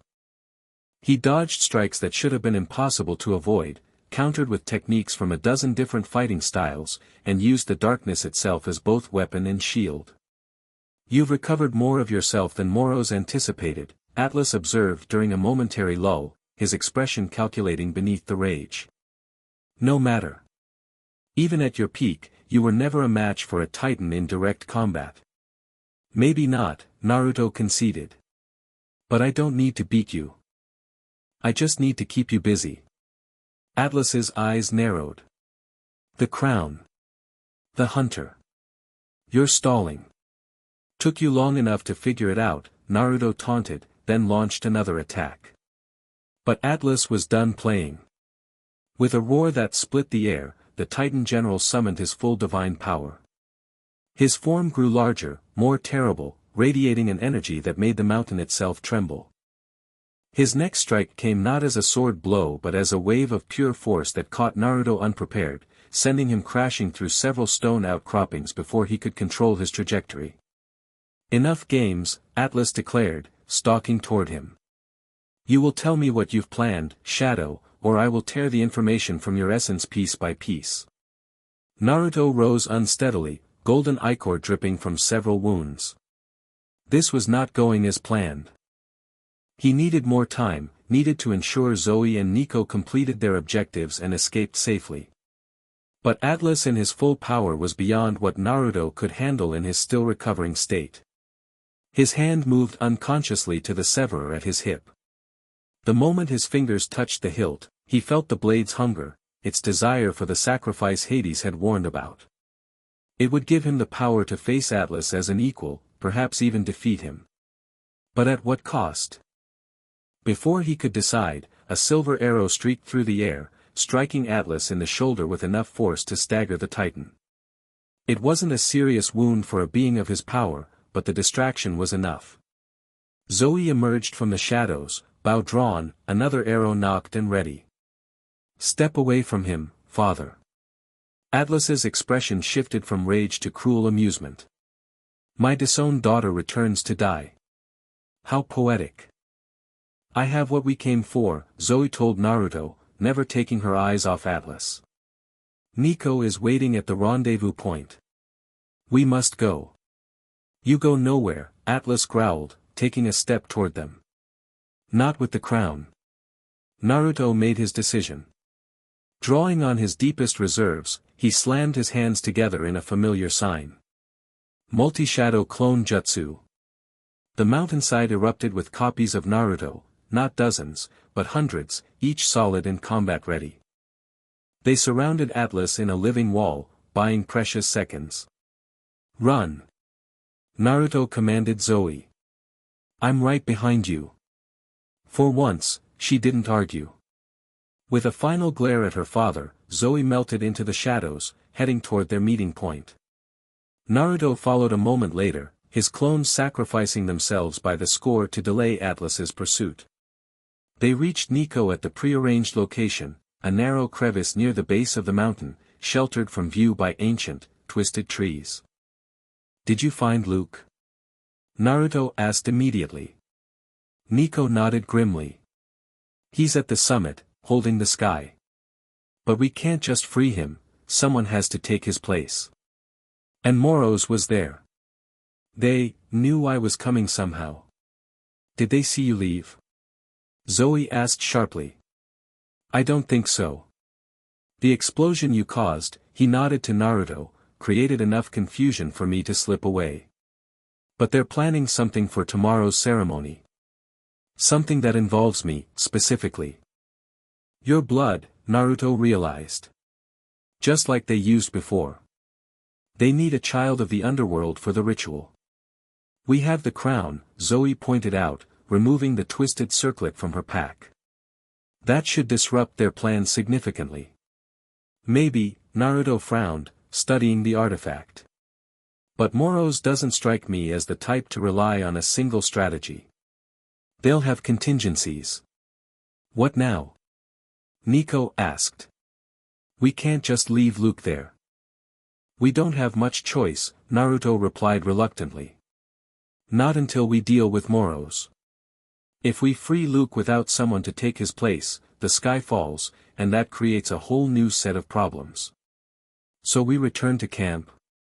Zoe asked. Plan our next move. Naruto shook his head.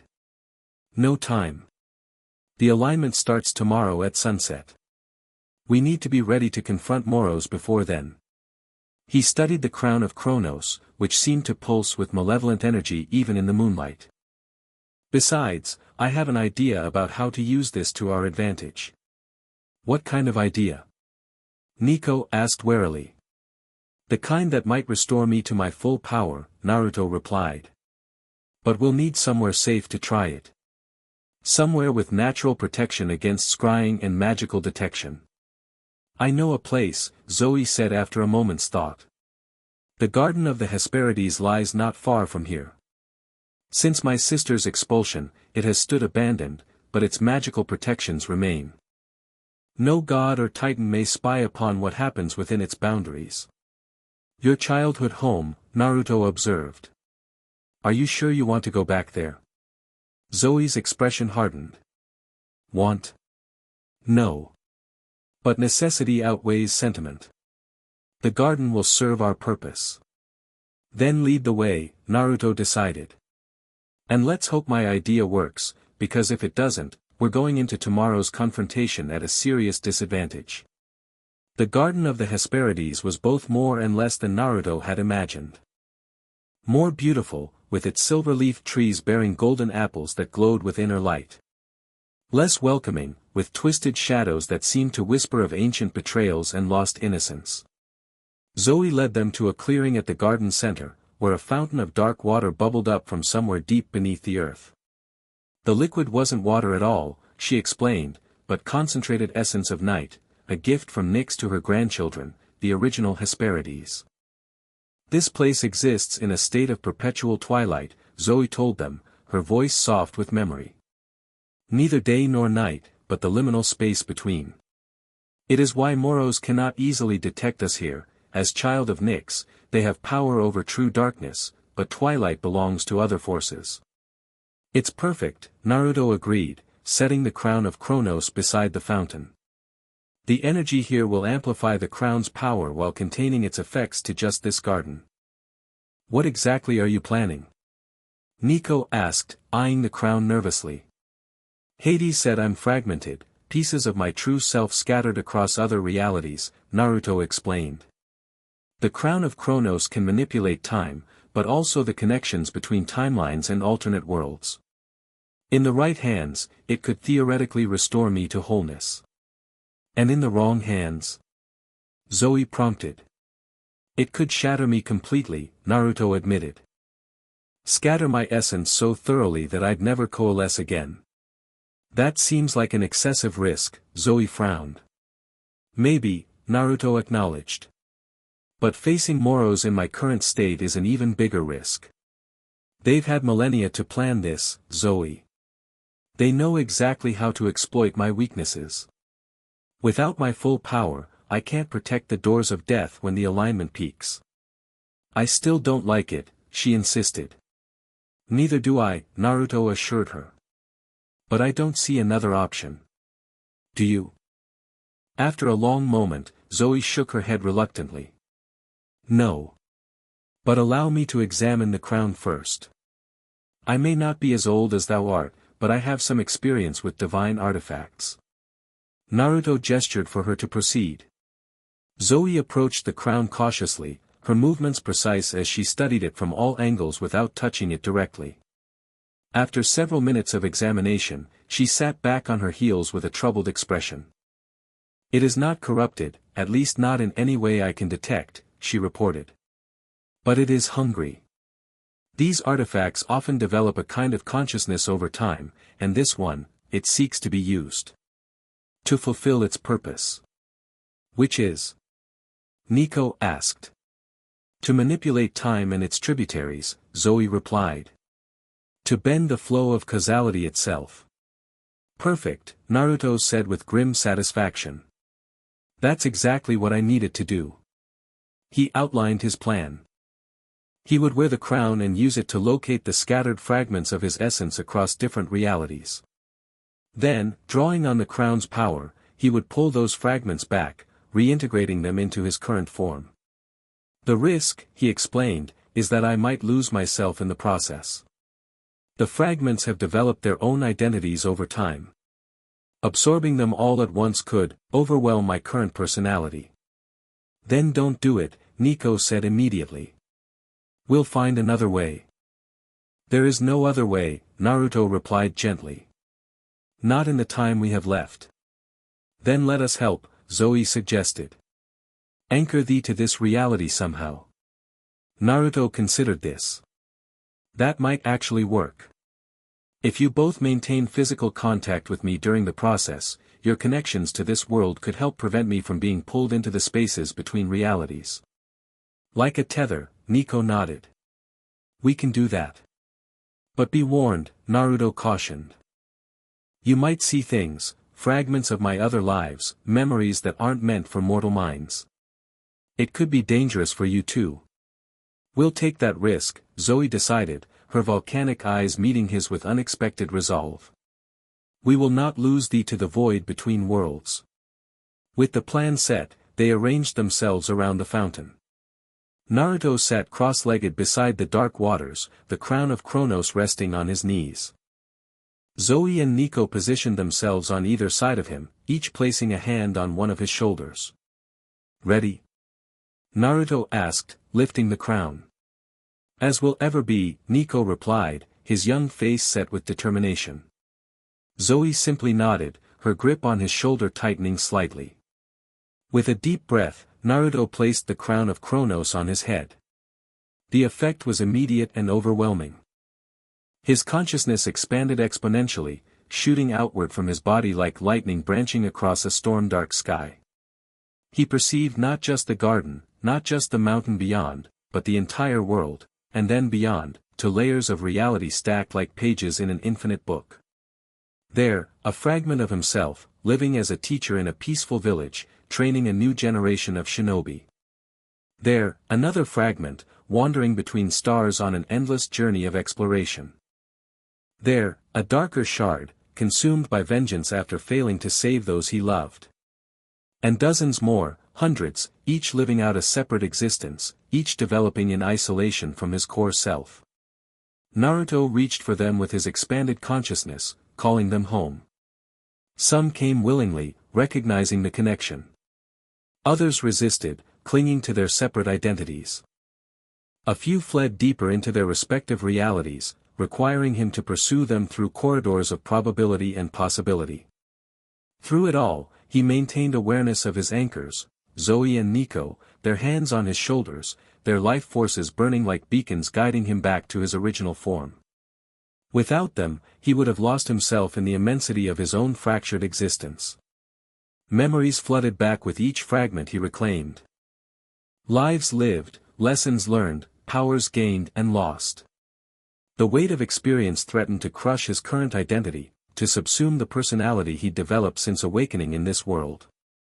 But something unexpected happened as the fragments returned. Rather than overwhelming him, they integrated, not replacing his current self, but enhancing it, filling in gaps he hadn't known existed. He remained Naruto, but became more completely Naruto than he had been in millennia. With the final fragment's return, a surge of power rushed through him so intense that the crown of Kronos cracked, hairline fracture spreading across its surface. Naruto tore it from his head just before it shattered completely, the pieces falling into the fountain of night essence where they dissolved like sugar in hot water. The reintegration was complete. The shadow of Tartarus was whole once more. Naruto opened eyes that now contained the wisdom and power of countless lifetimes. His first concern was for his companions. Zoe and Nico had collapsed beside him, their hands still resting on his shoulders, their faces pale with the strain of what they had experienced. Zoe. Nico, he called, gently shaking them. Come back to me. Nico stirred first, his dark eyes fluttering open. Did it work? Yes, Naruto confirmed, helping him sit up. How do you feel? Like I've lived 100 lives in an hour, Nico replied shakily. I saw, so much. Too much. The memories will fade, Naruto assured him. Your mind will protect itself by filtering out what it can't comprehend. Zoe woke more slowly, her expression troubled even before she fully regained consciousness. When her volcanic eyes finally opened, they fixed on Naruto with a new awareness. I saw thee, she whispered. All of thee. The guardian at the edge of reality. The shadow that maintains the balance. And now you understand why Moros wants to use me to open the doors, Naruto nodded. Because in my complete form, I am the only being who can permanently seal them instead. The choice between worlds, Nico realized, quoting the prophecy. That's what it meant. You can either open the doors permanently or close them forever. Exactly, Naruto confirmed. And tomorrow, when the alignment peaks, I'll have to make that choice. But what does it mean to close the doors forever? Zoe asked, sitting up with Naruto's help. Death is a natural part of existence.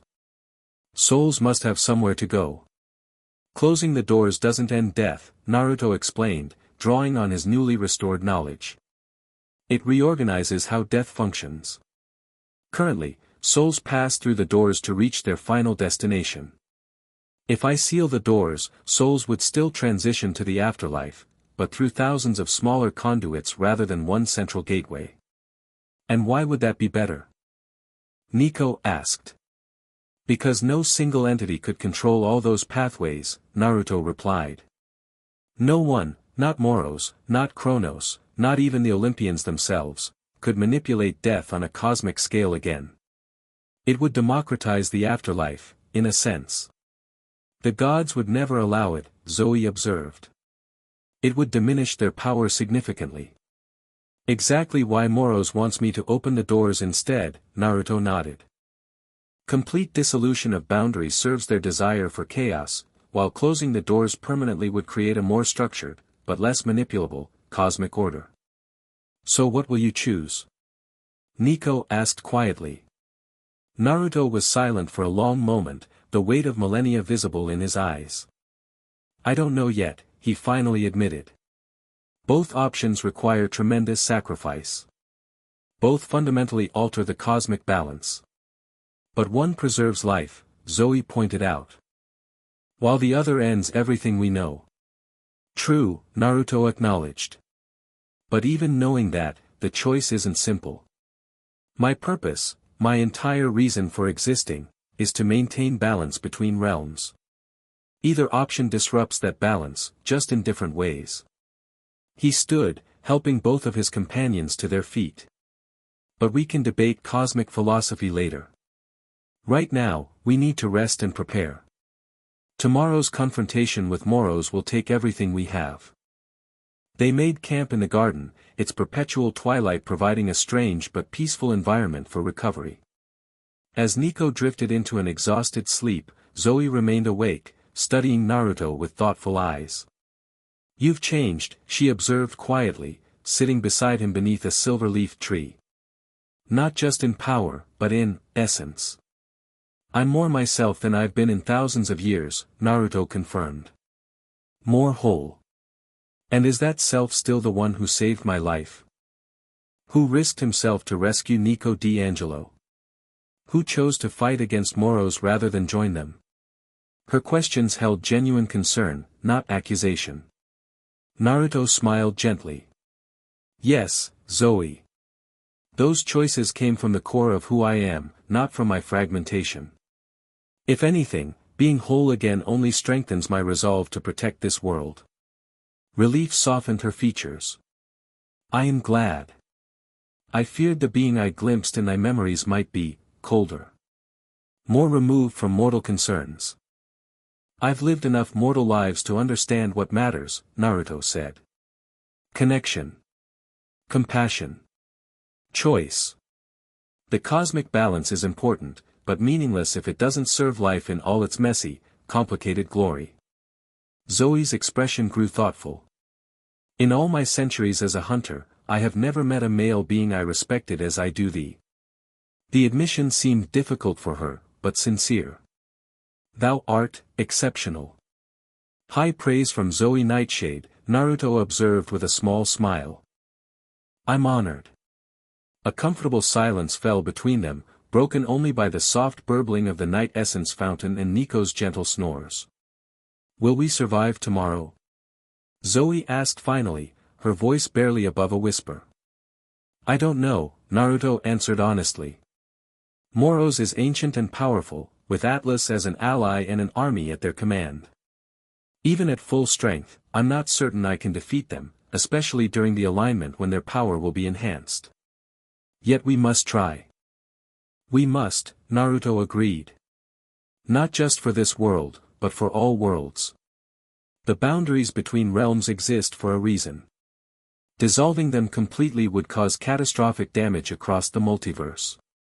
Then we shall face them together, Zoe declared, her hand finding his in the twilight. Hunter and Shadow, standing against chaos. The touch surprised him. Zoë Nightshade was not known for casual physical contact, especially with male beings. But he didn't pull away, recognizing the significance of the gesture from someone who had sworn off intimate connections for millennia. Together, he agreed, gently squeezing her hand. Now get some rest. Tomorrow will test us all. Zoe nodded and withdrew her hand, but remained seated beside him, eventually drifting into sleep with her head resting lightly against his shoulder, a position that would have been unthinkable just days ago. Naruto remained awake, keeping watch over his companions while mentally preparing for what lay ahead. The confrontation with Moros would be unlike any battle he had faced in any of his many lives. And the choice he would have to make afterward would reshape the cosmos itself. But for now, in this garden of perpetual twilight, with these companions he had come to trust, he found a moment of peace before the storm. They left the Garden of the Hesperides as the mortal world's dawn broke beyond its boundaries. Naruto led them not back toward Mount Othries, but deeper into the wilderness, toward a location only he could sense, a natural weak point in the barriers between realms, where the doors of death connected most directly to the mortal world. Moros will conduct their ritual there, he explained as they hiked through ancient redwood forests. Where the boundary is already thin, and will grow thinner still as the alignment progresses. How far? Nico asked, struggling slightly to keep up with the pace Naruto set. About 10 miles, Naruto replied. We should reach it by midday, giving us time to scout and prepare before sunset. Zoe moved silently beside them, her expression focused and determined. Since waking, she had maintained a professional distance from Naruto, though something had fundamentally changed in their dynamic. There was trust now, deep and unshakable, forged in the shared experience of his reintegration. As they traveled, Naruto briefed them on his strategy. Rather than a frontal assault, they would infiltrate the ritual site and disrupt key components of whatever ceremony Moros had prepared. With the crown of Kronos destroyed, the forgotten child would need alternate sources of power, likely sacrifices and symbolic arrangements that could be sabotaged. And if disruption fails? Zoe asked practically. Then we fight, Naruto replied simply. Me against Moros, you two against whatever forces they've brought. Those aren't great odds, Nico pointed out. Better than they were before I regained my full power, Naruto countered. But you're right, we're still outnumbered. That's why disruption is our primary strategy. They reached the site shortly after noon, a circular clearing in the heart of the forest, where massive redwoods created a natural cathedral around a central stone altar that looked ancient beyond reckoning. The air felt strange here, thinner somehow, as if reality itself was stretched to transparency. From their hidden vantage point at the clearing's edge, they observed preparations already underway. Monsters of various types arranged ceremonial items around the altar, black candles, strange symbols drawn in what appeared to be golden ichor, and most disturbingly, 13 wooden stakes driven into the ground in a perfect circle, clearly meant to secure sacrificial victims. They're planning multiple sacrifices, Zoe whispered, her expression grim. Not just Nico or Luke. 13 stakes for the 13 Olympians, Naruto agreed. Symbolic sacrifices to weaken the divine order before breaking it completely. But they don't have 13 Olympians as prisoners, Nico observed. They don't need the actual gods, Naruto explained. Just representatives, demigods, nymphs, or other beings with symbolic connections to each deity. Like a hunter of Artemis, Zoe realized. Exactly, Naruto nodded. Which is why neither of you is getting captured. No matter what happens, stay free and mobile. If I fall, your priority is disruption, not revenge. They continued observing as more forces arrived throughout the afternoon. Atlas himself appeared briefly, inspecting the preparations before departing again, presumably to oversee defenses elsewhere. Demigods in mismatched armor, recruits to Kronos' cause, took up positions around the clearing's perimeter. Of Moros, there was no sign, but Naruto could sense their presence like a cold spot in reality, nearby, but concealed, conserving power for the ritual to come. As the sun began its descent toward the horizon, Naruto outlined their final plan. They would wait until the ceremony began, when all participants would be focused on the ritual itself. Then Naruto would directly confront Moros while Zoe and Nico sabotaged the ritual components, freeing any sacrificial victims, disrupting the symbolic arrangements, and creating as much chaos as possible. Remember, Naruto said as shadows lengthened across the clearing, when the alignment peaks at midnight, Moros will attempt to use me, willingly or unwillingly, to open the doors permanently. If I can't resist them, if you see me beginning to comply, you'll need to stop me. How? Nico asked, his young face troubled. If you're as powerful as you say, how could we possibly stop you? Naruto removed the sever from his belt and handed it to Zoe. With this, it can cut through any essence, even mine. If all else fails, if you see me opening the doors, use it. Zoe accepted the blade with visible reluctance. I would rather not. I'd rather you didn't have to, Naruto agreed. But we need contingencies. Promise me, Zoe. Promise you'll do what's necessary to protect the cosmic order. After a long moment, she nodded gravely. I swear it. But know this, Shadow, I will exhaust every other option before resorting to such a measure. I'd expect nothing less, Naruto replied with a small smile. As the last rays of sunlight disappeared behind the western mountains, activity in the clearing increased. Torches were lit, their flames burning an unnatural green that cast eerie shadows across the assembled monsters and demigods. The air grew noticeably thinner as the alignment began, stars appearing in the darkening sky with unusual brilliance. And then, as darkness fully claimed the forest, Moros appeared. They materialized beside the central altar, their hooded forms seeming to coalesce from the shadows themselves. The golden scythe gleamed in their hand, its edge catching the green torchlight with an unsettling radiance. When they spoke, their voice carried easily across the clearing despite its soft tone. The time approaches, faithful servants. Tonight, we remake reality itself. The arbitrary boundaries imposed by the Olympians will dissolve, and true freedom will reign. Life and death, mortal and divine, past and future, all meaningless distinctions in the glorious chaos to come. The assembled forces cheered, the sound chilling in its enthusiasm for cosmic destruction. Bring forth the sacrifices, Moros commanded.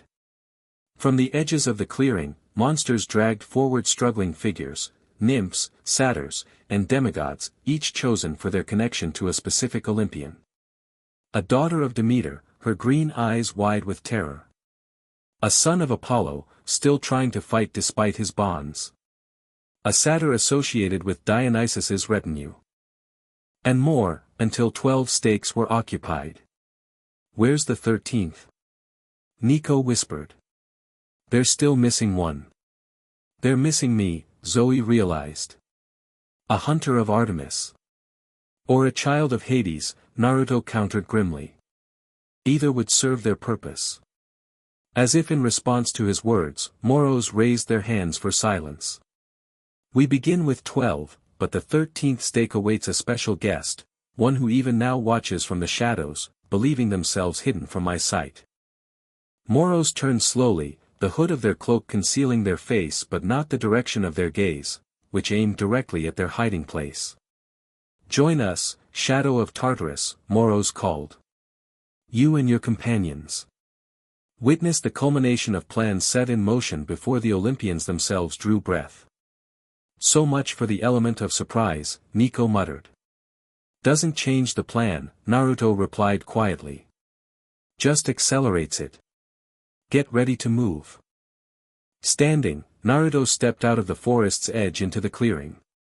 Power radiated from him now, not flashy or ostentatious, but fundamental, like gravity or time itself. The shadows around him responded to his presence, writhing like living things eager for direction. "Moros," he greeted the hooded figure. "Or should I call you by your true name?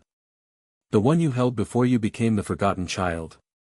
Beneath the hood, Moros tensed visibly. "You've recovered more than I anticipated." "No matter. It only makes your participation in tonight's ceremony more potent."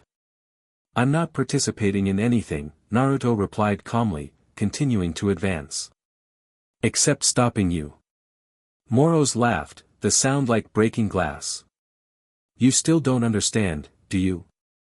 Even with your memories restored, you fail to see the truth. I don't need your willing participation, Shadow. I only need your essence." They gestured with the scythe, and the air behind them shimmered, revealing what had been hidden, a massive set of obsidian doors, ornately carved with scenes of death and rebirth, hovering several feet above the altar. The doors of death, partially manifested as the alignment progressed. "Beautiful, aren't they?" Moros observed. "The gateway between worlds that you were created to guard. Tell me, Shadow, how does it feel to know that your entire existence has been in service to a lie?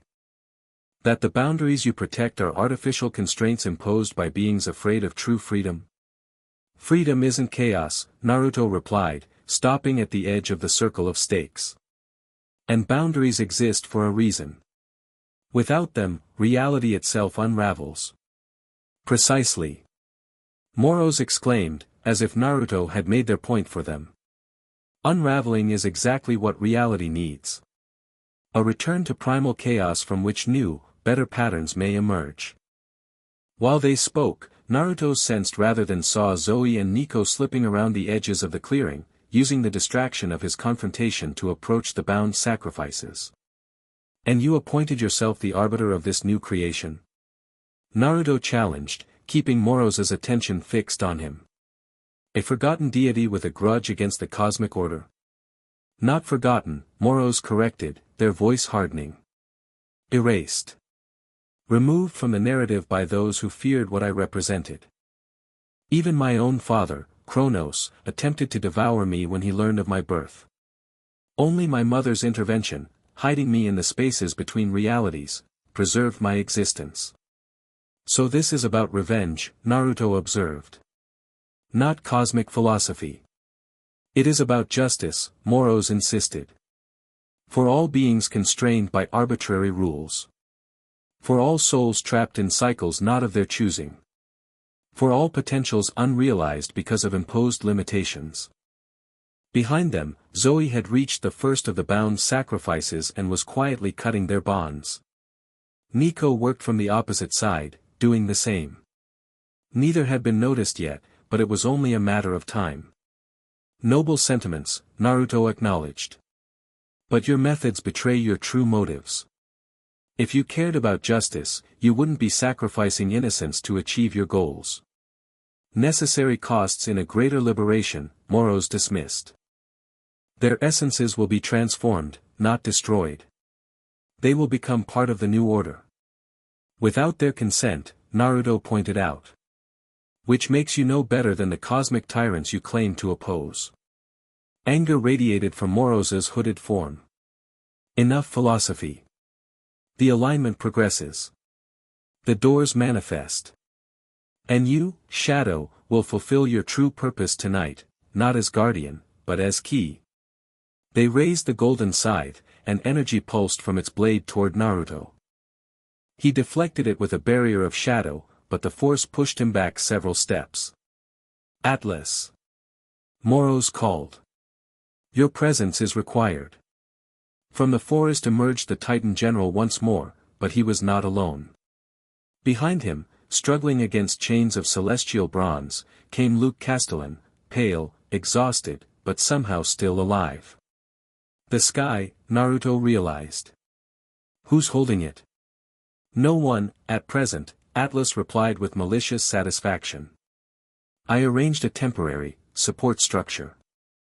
It will fail shortly after midnight, but by then, our work here will be complete. And the mountain will collapse, Naruto concluded. Killing everyone on it, including your own forces. Acceptable losses, Moros stated coldly. Now Naruto understood the full scope of their plan. The ritual to open the doors was only part of it. The collapse of Mount Athres would create a catastrophic release of energy that would amplify the alignment's effects, turning what might have been a controlled opening of boundaries into an explosive dissolution. And it would kill most of the potential opposition in a single stroke, leaving Moros free to reshape whatever remained of reality afterward. Secure the final sacrifice, Moros instructed Atlas, gesturing to Luke. The son of Hermes will represent Zeus, a fitting symbolic substitution, given his father's role as messenger between realms. As Atlas dragged Luke toward the 13th stake, chaos erupted from multiple directions. The sacrifices Zoe and Nico had freed suddenly bolted, creating confusion among the monster guards. Simultaneously, the sky above Mount Athres in the distance began to glow with an ominous red light, indicating the temporary support structure was already failing. Moros hissed in frustration. Contain them. The ritual must not be delayed. Monsters rushed to recapture the escaping sacrifices, while Atlas bound Luke to the final stake despite the commotion. Zoe and Nico had been spotted, and were now fighting their way through waves of enemies, Zoe with her hunting knives, Nico with his Stygian iron sword that drank the essence of any monster it touched. Naruto saw his opening. While Moros was distracted by the disruption, he launched himself forward with shadow-enhanced speed, aiming directly for the forgotten child. But Moros was not caught unprepared.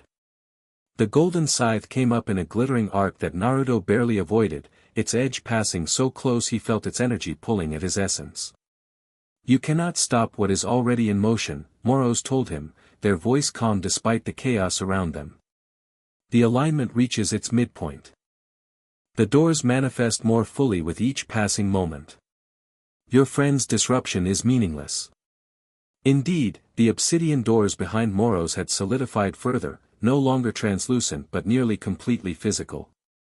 From beyond them came sounds, whispers, moans, and occasional screams, the voices of the dead pressing against the boundary between worlds. Then I'll just have to stop you directly, Naruto replied, gathering shadow energy into his hands. Rasengan.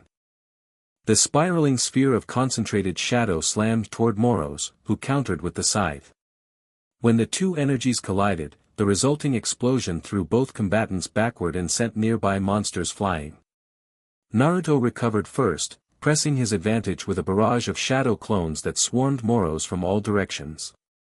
The forgotten child fought with remarkable skill, the golden scythe leaving trails of light as it cut through clone after clone. But each destroyed duplicate provided Naruto with tactical information, revealing patterns in Moros's fighting style. Meanwhile, the battle around them intensified.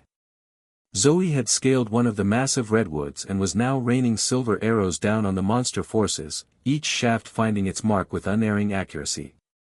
Nico fought more directly, the ground around him cracking open to reveal skeletal hands that grabbed at enemies, dragging them down into the earth. Atlas himself had joined the fray, targeting Zoe specifically. The Titan general launched javelins of pure energy at her perch, forcing her to continually relocate while maintaining her covering fire. Your companions fight well, Moros acknowledged as they dispatched the last of Naruto's clones. But futilely. Look. They gestured toward the doors, which had now fully materialized.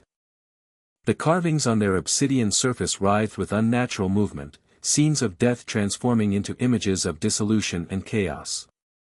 A gap had appeared between the massive doors, narrow, but widening perceptibly as the alignment progressed. The threshold thins, Moros continued. Soon, the doors will open just enough for me to reshape their nature permanently. All I require is the essence of their guardian to complete the transformation. You'll have to take it from me, Naruto replied, settling into a combat stance.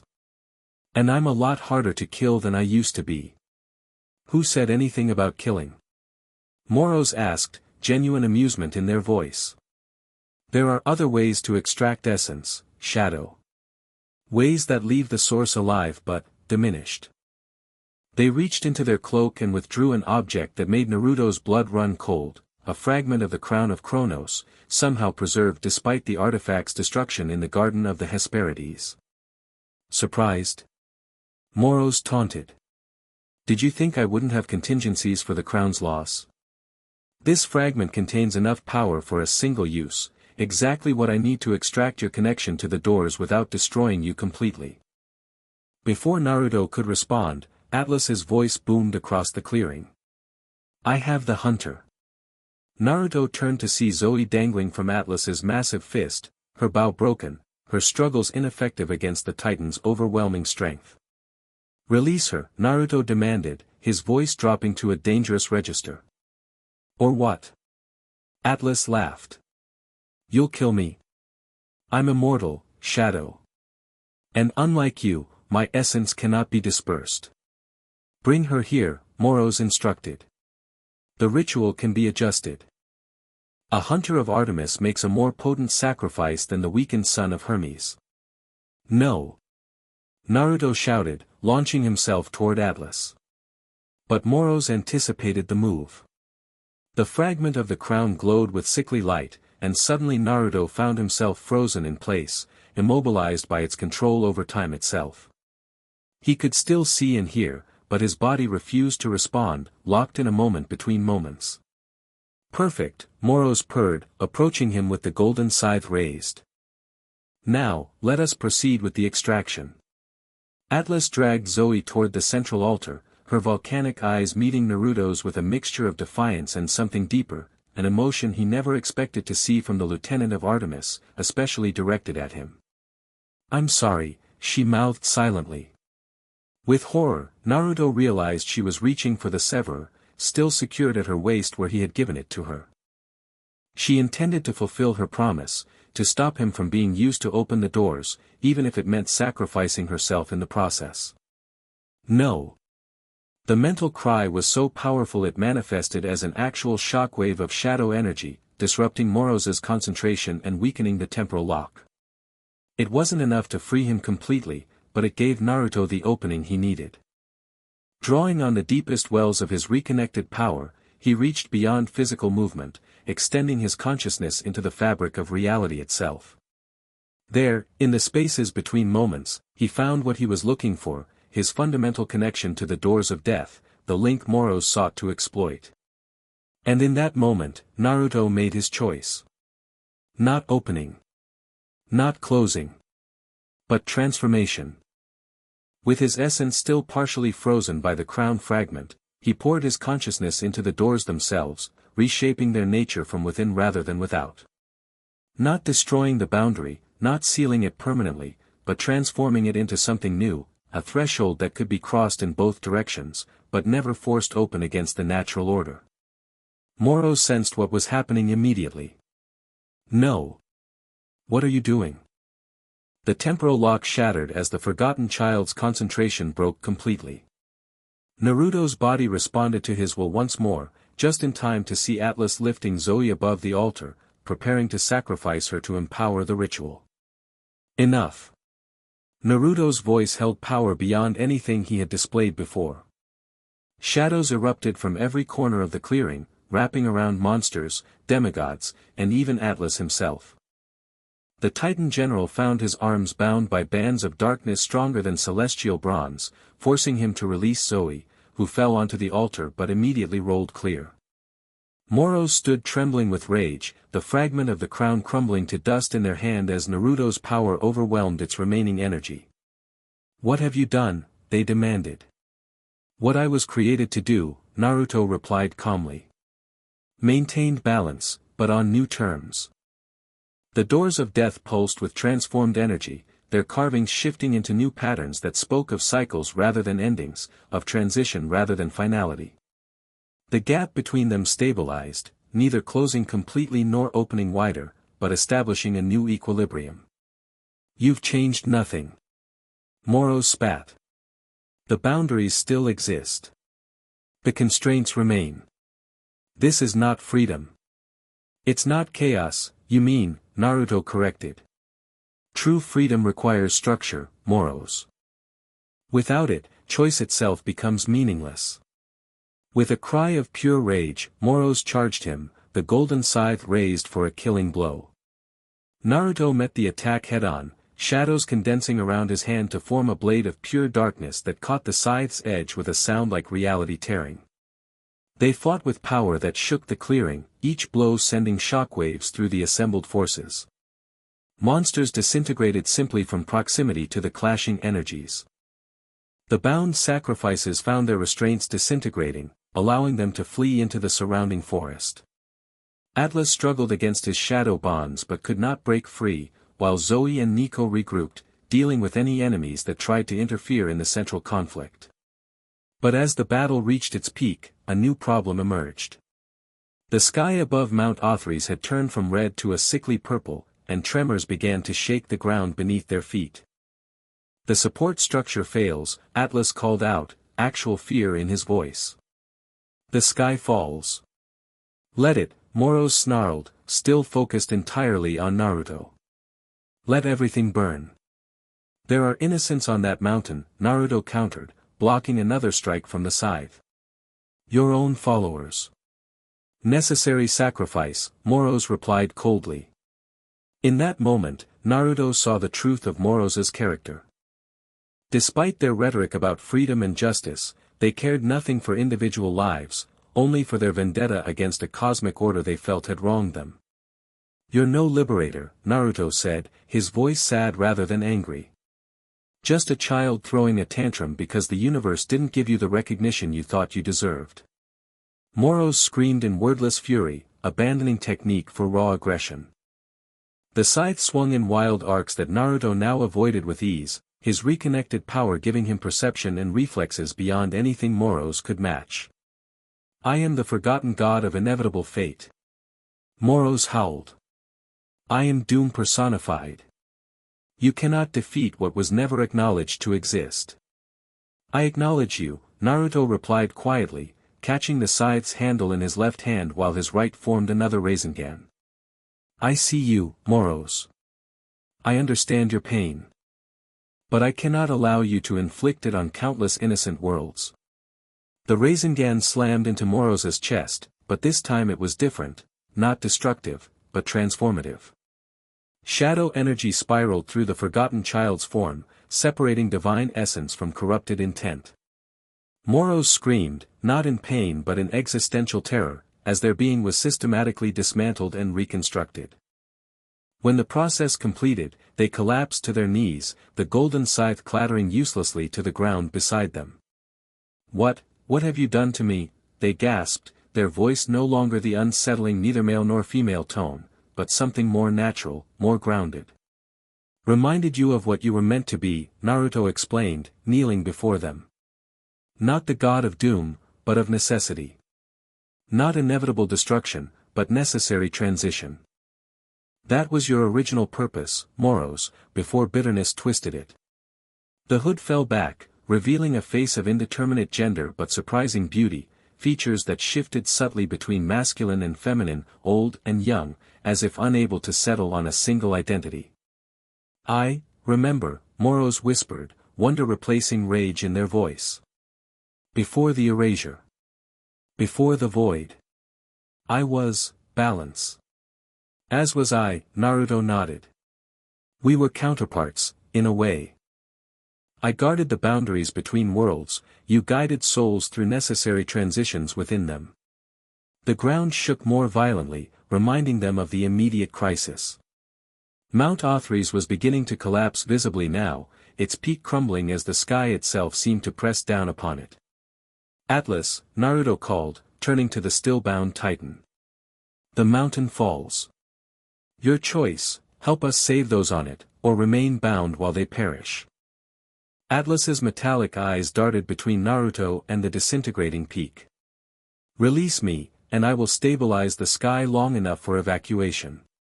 Swear it, Naruto demanded. On the Styx. I swear on the river Styx, Atlas growled reluctantly. Now free me, Shadow.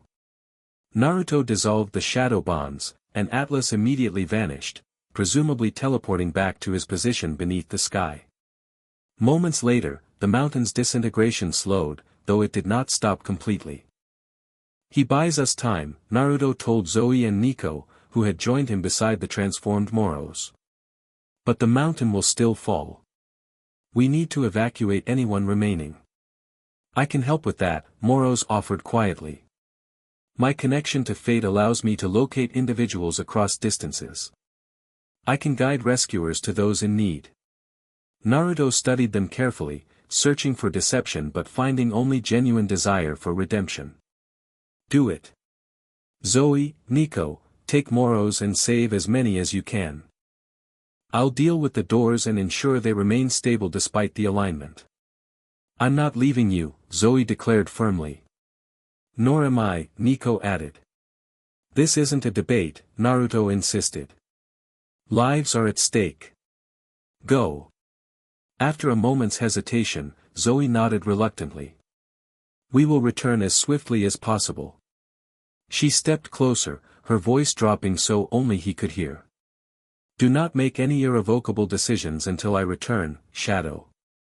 We have unfinished business, thou and I. The intensity in her volcanic eyes left no doubt about her meaning. Naruto nodded, momentarily speechless. As they departed, Moros already identifying the locations of trapped individuals on the collapsing mountain, Naruto turned his attention to the doors of death. The transformation he had initiated was holding, but required his continued presence to complete fully. He approached the massive obsidian portal, placing both hands against its surface. The connection was immediate and profound, like reuniting with a part of himself he hadn't realized was missing. Through the doors, he sensed the entire cycle of death and rebirth, the countless souls in transition, the delicate balance between worlds that he had been created to maintain. His transformation of the doors wasn't destroying that balance, but evolving it, making it more resilient, less susceptible to manipulation by any single entity. The gods would retain their authority over their respective domains, but no longer would the boundary between life and death be a potential weapon in cosmic conflicts. As he worked, Naruto became aware of a presence behind him, powerful, ancient, but not hostile.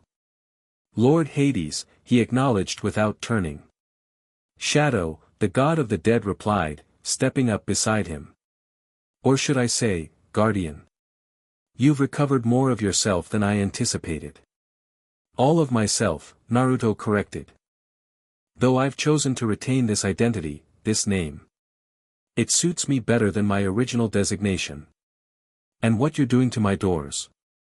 Hades asked, studying the transforming portal with narrowed eyes. Does that suit the cosmic order? It improves it, Naruto replied confidently. Death remains under your dominion, but the boundary itself becomes democratized. Less vulnerable to exploitation. The other Olympians won't appreciate the change, Hades observed.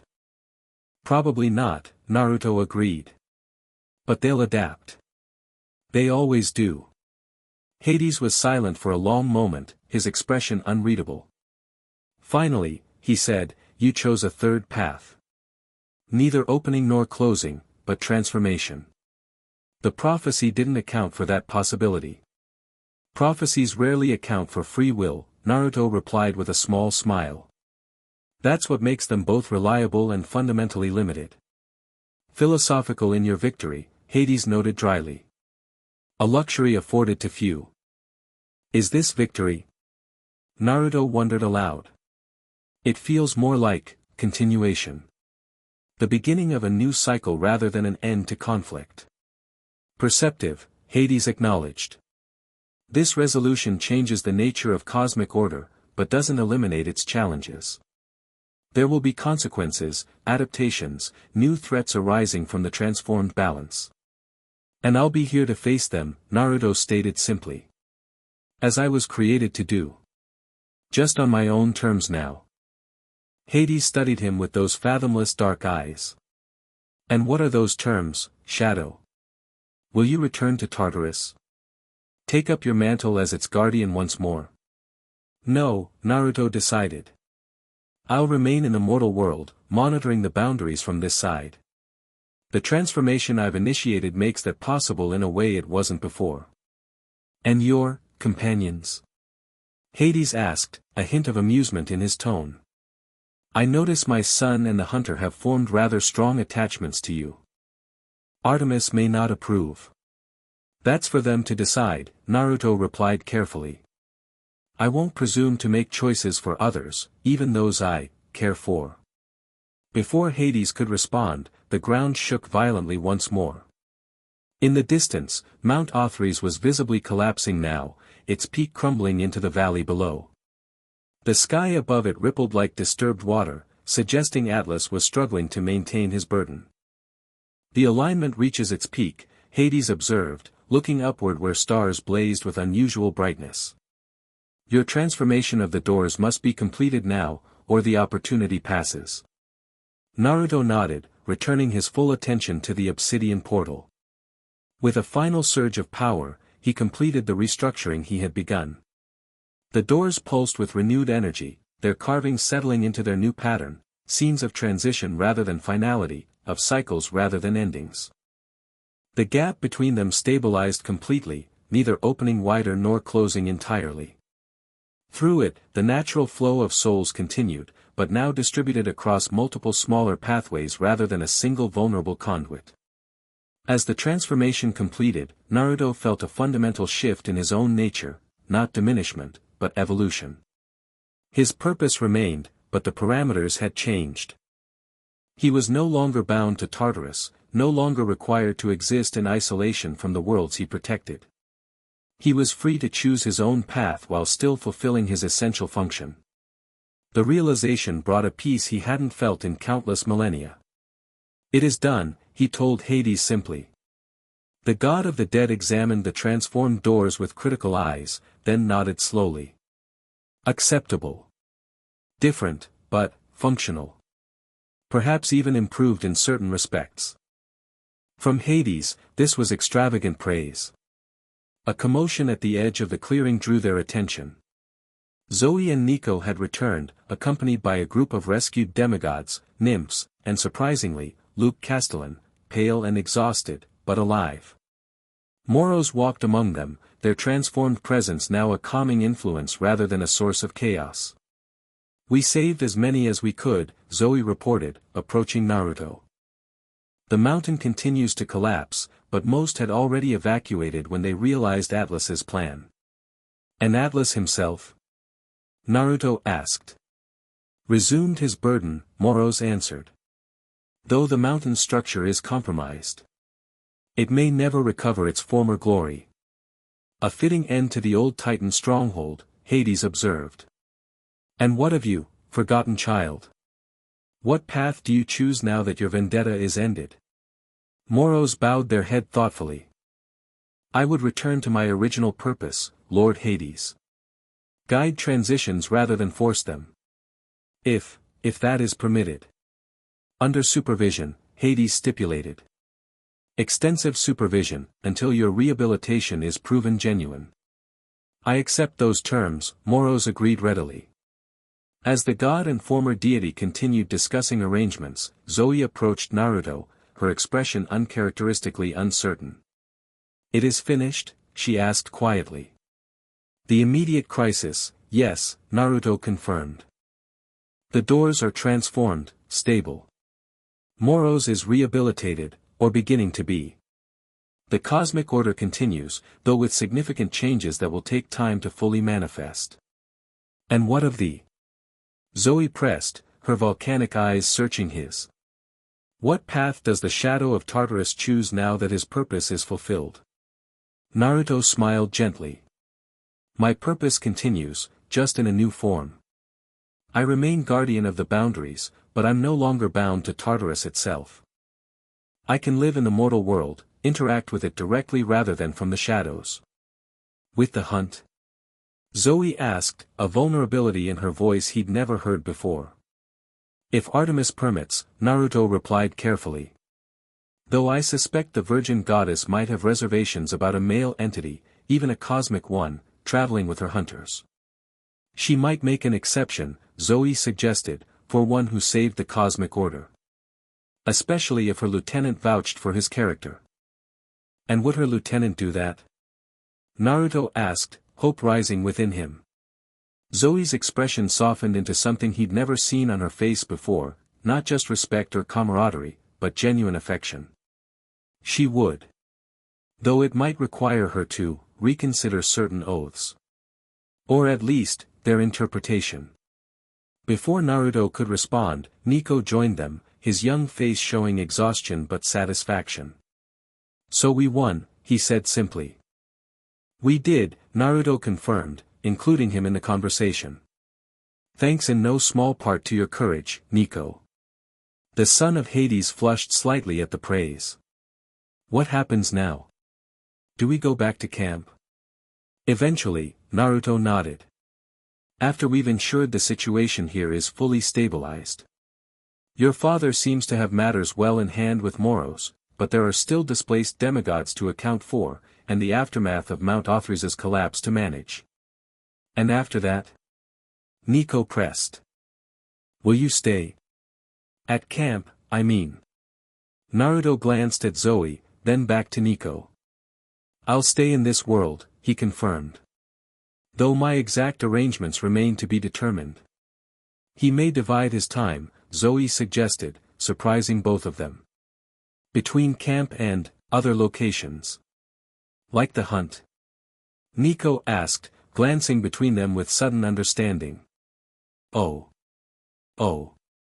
I see. Nothing is decided, Naruto clarified quickly. Many conversations remain to be had. With Artemis, with Chiron, with the Olympian Council. But thou will stay, Zoe insisted, her hand finding his with unexpected boldness. That much is certain. Yes, Naruto agreed, gently squeezing her hand. That much is certain. As the alignment reached its zenith overhead, stars blazing in patterns unseen for millennia, the three of them stood together, hunter, shadow, and child of the underworld, their paths now intertwined in ways none could have predicted. The prophecy had spoken of choices between worlds, of memories returned and fate's web unsealed. But it had failed to account for the power of connection, of bonds formed across fundamental differences, of love that transcended cosmic categories. In the end, Naruto realized, that was perhaps the most significant transformation of all, not the restructuring of the doors of death, not the rehabilitation of Moros, but the healing of hearts long isolated by duty, oath, and circumstance. As dawn broke over the forest, painting the sky with colors that seemed more vibrant than before, Naruto embraced this new reality with hope and determination. The shadow of Tartarus had emerged from darkness into light, bringing with him not just his restored power, but a renewed capacity for connection. And in that connection, with Zoe, with Nico, with the world he had chosen to protect, he found something he had searched for across countless lifetimes and multiple realities. He found home. The end. Thank you for watching this video. Please be sure to subscribe to our channel and like this video.